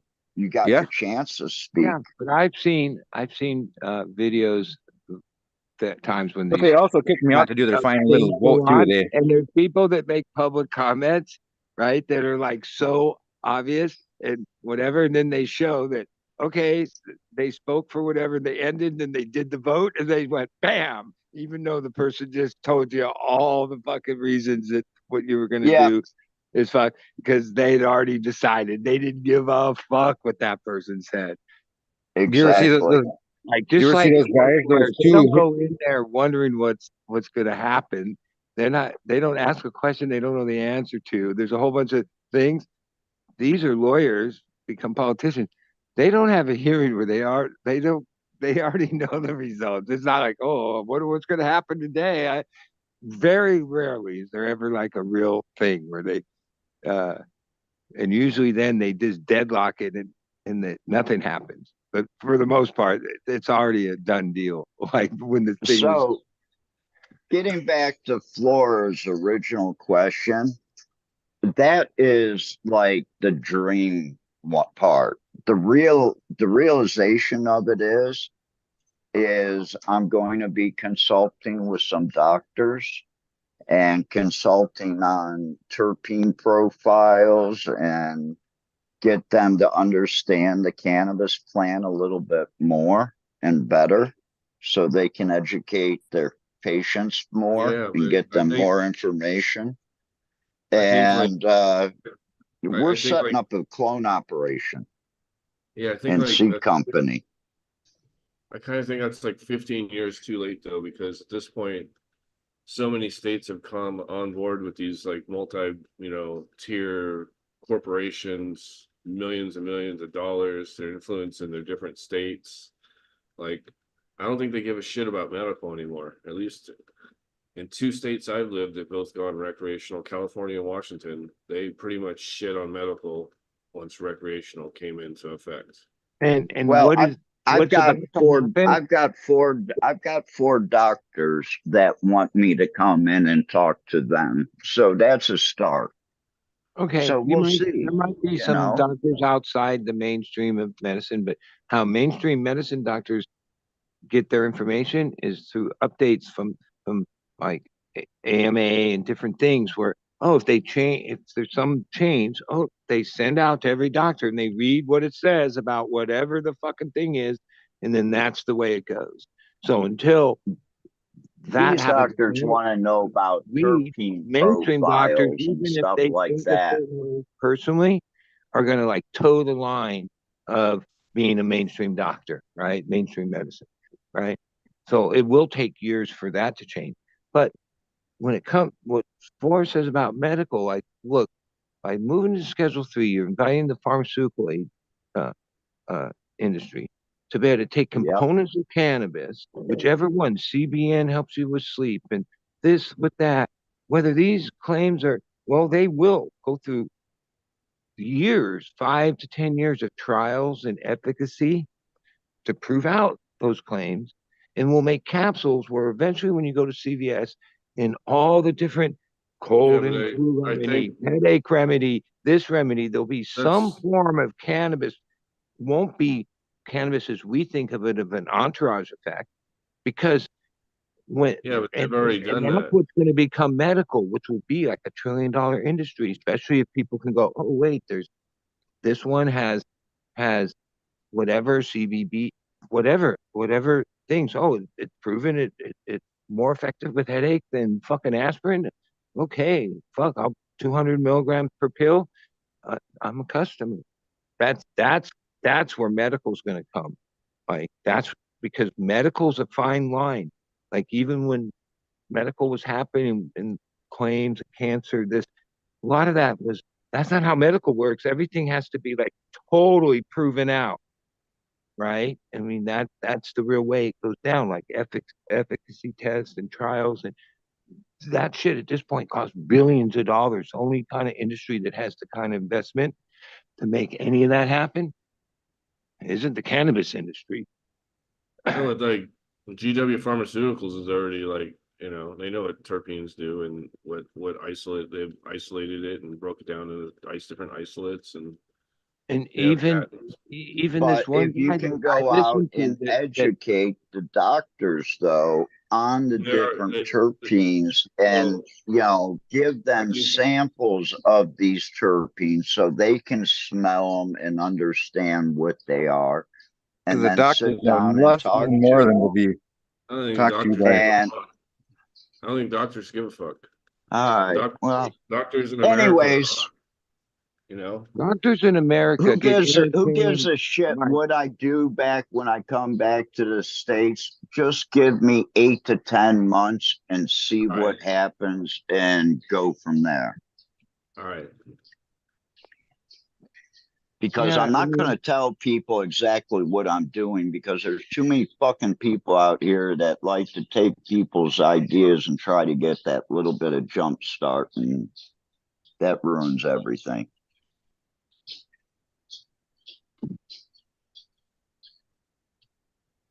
Yep. Have you what's this dude's name? Let me look it up.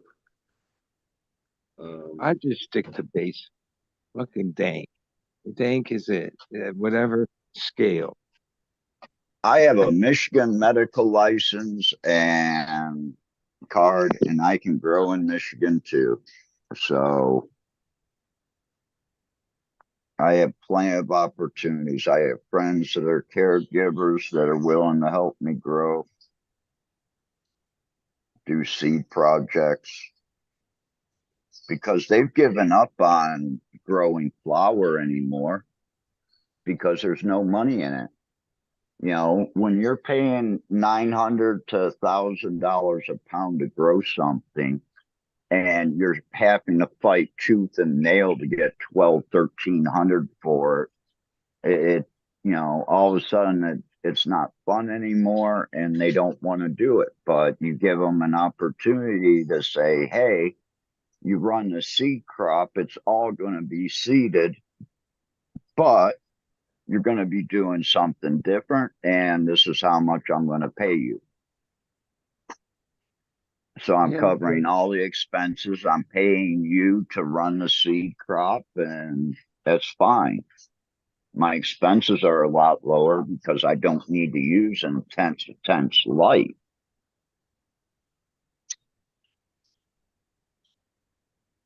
But you also have to have a few good friends that you can trust.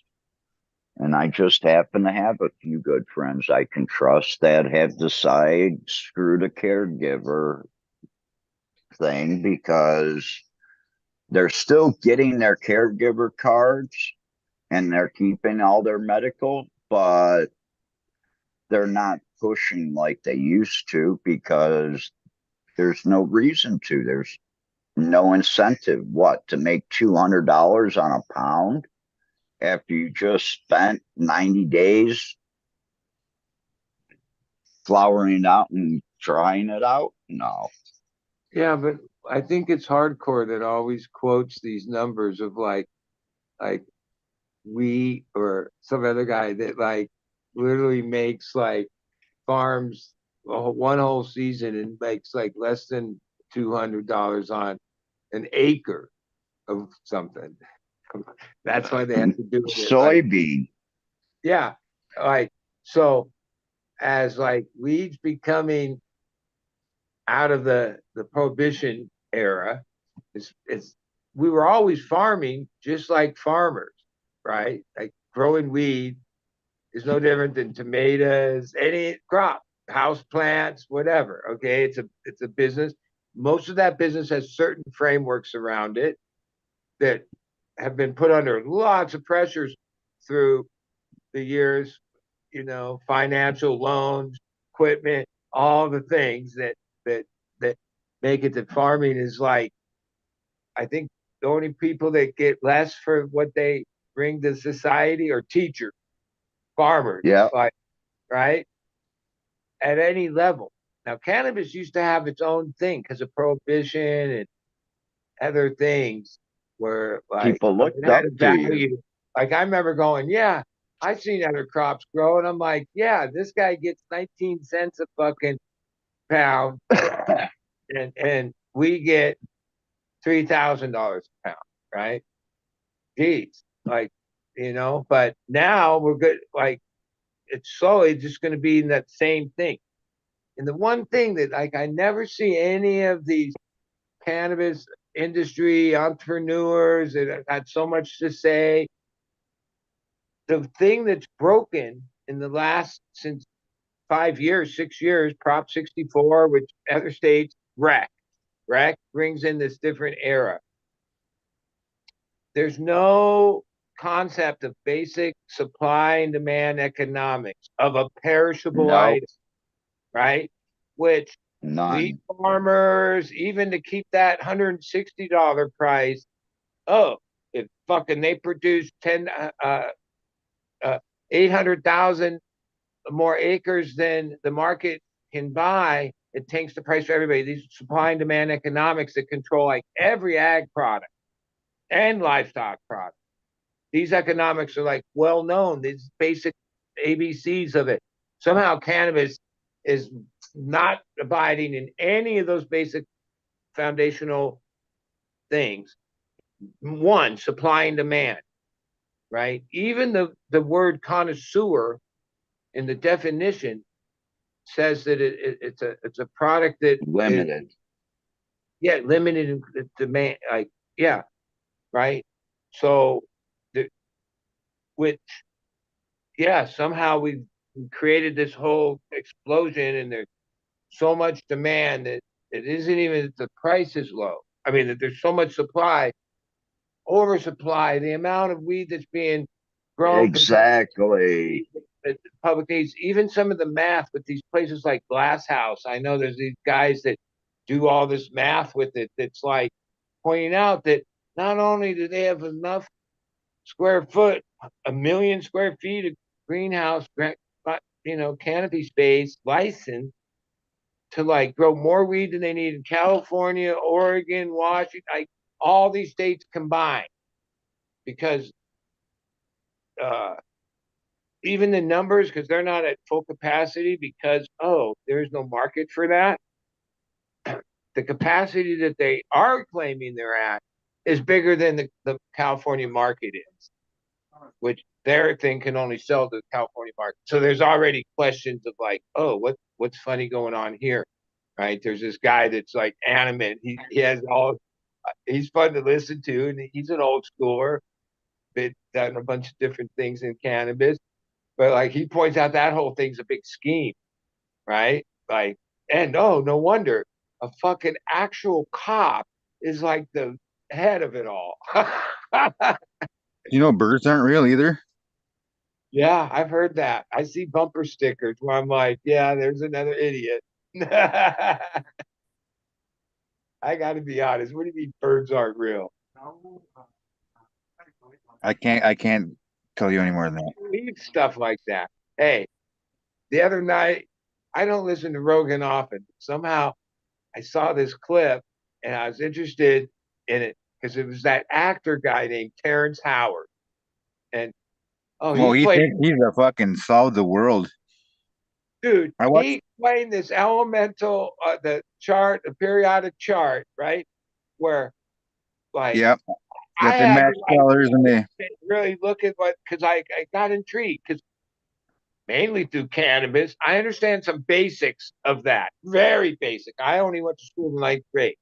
But so I'm trying to understand. Oh, and I understand music. I understand that every frequency. I get the gist of his whole thing, They're all right? the same flavor. They're just a different color. He has a really good pitch that is a little bit like a snake oil salesman. And at first, I'm thinking, wait, this is a successful actor. Like, oh, part of his story is this all came to him when he was in the womb, before he was born. Yeah, he's Because he full of got bunch. in this palace and saw all the equations of the universe. And he Okay. read 20 books a day when he was young, and he's like Cat Williams, kind of All only right, not. okay, that's getting a little out there. That must have been a hell of a fucking hit of crack that made you think that. Okay.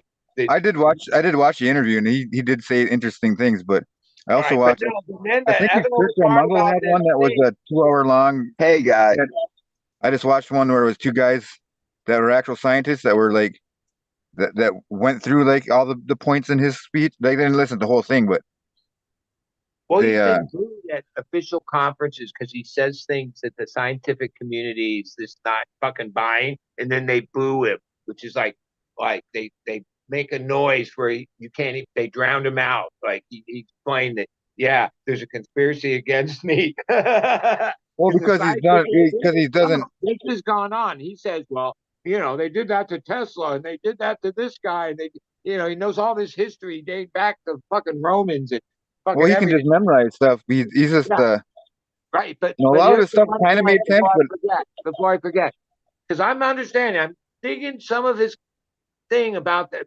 periodic chart where some of this thing, which basically makes it a circle and is also backed out with frequency, and some of the math made a little bit of sense. And I'm like, but the reason he said that the other one is flat, periodic table, which is wrong, it can't be flat, right?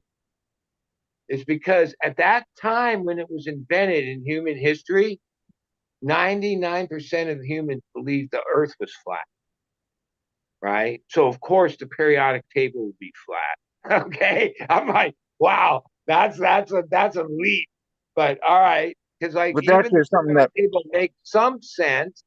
And I realized if you were ever to try to teach his in a simple way that like a seventh or eighth grader, I think that's when you first get hip to the periodic table. Oh no, that's some like complicated shit to explain how it becomes this circle and everything's tied to each other by frequency. And he's Well, yeah, got but the periodic table is simply how many electrons there are surface or how many whatever the fuck. I should know this. The atomic mass of a fucking whatever metal. But but then like he said ultimately something like, "Oh, my fourth grade teacher." I told her, oh, they've got this all wrong. You see the colors, how the ends of the lines or whatever, and they're all but this is doubles what I at each love other or about something like that. Or today's culture time is like what he's basically saying is because he's pushing the boundaries of science, right? He's that there's this conspiracy that's been going on from the beginning of time. Okay, that well, if he had white papers that people accepted and peer reviewed, right, that, he that wouldn't be he's he wouldn't be related. mocked and paraded everywhere. This actor that was starting his acting career when he was 8 years old, right? That never really went to college that much. Somehow through whatever means. I don't like when he was talking all this shit. I'm going, where the fuck did you how oh, he must have read a lot of shit Yeah, because nobody liked him because he was an arrogant, pompous prick. I he's mean, I down don't know. the rabbit hole where when he's explaining that he somehow they had him speak at like a scientific conference, whatever, one of those legit ones, and he was pitching this whole thing and they booed him. Oh yeah. No, like I said, just like a week ago, I watched I think it was Kurt J. Mungle, who does the Theories of Everything podcast. It could have been someone else, but there was some fucking podcast host and a guest that was like, I don't know if it was Sean Carroll or like some high end comedian or physicist or whatever the hell. But they went through like all the points that he was trying to make and like, does this make sense? What was he? Or no, maybe it was that concrete podcast. It could have been that too. But in any case, they When were I going through Man, and you he was got us asking. all wrong confused side of already. science Holy and shit. get attacked and describe all the ways And that they were really calling him a they complete consider flake the that whole time. But mainstream science because yeah, like there is a certain thing where those people, the mainstream of mainstream science, if even if you were right about something, no, they've been like taught this, and they're like locked into this. Like anything that goes against the basic creed that they've been educated in, they reject, right? And there's like serious about that. Like there's a guy with all this evidence on Egypt and all this, and oh, it doesn't go with the Egyptologists and this and that. And Yeah. he's under this massive fucking attack that comes from all these things. You know, he's been called all these things to discredit him. And there's a whole bunch of stories like that where, yeah, obviously, if you threaten the establishment, and whether it's medical, whether it's fucking science, any of those institutions, oh yeah, they inhabit it, dude. They're locked into what they believe. They're not open to new thought. Not really. No. Not one that breaks like some of their basic things that they're like stuck on believing, which could be wrong. Well, a lot of that too is because they're stuck in that belief. Oh, we When learned you're things. Not all of it was right, and then some things we accepted. Oh yeah, we were wrong about that. Now we got it right. But then on certain things, we just think we're right. And I don't know, but I try to follow all the way out shit. And the more older I get, I realize, yeah, do we even really like even how we just think that this whole universe is and how reality is and what is it, who knows really, right?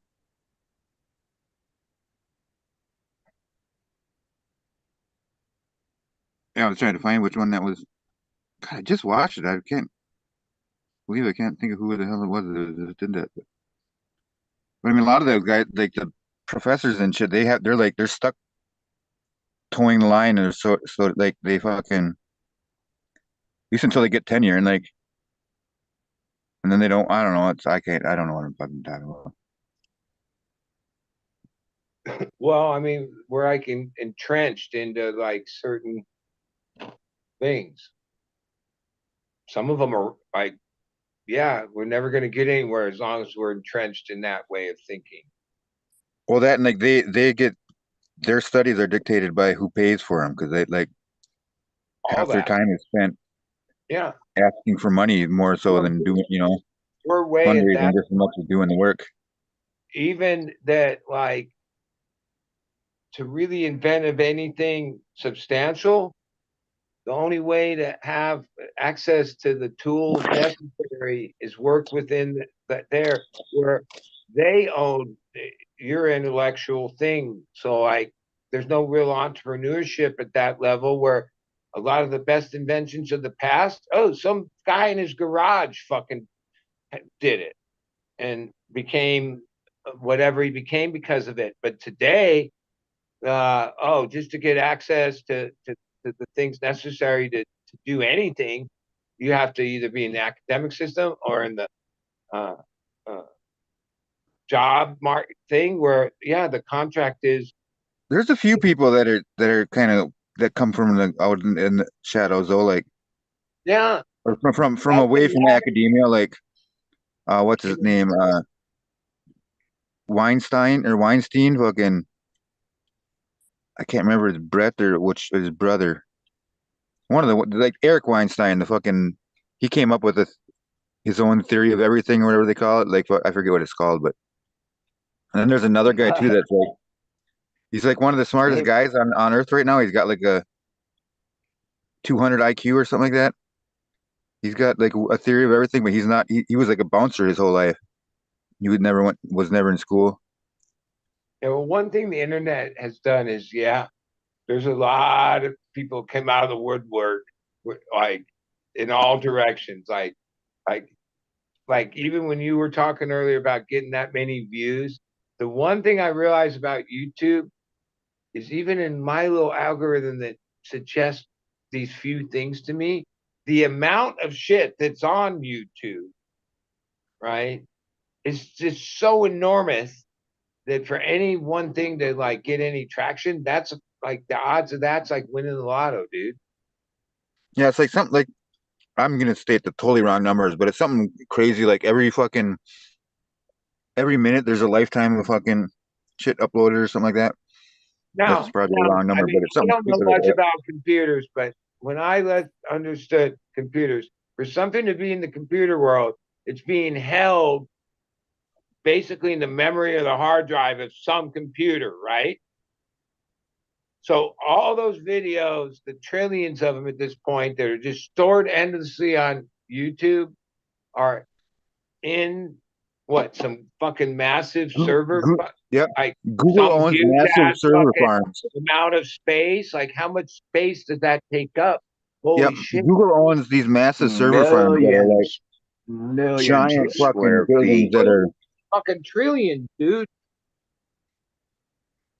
Like there's like the amount of But at the shit. same time, we exponentially, like with Moore's law, even though that's not even a thing anymore, we still get like twice as more fucking Now, let whatever me ask you this. Does any of it bits ever on a go fucking. away? Like some obscure 2 minute fucking bullshit somebody posted on YouTube fucking way back.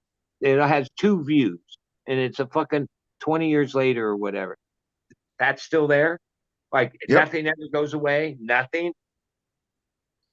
Some a lot of some webs there are a lot of websites that like aren't are kind of not there anymore, but it depends on how you look at it. Like Or like there's a YouTube. thing called the It's Wayback very Machine. My YouTube. acoustic hookah show went off of archive.org for some reason, and I Yeah, wasn't archive. notified Well, about it. I think that's the Wayback Machine too. I think they run that. But like, there's a thing called the Wayback Machine where sometimes you can they took what they call screenshots of the internet, kind of where you can like go and see what they when they saved whatever. But no, well, the YouTube videos they're still out there if as long as they didn't get deleted or um I some mean, other but funky thing happened to them.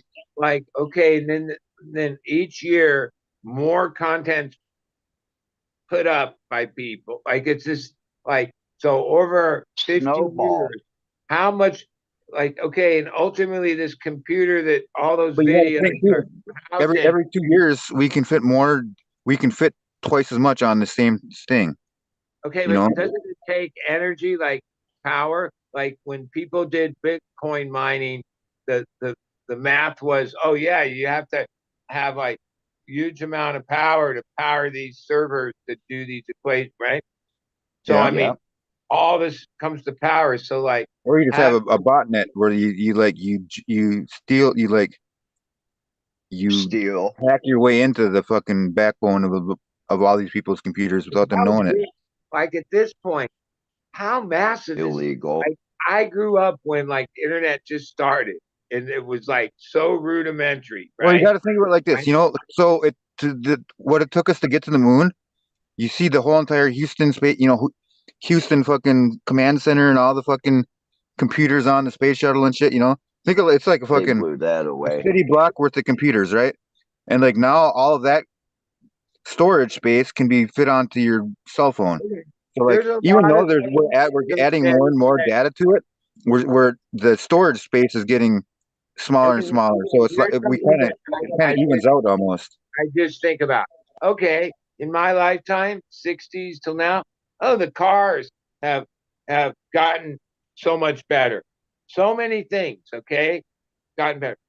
Okay, computers come along, and at this point, how massive, how huge is this internet that we all rely on so much, right? Our banking, our communication, Well, and most of it's under. this whole social media thing between all the apps, all the shit, all the content, all the like Jesus Christ, it's massive. Meaning, wow, if cars or anything else we had in our life, we moved forward at the same rate of uh, technology. Like, fuck, it's crazy where it's at, right? Even the fact that at It's first all the about thing the barely what is it? worked and had like what was it called, a config sys file? Like there was like it only had this much that and then the different chips to this point where it's Yeah, just it's all about the microprocessor or whatever or the flawless. chip or the what do you And then fucking now you created some kind of super fucking software that's AI that can basically form its intelligence from all of it, right? Meaning, And then we got quantum computing coming up here pretty soon. holy shit, dude. Yeah, what it be? I think we could all be living a better life without it at this point. Holy shit.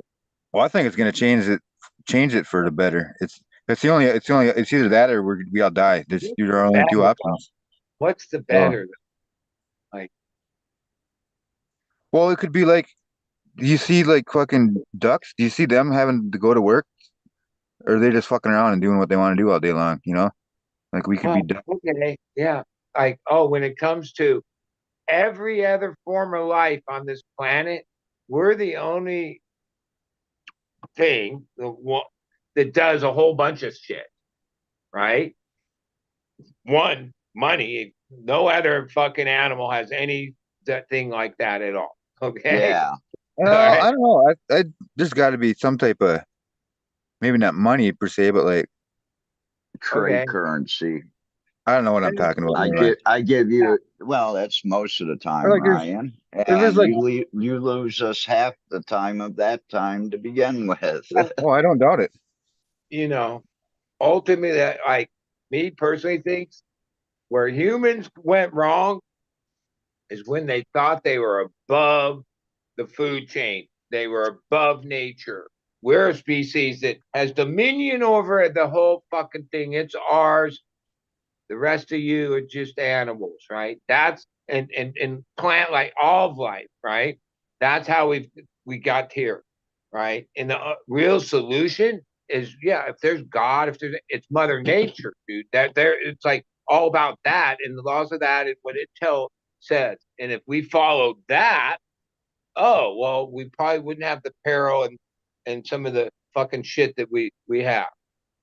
I just But watched no, the we follow this other thing that basically, I guess, is money or this or religion, whatever this fucking thing that's the dominant human thing, right? That, like, sort of like, for the most part, puts nature as like the lowest thing of it. Basically, some of those things try to go, like, falsely go against the rules of nature, the laws of nature. I just watched a podcast on Danny Jones is the guy's name. I think he used to run the Concrete podcast. He like does he I don't know, he interviews all sorts of guys. He's kind of like another Lex Freeman. Um, but he just interviewed some like Greek language expert who like, yeah, he was talking about how like the Greeks lived, and like what the Bible, like his interpretations of what Jesus and the Bible and everything was, and like how Jesus was just or Christ is just like a medical term for opening your eyes up or something like that, or for like reawakening kind of. And it's like he also said that he was like a pedophile that had 12 little boys with him all the time, and like all these weird things, and the prostitutes and whatnot. Yeah. Well, But there is all, I don't know, there's all sorts of weird shit that like, apparently back in the Greek days, so they fucking, they worship the gods and the goddesses and shit, right? And like Aphrodite for one, like they praised her. And so what they would, like, what the woman would do is once a year, either you would shave your head and mourn the death of Aphrodite, or you could go out and fuck any guy you wanted to, like a fucking, like a free night or free weekend or whatever it was. Like you'd go out to the docks and you'd find a sailor and get banged, and then you wouldn't have to shave your head that year. And that was like perfectly fine with the husband, and um Damn, that was where the do way you they did find things. these kind of facts? These are just this is what happened on Earth. I like history and all, but I that never find the quirky shit like that. That sounds I pretty. tend to I yeah. tend to well, it's just shit I listen to. It tends to Humans tell said me some that. crazy shit back in their time. Like, you left to their own devices, we'll get freaky. Well, yeah, I mean they were, I don't know, there's all sorts of crazy shit going on back then. Like I don't even want to speak about a lot of it. Fucked up, but And you talk about Thailand as being this, like, oh no, I just oh, fucking kid because I'm jealous. naughty place to go. and you can do all these things that, in the United States are taboo, but have been legal across not legal, but have been a profession across the world for the longest time. And, you look back at the Greek people, and then you should say, holy shit, Yeah, they should make you not blush. only did they have brothels, but they were having week-long fucking gangbangs. Oh yeah, and like you would have a boy like or like the reasons why why men are circumcised is because we used to fucking pray its Aphrodite so much that we would fucking we there would be guys that would chop their dicks off Well, during these okay, celebrations guess to what? become eunuchs so they could go up to heaven, and like that's why we still chop the tips of our dicks off, because it's like, what the Like fuck. at that point, humans were still like living inside nature.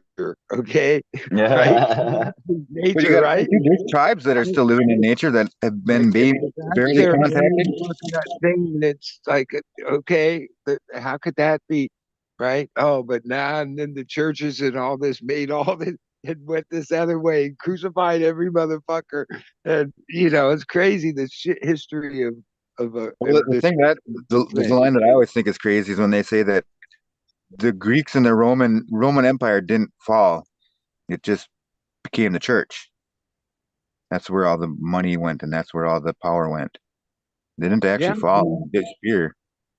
yeah, and when certain things, some of the best, biggest civilizations that like disappeared.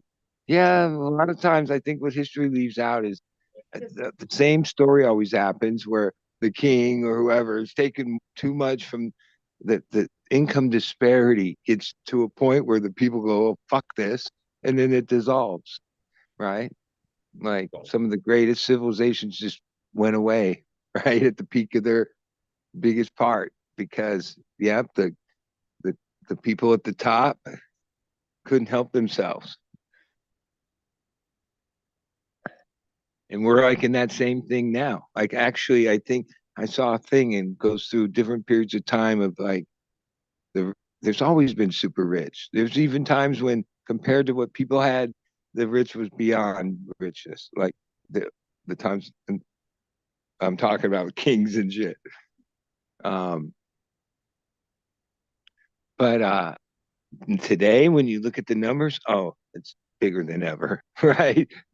Period. Well, still, we got it pretty good still. I mean, at least we Well, don't have like clades or classes like they do in India and shit, where oh if yeah, you're born a into lot a of the lower world class, has you're it not worse. moving from there. But like the whole purpose of like, what are we like? What's it all for? That's why you have 20 and early 30-year-old Thai girls looking at 50 and 60-year-old Westerners. Well, I mean, people are just trying to survive. That's it. That's what they call Exactly. it. Yeah, Because I think that once that 1% hold all everything. 99% are left Hold around nothing. get to the yeah, end but of this. they just hold an ideal right now. I mean, we can once AI takes that, I don't know. Like I say, Yeah. either it's gonna kill us or it's gonna make it everything crazy good. Who owns And, and IA?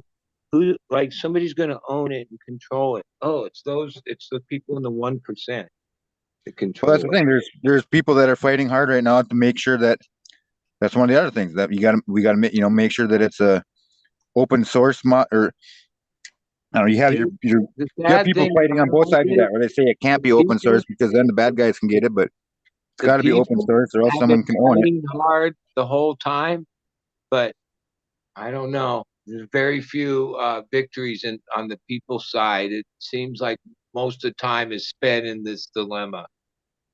I don't know. There's a lot of nerds out there that are Yeah, trying to make it right. I hear them, I see them, but like a lot of them, as soon as whatever happens, they take the money when it's there, and now they're part of that 1%, right? Well, that's the thing. Hopefully, when it all happens, money is not going to be an issue David anymore Harris like because a guy that came off as that, but then when the real deal went down, he's like, yeah, where do I sign? Sam Altman? Yeah. Oh yeah. No, I mean, yeah, like I say, I've what listened to him for a few years. I remember when he was younger and he was talking what you're saying, and that was what it was. He was different, and but then now, where does his thing, and that's the biggest thing is he teamed up with them, right?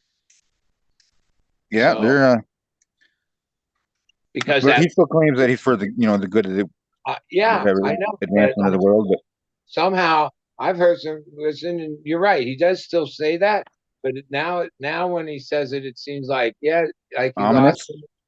ominous. Sometimes like the things you do like are it, right? It's like you know, Yeah. but I mean that. Hey, ultimately, I could never blame somebody from signing that and being like, yeah, welcome to the fucking club. You know what I mean? Like, yeah, okay. Like, I guess that's what everyone like, whether it's winning the lotto, working hard, trying to, yeah. Well, the Ultimately, thing, like we didn't there's back this when we were fantasy of cavemen. what it would be like to be like at this other place, right? I mean Well, that's because part if of the the look. things that this Like, AI can figure out, I mean, from like it can solve the food. I mean, we could just anything that you can think of that could be an issue today, it could potentially just solve it.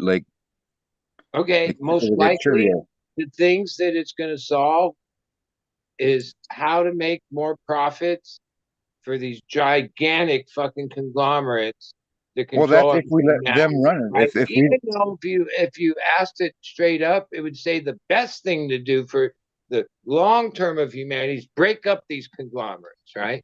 That could be what the IA says the answer to the thing is.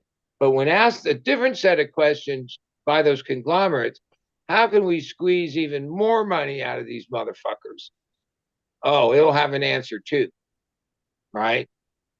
yeah, but And it's I don't know. The whole point is to try to make they're gonna or what I'd like to see, I guess, is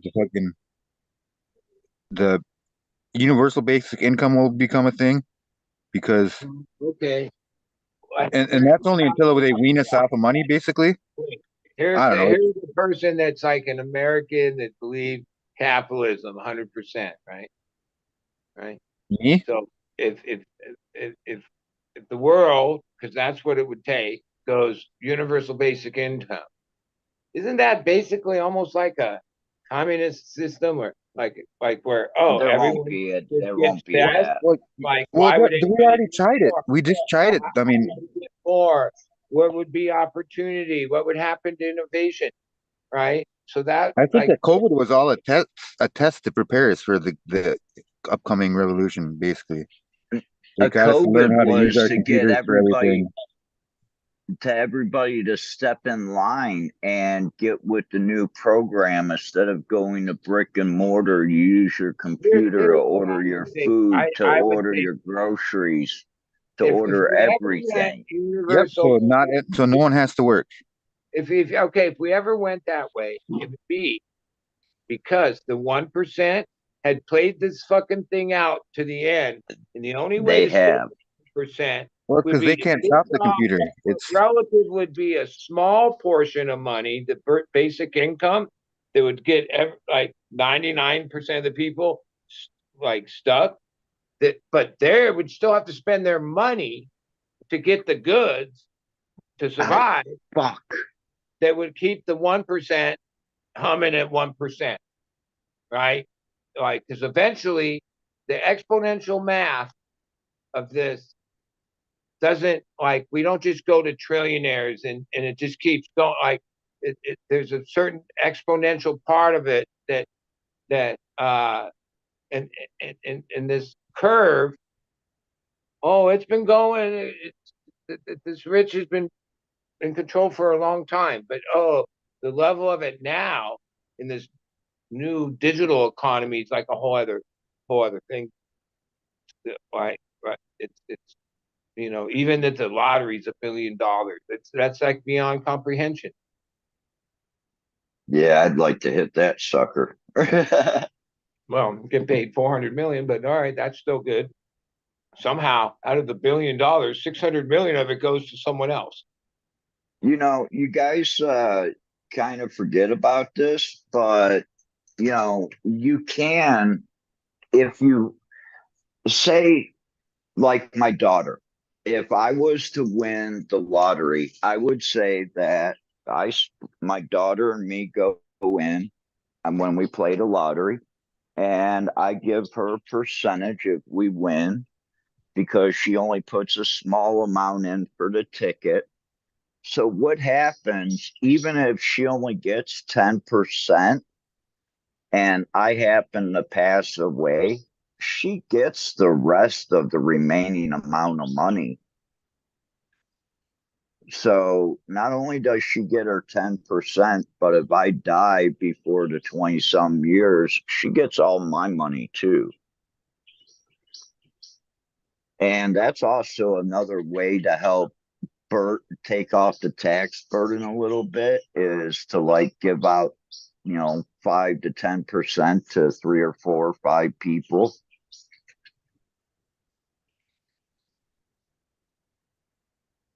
There's ways to get around the taxes to a point. Yeah. I mean, you can, okay, a little bit. You can go a I little went bit. in the roll joint. Yeah, but if that we're talking a little bit on $450 million is $4.5 million. Well, shit, To people's that's a personal lot. taxes, people, even law-abiding people shave a certain, do everything they can on their taxes. Just like a grocery store sets the price, knowing that they lose 20% to shoplifting, that is added to the price. The percentage that we pay taxes is also like that. Like, oh yeah, it's 37%, but they know they only are collecting like 29% because everyone fudges this and fudges that. No, bigger up the scale, there's bigger fudges, right? And it's a numbers game. They can only catch what they can catch. So, okay, we just raised the rates to compensate for what is Being not. stolen. Yeah, basically. I mean, just like the credit cards do, just like the financial system does, just like all those businesses do. Pass it on to back to us, right? So that's somehow our cost. See, here in Thailand, the restaurant owners feel that to make up for the lost sales, instead of, you know, maybe offering a dinner special, they went and raised their prices. And their feeling behind that is, well, the people that are still coming in will still come in, and they'll just absorb our losses because we raised their menu that they order off of. So, you know, it's totally backwards here. And everybody wants to open up a restaurant. Everybody wants to be their own boss. And then it's like, well, what type of restaurant are you going to open up? Oh, a noodle and rice shop. Wasn't there a noodle and rice shop there before that and they closed down in 6 months? Well, yeah, but my noodle and rice shop, my friends come. Well, your friends are only going to come for so long. And you can't count on them. And you may have a little bit different of a dinner menu, but a noodle and rice shop is basically noodles and rice. There's not much more you can do with it. Yeah, but there's the same kind of thing here. There's people that open businesses thinking they're gonna, You know how a hardcore motherfucker eats ramen noodles? He boils the water. He fucking eats the ramen raw, drinks the boiling water, and fucks bitches. I fucked that joke up. So, as you were, sorry. That's a mint we're never going to get back. Yeah, true. And then I just made you forget what you were talking about too, I bet. You're talking about ramen noodles. You can't make No, just about just noodles, shaking my head chicken and noodle back and shop or forth. something. You can only get whatever and whatever at the ramen at the noodle shop. Yeah. So, you're going to open up a shop that has been in that place 4 out of the last 5 shops, and they've had 6 people in that shop in 5 years. Doesn't that tell you that you probably aren't going to make it? How about thinking about something that people aren't doing? Well, I'm sure this rule Like applies. here in Thailand, they have all this coconut, but in the Western world, deep fried cooked battered coconut shrimp are like a delicacy. They don't even think about doing that here and using the mango salsa sauce and stuff like that. You know, they've got things here that they can make for cheap, and to Westerners, they can charge good money for. We got red number 40 But though. there's no one over here doing coconut fried shrimp.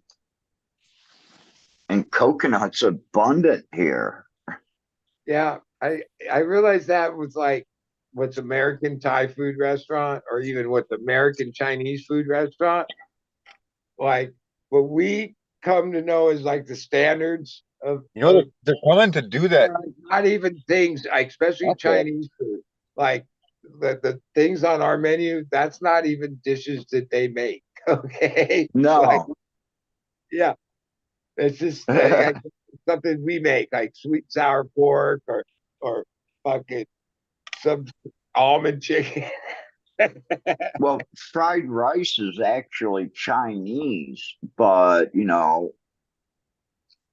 Japanese fried rice. No, it's Chinese. I hate here in Thailand, you order fried rice, and that's exactly what they do is they take like regular rice that's already been cooked and sitting in the pot, and they throw it in a skillet and fry it up that way. Well, fried rice is supposed to be made with rice that was literally made like the day before, so it's dried out some. It's so it can soak up the soy sauce and everything else that they mix with it. Son of a bitch. That one had a male flower in it. I almost rolled it up. Hey, I've been going to Thai restaurants A male flower in your bag of weed? What?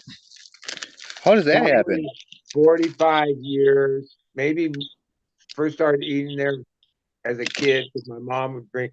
The only dish I've ever eaten at American Thai restaurant.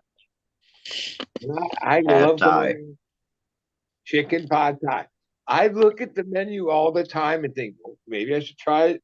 Maybe, like, fuck, all I ever, even the one place in Fallbrook that I go to, I sit down and she says, chicken pot Thai and Thai iced tea. I'm like, yeah, like she knows my order, and it's not even like bring me a menu or anything. Because I, one time I talked to her, she's Thai, really cute too. And I'm like, yeah, what else should I order and stuff? She looked at me, Yeah. just ordered pad Thai. Yeah. So Because you're going to order something, you're going to go, oh, this is too spicy. yeah, no, it's like certain people, what they call creatures of habit. And yeah, like that's just one example of it. But all my eating habits are based in that. All of it. Well, my living habits, I'm like a creature habit.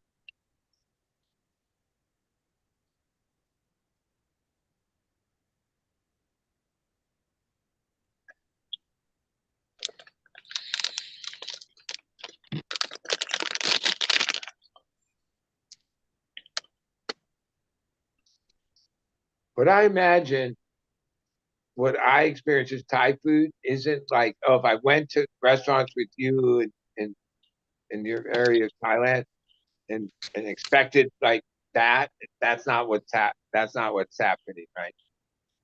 We actually have a couple places here in Chiang Rai that are known for their pad thai, and they make it differently. Then each one makes it differently. I don't like all the tofu, so when I get it, I have them remove the tofu, Well, and I don't accessible like now, but I glass like noodle. The glass noodles, I hate those. Those to me taste like shit. I, I like the ones that use more of an egg noodle, like a ramen type noodle for their pad thai. There's one place here in town that, like I say, is outstanding. But their pad thai is still only like the equivalent to like $6, and you do get a big portion. well, what I like about it is it's sweet. Like I love Yeah. like it's sweet and yeah, Do they most put the cashews in? they usually sprinkle peanuts. Peanuts, okay. When you add cashews to it, it's even sweeter. Yeah. Yeah, I'm gonna miss that. They do a lot of roasted chestnuts up here. Over an open fire. No, it's closed. They can do more nuts at one time. That's what she said. When I Not go up really. to Maasai, there's a guy there that does it, and he's got an open flame with a barrel that's probably from the late 1800s, early 1900s that they use for roasting. And he sits there and cranks it by hand. Like your mom. This is other stuff that, you don't see in the United States. You know, you don't, you're not able to get like a food license for $3 and a cart license for $2. So That's for probably a good thing. $6, you have like, your own your own food place stand. A You diarrhea know, spreading mechanism. well, you do have to watch it, but actually, I've gotten sick more often from restaurants than from street food. Now, yeah, there are certain street vendors you walk up to and you see their, chicken out in the sun, and you're like, no, that's Botulum City. Here's what I I had always food poisoning the other day. when you go to events in not just SoCal, but places, and you come out, there's like 100 of these people that have sterno and a cookie sheet turned upside down, and they're cooking hot dogs with grilled onions, and it's the grilled onions that smell, and every single one is like, oh, what else is here? Oh, hot dog, hot dog, hot dog, hot dog, hot dog. But nobody thinks, oh, I could do tacos, or I could do this, or I could do something else. No, there's 100 fucking hot dog fucking people all doing the same thing, and that's it. I'm Yeah, always, yeah, like, like, like a lot of times if you're tripping and shit, and you leave a show, the last thing you really think you want to eat is a hot dog. But I like a want a yeah, chicken You can burrito. recook anything, guys in chat. It might not be edible, but A chicken fajita. When those started coming around, that was like, yeah, something other than fucking grilled cheese or pizza. as do a you guys kid, get street vendors my that have? favorite memory was like at like the piers, Malibu Pier, Newport, because there's these guys that would have this cart where they would have frozen bananas, and they could dip the banana and put whatever on it and hand it to you. Oh, you didn't want a banana? They would have apples and warm caramel and all this stuff, and they'd give it to you. And like, oh, I used to love caramel apples, fresh, bam, like that. Or, You ever had taco in a bag? if I came out of a show and somebody was doing that, oh, I'd be right there. Yeah. But no, hot dog. All there is You ever, a fucking hot dog. you ever had taco in a bag where they take like a bag of Doritos and they put taco meat Yeah, and cheese in it and shit? Yeah. yeah. It's like crap. I I haven't had used that in a while. regularly, and I don't even remember why I was at the. I guess my friends were in teams, but the little snack shack there used to have this pretty good chili. I was a kid, but yeah, they would open a bag of Frito-Lay, just the plain corn chips, and just put a scoop of chili in the bag and cheese on top, and then hand you the bag, well, on a paper plate. It was messy to eat, but yeah, that was like so simple, but that was good.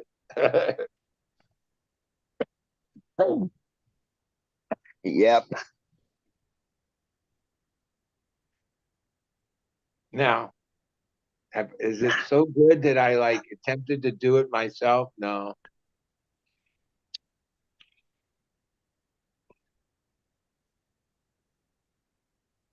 I remember doing the festivals back in the 90s.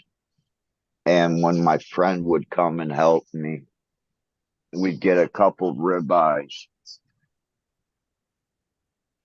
Be sitting there at the festival cooking up ribeye steaks Friday and Saturday night.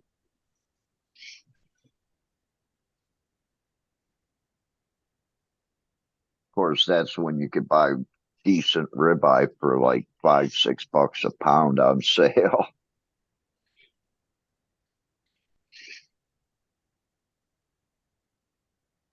Yeah, it's more like $14.99 a pound.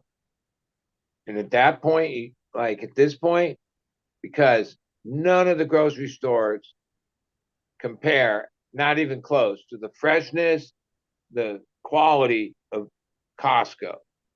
And even though like some of those Eh, packs, but oh, it's like, oh, if you're gonna fucking eat like a steak and barbecue or whatever, yeah. And there's Costco's like they're like Walmart's, they're fucking everywhere. Since I'm just by myself, yeah, I have Costco. Um, I can't like the amount of things. There's certain things like oh, paper towels I'll use, but like I don't need like they make. I like their Danishes, but you got to buy two of them, right? It's too much. Like things I like, they give you so much of it that you don't like it anymore. Like I used to always covet fucking macadamia nuts. They were always expensive, and really expensive. you only get this jar or whatever, so you wouldn't go overdose. And then at Costco, holy shit, they give you this fucking thing this big. And then, yeah, I love macadamia nuts. No, I ate so many macadamia nuts. No, I'm over it. They burnt like there's a thing where if you give somebody something that's like, yeah, like you cherish a little bit, and that's what you like about it, and you can just eat unlimited amount of it, it changes the whole dynamic of it. Like, yeah, I don't fucking buy macadamia nuts anymore because Costco burned me out on them. Yeah, I don't know if anyone can relate to that experience, but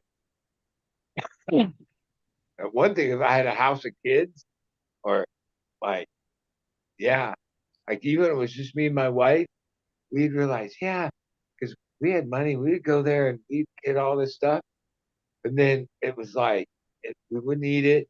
Even the stuff that was in the cupboard, it would go stale, like because they gave you so much, you had to buy so much, you don't use that much. I'm like, yeah, I don't drink that many milks, and by the time they go bad, I used to give my trimmers, my workers, I'd be like, here, take some of this, take some Danishes, take a milk, take a this, because like to go shop there, you think you're saving money, but you're buying more than you could ever use. And then I had a nice kitchen with cabinets, all this shit. It was designed for regular size things, not Costco size things. So then you had to have like, yeah, I was like, oh, Storage closet. yeah, like, like sometimes I think, yeah, yeah, we have it better here, I guess, because we have that, like, that's part of our culture. Not everyone lives that. I think I They, go to Costco maybe 2 or 3 times a year, mainly to get steaks and paper towels. But we have a place like Costco here. It's called Macro. Everything is sold in bulk, or it's sold in like 5 times the size of bag or can you can get it at the store. It's for like restaurants. But, they're like a Costco. They have, fresh meat. They have a counter. You can, if you want, you can order a whole cut of ribeye and you can tell them how thick you want it cut and they'll cut it for you, but, certain things are really expensive, but yeah, we have that here. It's no different. then you can Thailand is like America in every way except for the we can gluttony. take like Is it every we way? can take we can take our car to a mechanic and he can do the brakes, he can rebuild the transmission, he can rebuild the engine. Here in Thailand, you would have to take it to the guy that does the brakes, the guy that does the transmission, the guy that does the engine, and then to the guy for the electronics to make sure it's all hooked up properly. Well, and believe it or not, you do have that choice here. I mean, there's transmission shops that just do transmissions, and there are mechanics that do it all. And if you really wanted probably the best work, you would. But then again, in the, like the automotive business, being a repair guy, oh, geez, if you notice, most other stores, brick and mortars, those have like depleted. Car mechanic places, oh, that's the most steadiest business there is. And a Mm-hmm. lot of them, like, yeah, if you don't have a good mechanic, it's going to price you right and not, yeah, there's a Yeah. lot of bullshit in fucking car mechanics.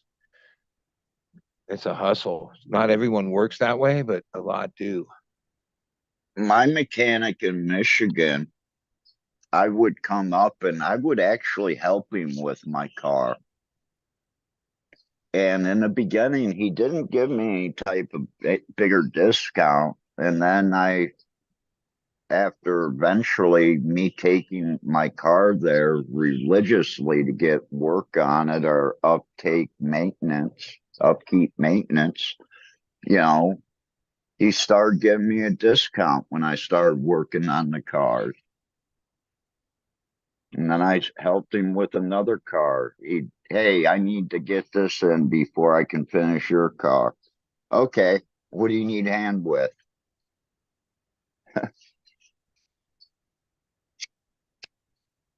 Yeah, relationships, customer relationships. A lot of our Yeah, modern economy, the way it worked, we got rid of that for the most part. like You I could think it you was could the have second it. time I went to him. I took him all the parts and he told me not to do that because he gets a better discount and he can get me cheaper parts than I can.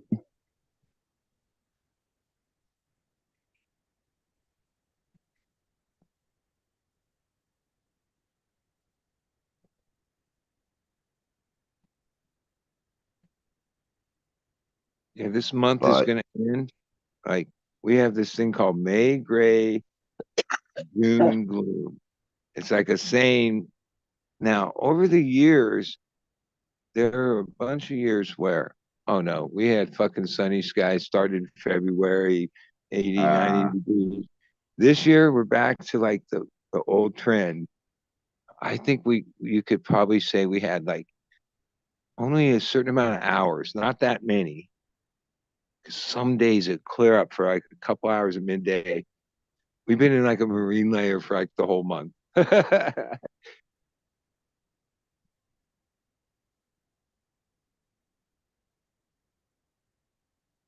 Like a couple nights ago, people were saying, "Oh, it's a full moon." I went outside. Oh, it's not a full moon when you're in a marine layer.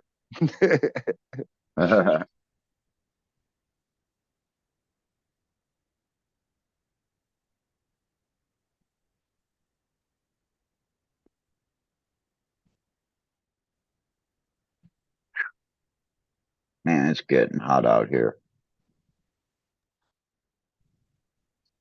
It's starting to get a bit late. Yeah, if it's just you and me and hardcore still here, Oh, as I much sure as am. I can put the phone on a thing and just do this work, I just got to do the work. I gotta do work, but I just remember can't thinking, put oh, down it's the only phone and do it. 10:30. Oh, it's still early, but now it's almost 1. As much as I'll feel better about myself when I get home than I Which did. means it's Because 4 some days now. I fuck off. I do that. I just get stoned and go. I do the minimum. That's what I do. But some nights you gotta. I was supposed to do this yesterday and I didn't. It's almost 3. So I'm signing off. You're the host. So it Well, was nice chatting man, with you. Good luck with surgery and getting the fuck out of Thailand. yeah. And we'll know more about that all like Saturday. So Sunday, I should know. Sunday, actually, I may be, depending, I may be, well, they won't start until 1 o'clock. So I'll make the show for a little bit if anything goes on. We'll find out. Yeah, take us into I surgery. I just really want to get home and get everything squared away there. Everything started there. You know, the first 3 to 4 months, yeah, I can take work easy. But the fifth, 6th month, those are going to be bitches. I'm going to be putting in 70-hour weeks. So I appreciate it, bud. We'll All right. talk. Have a We'll good see one. you maybe later on the safety meeting. Yeah, I should be If up. not, we'll catch you Saturday.